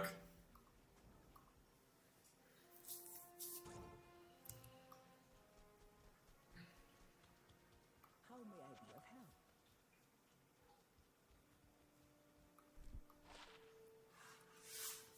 Yeah, I just like never listen to rap anymore, man.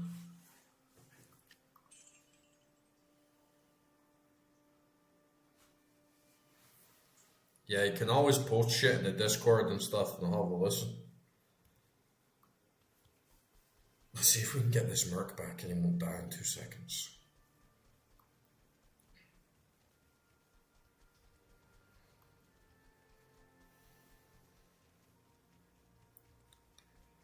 Afternoon.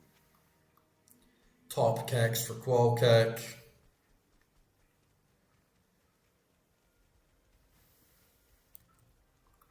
I've been listening to, like, it's a pretty weird mix, but I've been listening to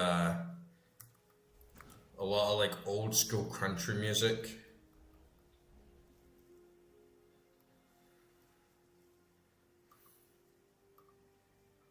I've been listening to a lot of Hank Williams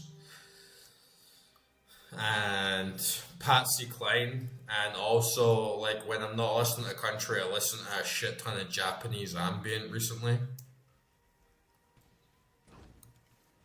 Because I'm really big into Japanese ambient albums from 90s, early 2000s. Just always get like big vibes out of them, like super relaxation, stress free.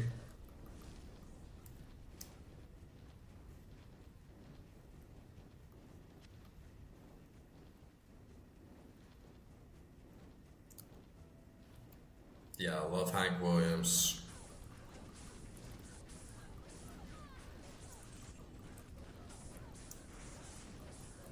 Yeah, I know Woody Guthrie.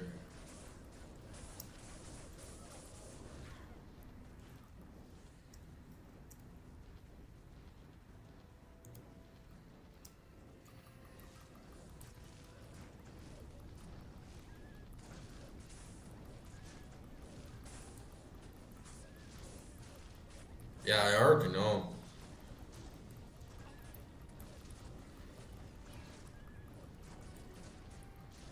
Classic shit. Hank Williams is the man as well. I feel like maybe I'm missing this quest. Should be like right up the top here.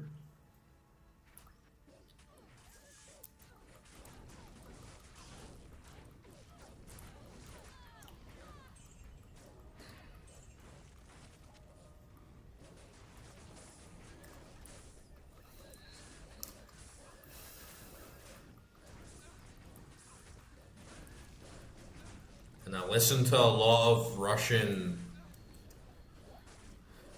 shoegaze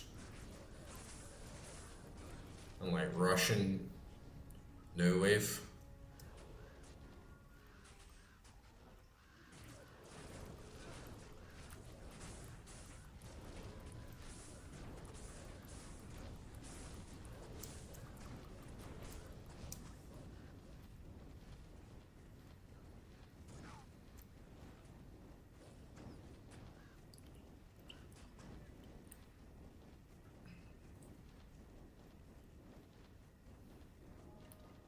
I wish I had some better speakers. My headphones are really good. But I used to have a really peak pair of speakers, and now I just got like a smaller Bluetooth one. So I haven't been getting like super into music, but still keep it on quite a lot.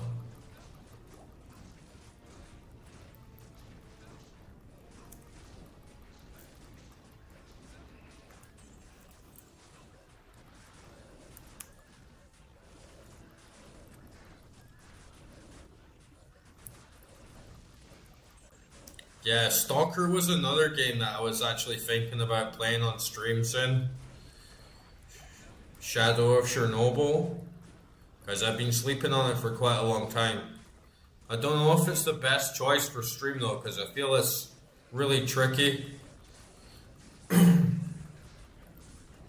remember playing pieces of it back in the day, and it was like I enjoyed it, but it was really hardcore. But I kind of like it. I played a lot of the Metro games, and yeah, I like those. But they also feel a little bit like Call of Duty at times, if you know what I mean, because it's quite like on rails. I didn't like Last Light. Last Light kind of sucked, but I like the original. Oh, nice! I got a rare tiara.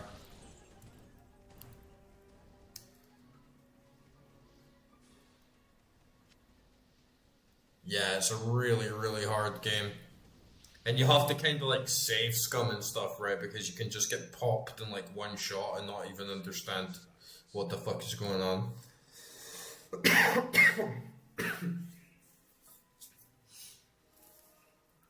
But yeah, I didn't like Metro Last Light, but I liked the other Metro games, so I had a lot of fun with them.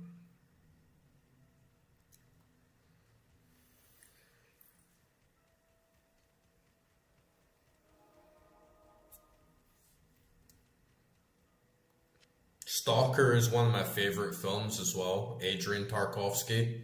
Adrian Tarkovsky is an absolute genius, man. His films are just completely out of this world, completely on another level. I don't think Stalker is his best film, but it's such a good one as well. Just on a completely different vibe and wavelength to 99% of other cinema.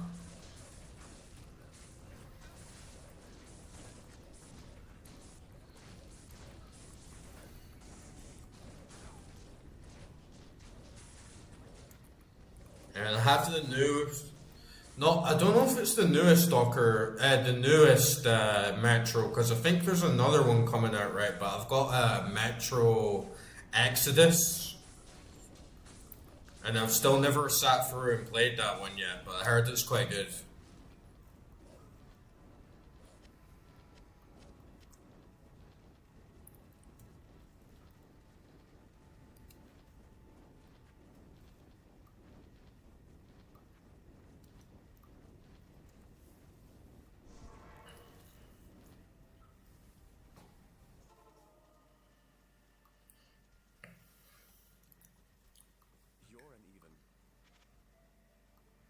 Nice, I got another Larzik there as well. Start adding some silks.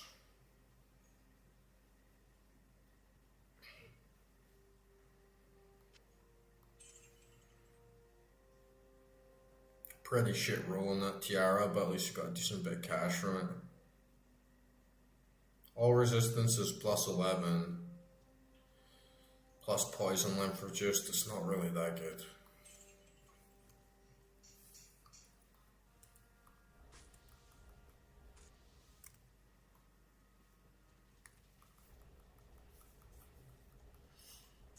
one thing that sucks about what they did to Stalker on the remaster is because of the Ukraine war. They took all the Russian out of the game. So it used to be Russian on the street signs and just little things around that were more grounded in the setting and Soviet era, and they took it all out, which is not normally something I would really care about. But I did want to try and teach myself some Russian. I've been learning a little bit here and there while I'm out here because it's very good to know. So if I do play it, it'll be the old school one. It won't be the remastered one.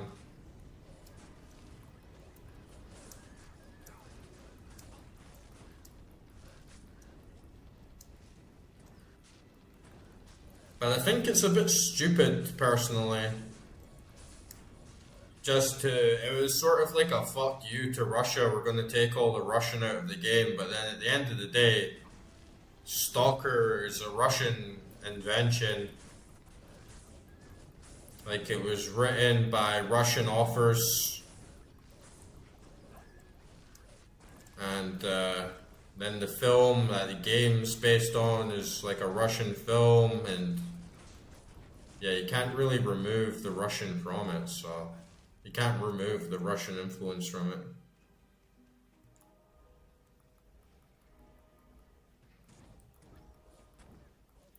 I like the Russian in Metro as well. I don't really like listening to them in English because I think the English voice acting is a bit shit. But I can understand it's good to have both because sometimes you don't want subtitles and have to read everything. It can kind of pull you out of the immersion. But yeah, I like to have the actual Russian voices instead of like shitty Russian accents. Because I think too often that you get Russian games with English dubs and they just go like a little bit too heavy-handed with the Russian accents. It sounds a bit dumb.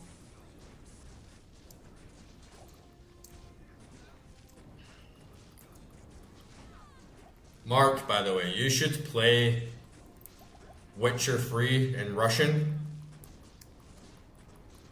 It's way better, man. Whoops. Like, the Russian dub in Witcher 3 is fucking way better than the English dub. It actually makes the English dub look fucking so trash. I can never go back to the English dub after playing it on Russian. The Russian dub's just so much better.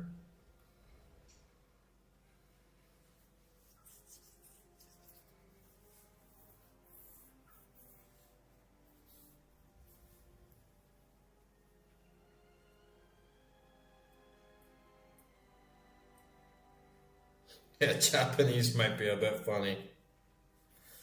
But in Russian, it feels real.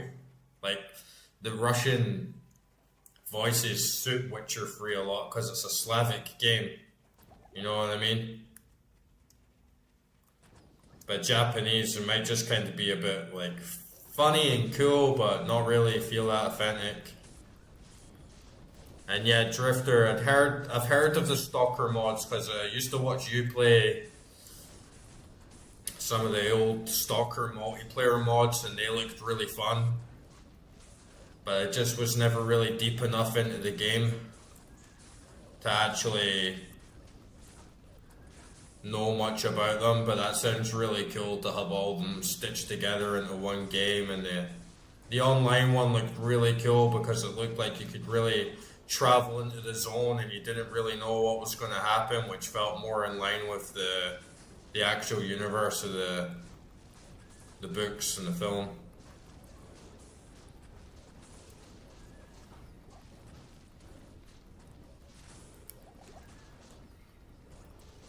I still never played any Warhammer games either, except the Dawn of War. Like, you guys remember Dawn of War on PC from way back? But apart from that, I never really played any Warhammer games. I saw there's Space Marine and there's like Warhammer Vermintide and there's that Warhammer Space Trucker and a bunch of other things. But yeah, I never even watched videos of them. I really need to like actually find out what they are.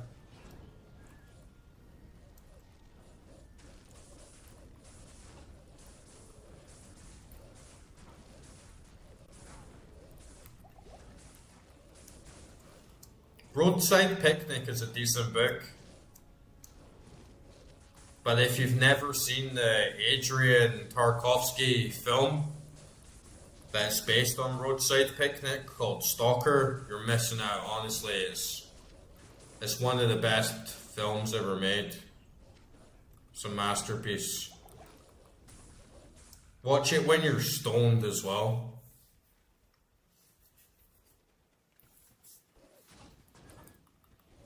It hits better when you're high.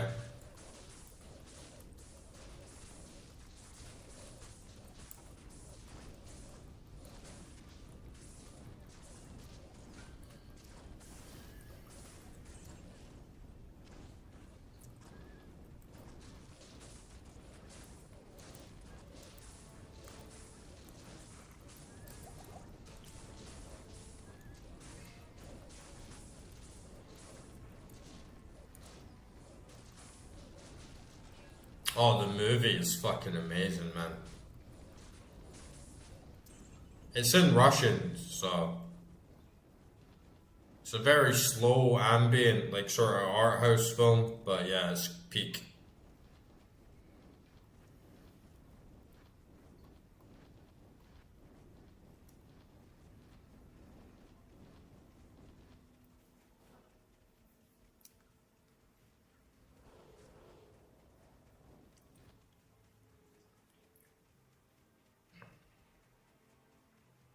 Like it's one of those films where there's big long sections of it. It doesn't really have any dialogue, and it's quite philosophical,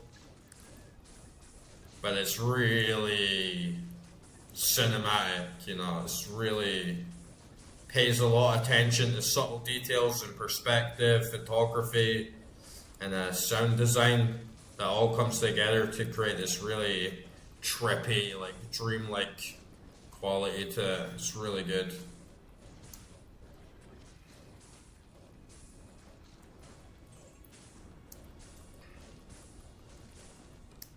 You probably find it on YouTube for free. It's not the best, it's not like the highest quality you can get, but it does the job.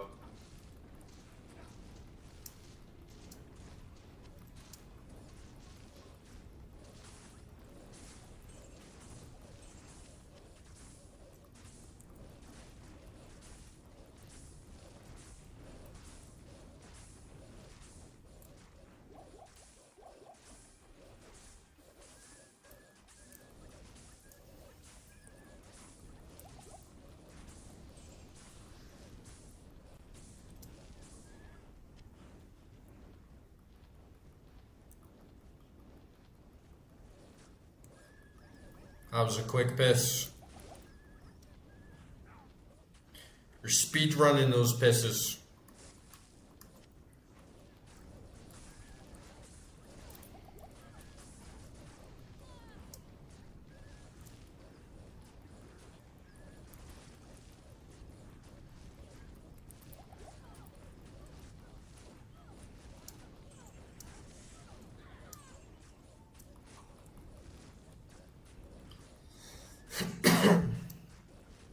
I get really thirsty at night. I think I don't drink enough water in the morning. I think what I need to do when I first wake up is just start drinking a fuck ton of water and then try not to drink anything else after 10 p.m. or even like 7, 8 p.m. because I just end up waking up all the time and really early in the morning. It comes to like 4 or 5 in the morning and I just start pissing every like 30 minutes. It's annoying. Interrupts my sleep.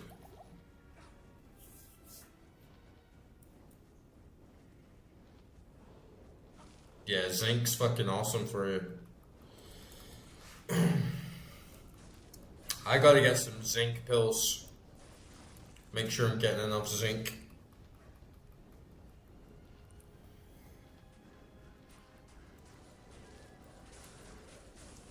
I wish I could exercise more. It's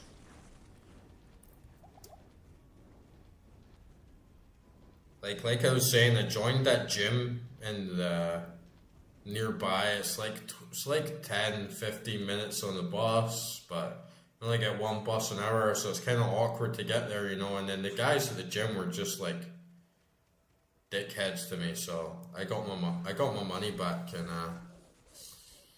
I still wish I could go to like a decent gym because I haven't been working out so much. But yeah, I need to do more. Even if I just start doing calisthenics, just start doing push-ups and squats and get the cinder blocks back out and start going for rucking sessions. But it's just so damn hot, man. I'm back to fasting. I'm trying now, like I'm only going to eat 4 hours of the day.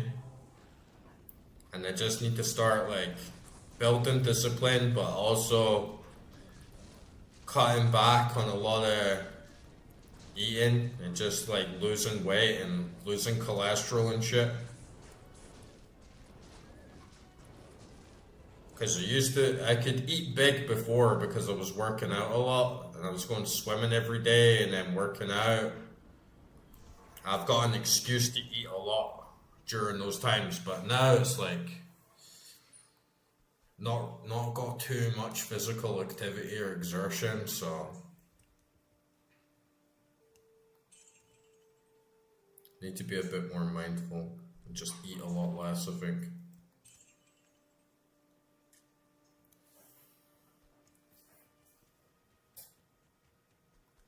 But I'm hoping that in the next few months I can turn work around and start earning a decent amount again, and then start going back to the gym and swim pretty regularly. I might move, like I might keep my place here and then move to like Dubai or something during the winter because they got like really good infrastructure there. And then just spend like 3-4 months in Dubai and start going swim and gym every day and like easy living on trading and tax and shit. But we'll see how it goes. Still got a long way to go to get my account back to where it used to be.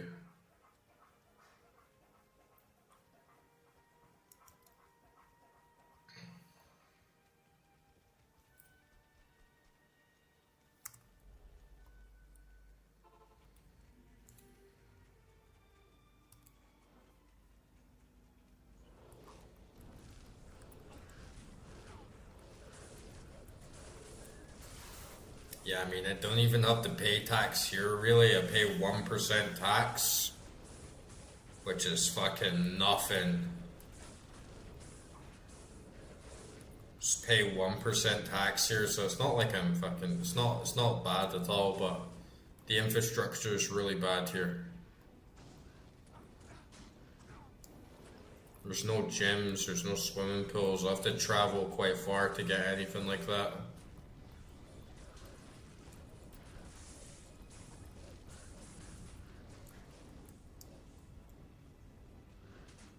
But I definitely would never go to Dubai in the summer. Could you imagine? Like, it's 35 degrees here and I'm dying, man. Could you imagine going to Dubai? It's like 90% humidity and it's like 48 degrees. It's like, fuck that. No fucking way. But maybe in the winter.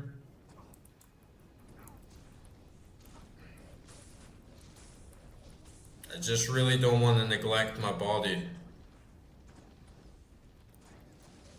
I would really like to go swimming again on a daily basis, or at least 3 times a week, and have like a really good gym.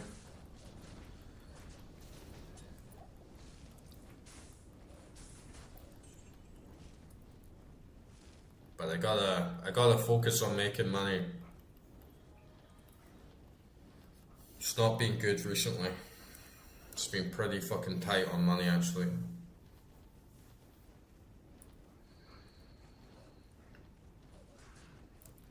And it's making me a bit like feeling trapped. Even though it's really nice and peaceful out here in the mountains, it's like when you don't have the cash flow coming in and you feel like a bit more limited, it's like, yeah, I did have much comfier position back in the UK in terms of all the stuff I had and the stuff that I had like to keep me occupied and things like that. But yeah, I just gotta keep going. I just gotta keep buckling down and doing what I need to do and focusing, not getting distracted, and then things should work out fine.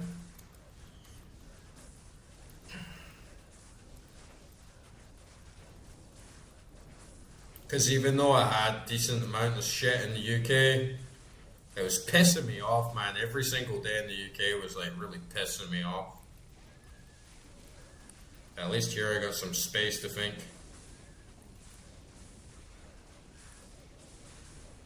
Oh, nice. I never knew you'd been to Dubai. Yeah, to be honest, I'm not like a big fan of it. It's just, it makes sense. It's not even that far away. It's the same time zone.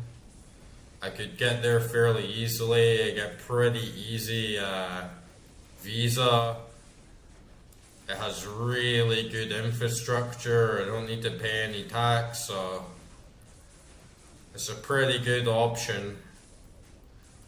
If I start earning a decent amount of income again, and then can maybe just go there for 3-4 months, do like a big training session while I'm working on my job, and then come back to Georgia for a little while and just drop my living expenses right back down again. And yeah, I like to travel. I like to be in new places and do new things. It's nice being out here alone in the mountains, but you can go like a little bit stir crazy.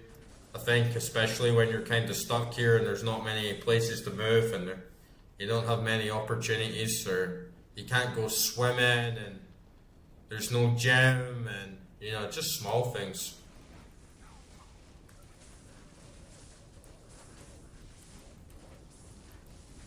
But I definitely could not go to Dubai in the summer.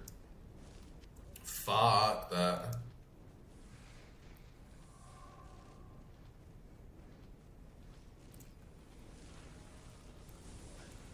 I think housing, like getting a rental in Dubai, is pretty expensive. Maybe costs like $1,000 a month, 1,000 USD a month, so it's about the same as the UK. Maybe slightly cheaper than London. And then food and stuff I think is actually quite cheap. You know, like gym membership and stuff is actually quite cheap, so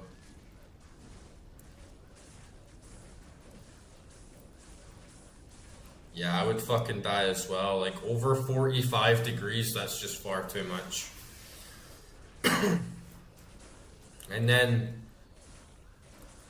the thing is as well is even at night when the temperature drops, it's 90% humidity. So you walk out and it's like walking through a cloud. It's so clammy, I've heard. And I've heard as well that even the sea in Dubai in the summer, as the water temperature in the sea is over 30 degrees. So it's not like you can even go into the sea to cool down, but a lot of the apartment blocks there have got swimming pools on the rooftop, which are controlled temperature.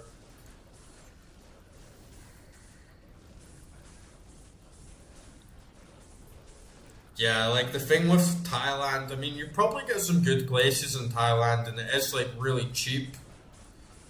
But I'm more thinking for the infrastructure, because I know if I went to Dubai and I did like a 3-month stretch in Dubai, I could get like one of the best gyms in the world, one of the best swimming pools in the world, like very, very nice apartment, like very high quality of life, you know, whilst Thailand, Bali especially, like Bali isn't like the best infrastructure. People burn their trash on the side of the street in Bali. You know, it's very rural, like very cheap party island sort of thing. It's not like I'm gonna get shit done in Dubai. I could eat the best food, I could go to the best gym, I could go to the best swimming pool, I could have amazing infrastructure, like very high quality of life. So it's a different vibe. I think Georgia is probably the best country if you want to live cheap.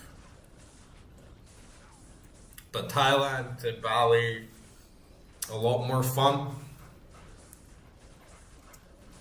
Like you definitely have a lot more fun in Thailand than you would in Georgia.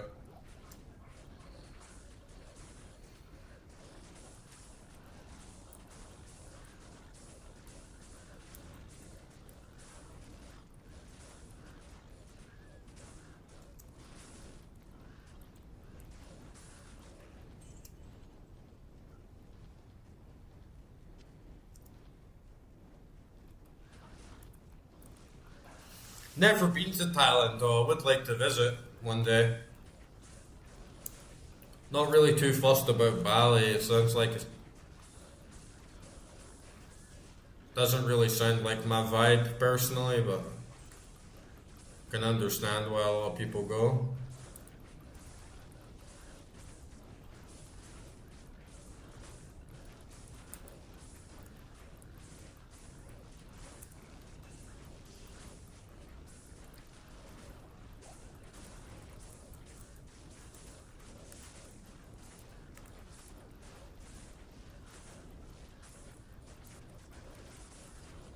Man, these enemies are starting to get so much health.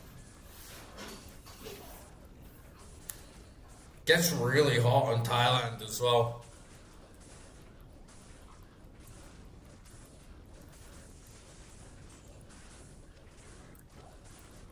I mean, it's hot everywhere right now, right? Like, it's really hot in the UK. It's really hot all across Europe. It's like over 40 degrees in Spain right now. South of France, over 40. Like, big heat wave all around the world, so there's not really much getting away from it right now. At least I've got like a nice big wind and open, clean air up here. I'm not like stuck in the city. But yeah, fuck Dubai in the summer, no way. I'm way too Scottish for that shit. Japan, 100%, I would definitely like to visit. It's expensive as fuck though, like Japan is really, really expensive.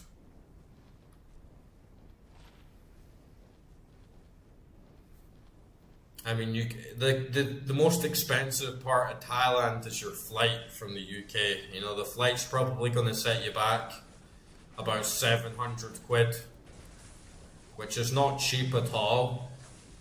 And it's a long ass flight. You're probably going to have to stop in Dubai for the flight and go to Dubai and then to Thailand. But once you're in Thailand, the same £700 could probably last you your whole 2 week holiday quite easily, I would imagine.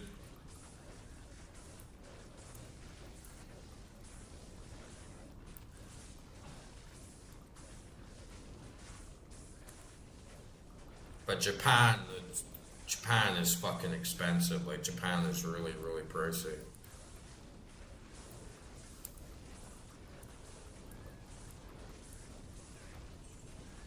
Saying that though, I mean, if you live in the UK, it's like one of the most expensive countries.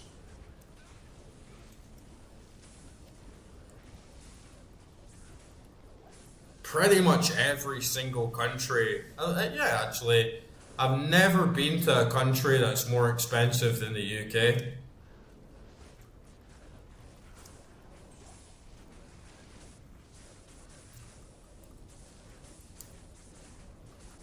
But they're out there.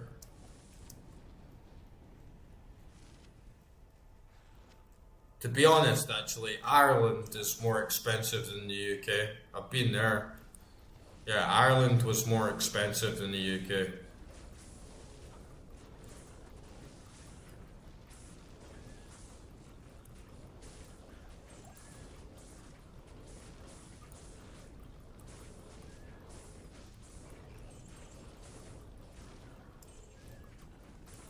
But at least if you convert into euros, you're getting a decent amount. Like on the conversion.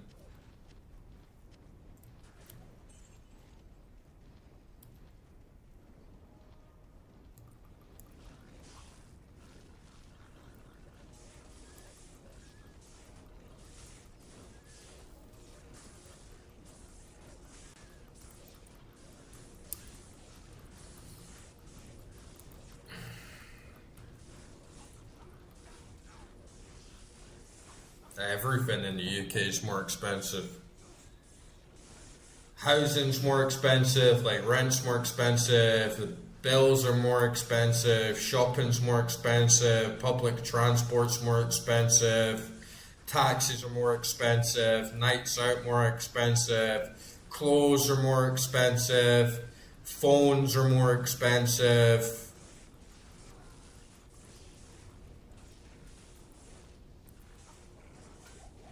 Like literally fucking everything. Oh, I got Sky Spirit actually. I think this is. Oh, I think this might actually be a really good fucking item for my druid.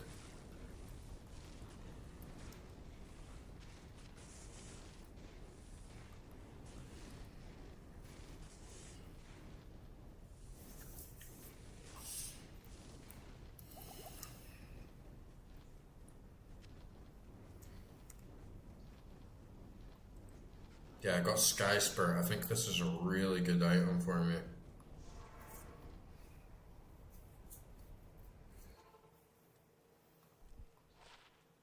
Ah, nice. +3 elemental skills. +7 to Raven. +21 all resistances. Plus -10 to enemy fire resistance. Ah, nice. That's actually fucking sick.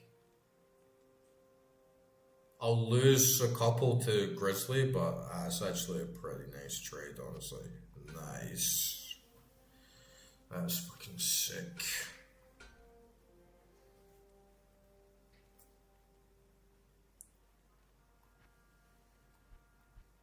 I got level 13 Ravens now. My Grizzly's taking a hit, but big boost to elementals. Plus I get that. Plus I get all the enemies take a big hit to the resistance. That's pretty good. That one is actually a close call though. Like +2 druid skills, +2 summon grizzly. I'm basically getting a big hit to my summons from that, from missing out on that.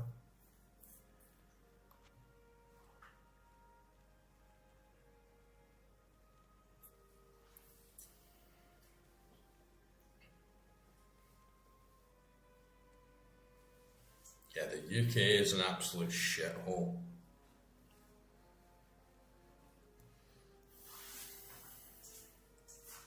It has its advantages for sure.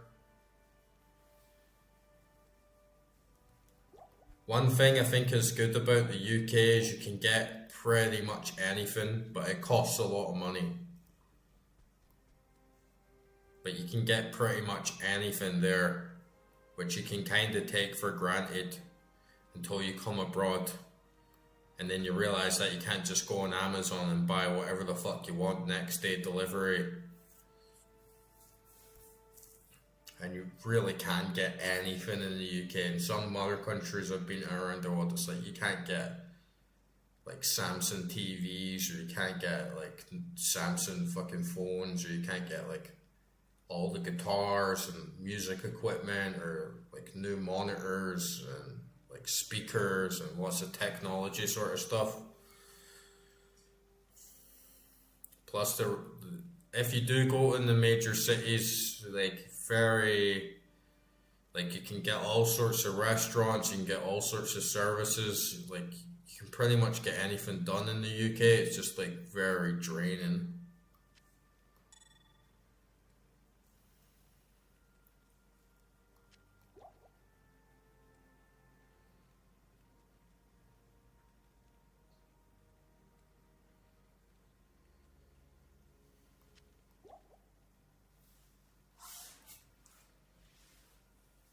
UK supermarkets are pretty good, even though again they're very, very expensive.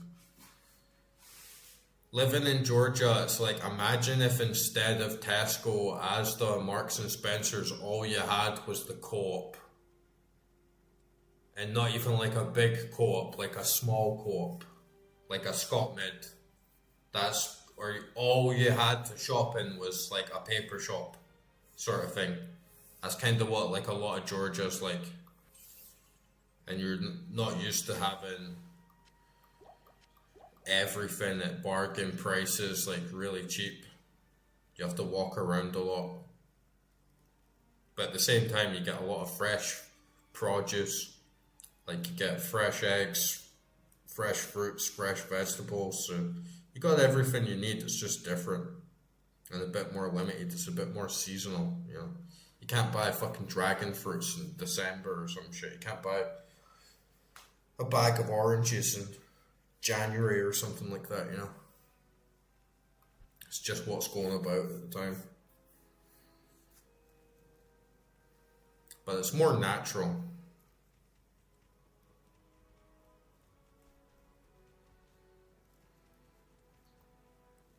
I'm gonna get the druid back.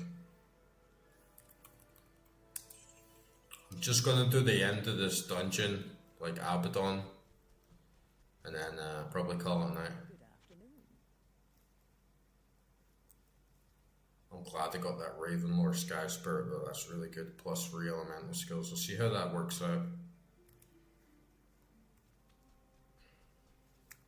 With Ancient Pledge, my resistances are still shit, but if I put Tal Rash's armor on, it'd probably be not bad.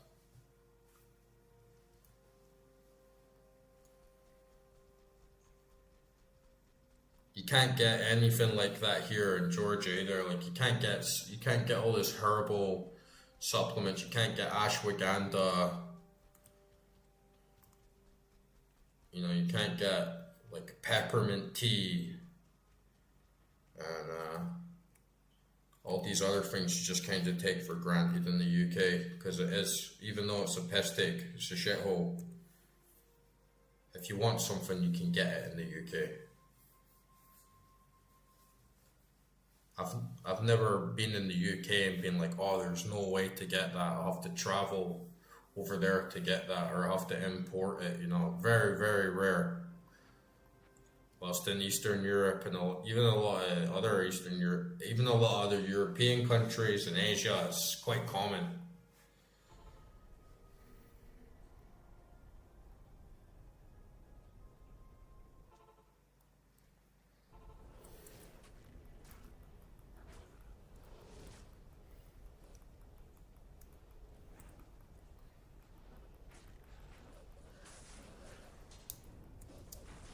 Like, even if I want to buy a book here, if I want to buy a book, I have to hire someone to open an Amazon account for me, to ship it to the US, so they can ship it to a warehouse in Georgia, and then deliver it to a service in Georgia, and then I pick it up there in person, like just to get a book. So I order a book, it's going to cost me like double the price, and I have to wait like 2-3 weeks to get it, instead of just like click Amazon,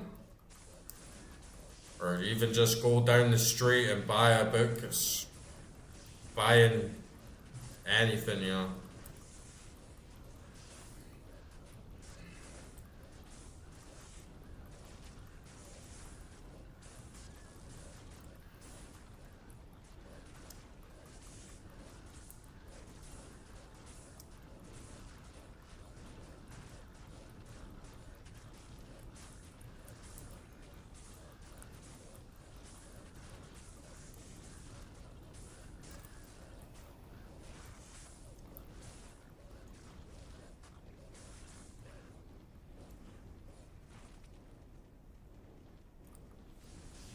Yeah, this is what it is.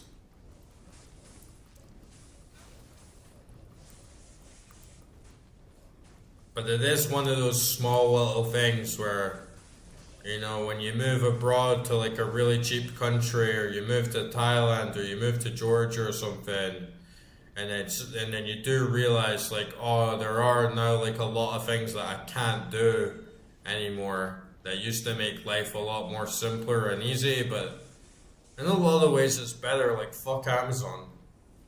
And at least it lowers impulsivity and impulse buying and like useless buying. Like buying books you're never going to read and stuff like that. At least if you're buying something, like you're set on it, you definitely want it, you're definitely going to use it, you definitely need it. And when you can, you support local businesses and you get stuff where you can get it instead of always relying on the big corporations and cheap stuff. So it's a different lifestyle.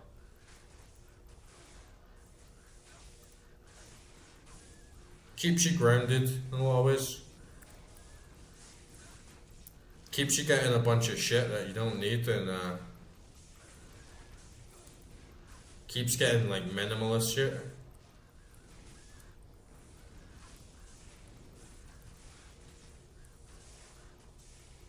So in some ways it's better, some ways it's worse.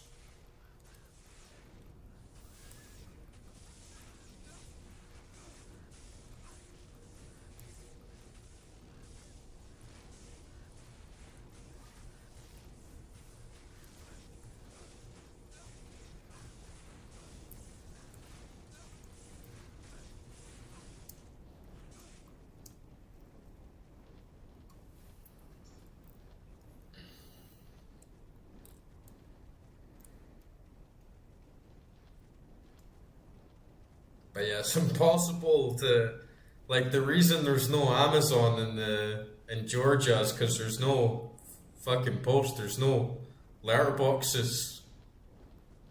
Like what are they gonna do? There's no fucking letterboxes on the doors. There's not even like house numbers. There's not even names for streets, man. And the city, yeah, there's like names for streets. There's not numbers everywhere. The GPS is terrible. So it's like even if there was Amazon here, there's no way they would be able to work. Because there's just no way to actually tell which house is which.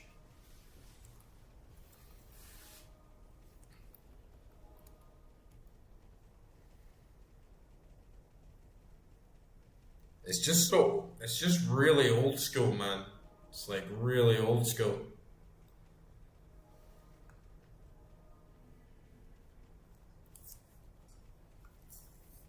It's like they never adapted.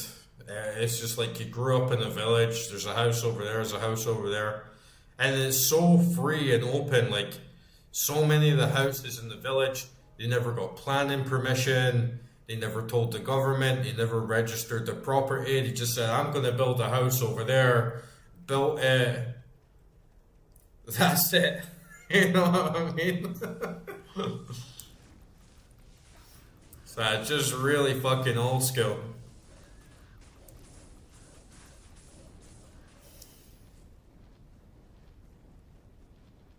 Like you could literally just pick a piece of land in most places in Georgia.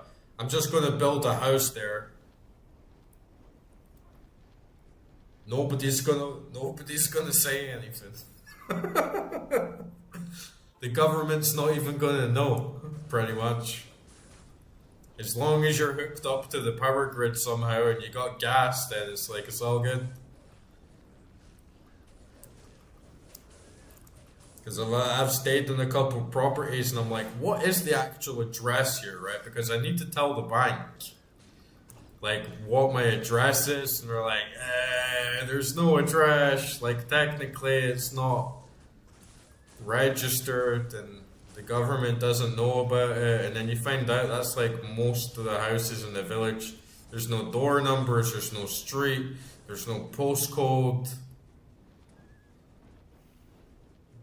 They just like raw dog it, man.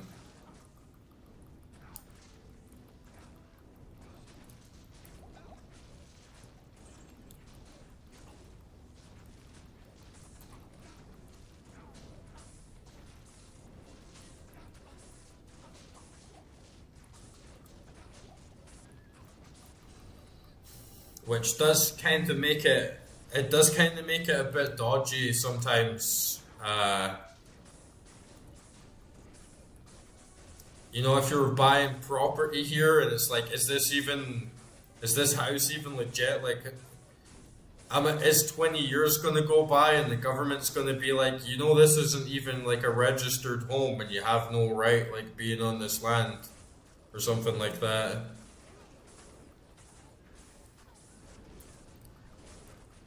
Yeah, I love not having mailboxes.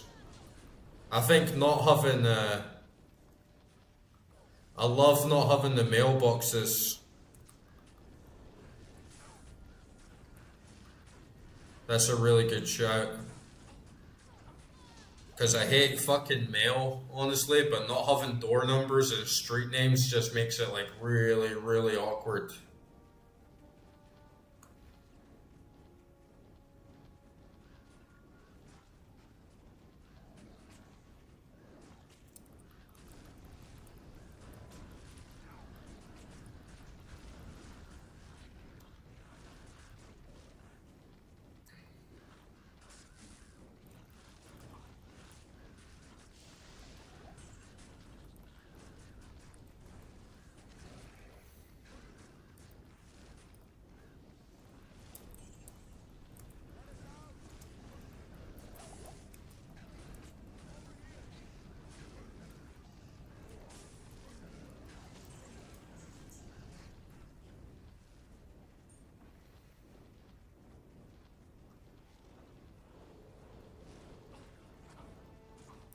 Oops. Oh, fuck. Clicked the top of my window there by mistake.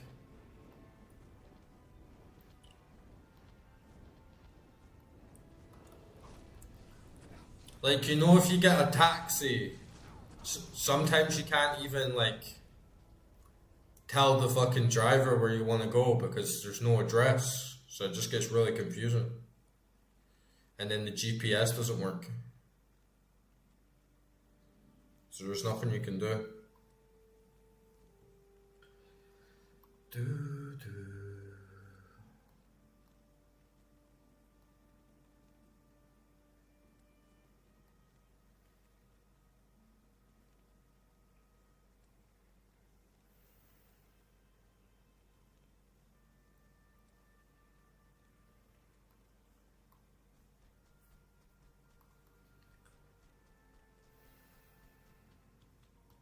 Salutations. But yeah, that's like a 5 hour session now. Pretty good. Got Diablo done. I'm pretty happy with that. Got that really, really nice helm. Oh fuck, I need to respawn my corpse.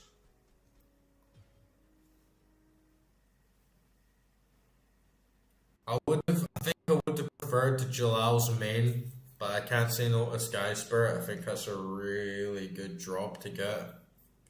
Really lucky. And yeah, I've only got the end of Act 5 to do. We can definitely get the end of Act 5 done next session on Saturday and finally finish out. Bale's gonna be a fucking pain in the ass, like no doubt about it, man. But it's doable. We're so close. So fucking close. Hey guys, thanks for tuning in.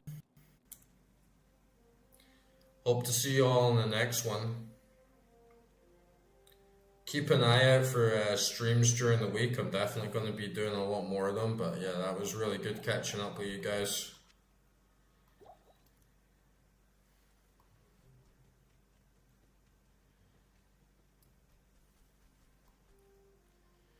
I gotta clean this stash up.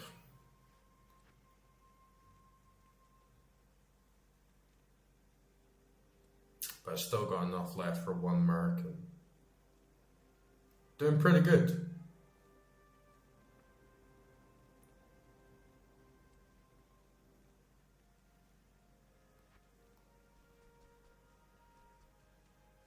I'll be doing Krauser knife only on RE4, so like definitely watch that. If not live, watch it on the VOD, watch it on the replay. Afternoon. Hopefully I'll do that like Wednesday night, and then I'm going to be back on Diablo 2 at the weekend to finish the game up, and hopefully we get it done Saturday night. If not Sunday, 100%. And then it's finally time to put Diablo 2 to rest for a little bit and move on to something else. I've been playing this game for like 2 months, 3 months nearly. Yeah, I think it's been 3 months. And I put like hundreds of hours into it. It's been a whole fucking journey. I'm so... You know when you just play like a really long RPG and then you finally get to the end of it and it's like finishing like a chapter in your life. It's like, yeah, we're so close to doing this. We're so close to fucking getting this shit done. It's gonna be one of those moments, it's gonna be closure. But it's not gonna come easy. Build's gonna be a big fucking pain in the ass. But we'll do it. Right, guys. Don't forget to drop a like on the video, drop a sub, really helps out a lot. And yeah, I'll catch up with you guys in the Discord, Telegram, wherever you guys are at.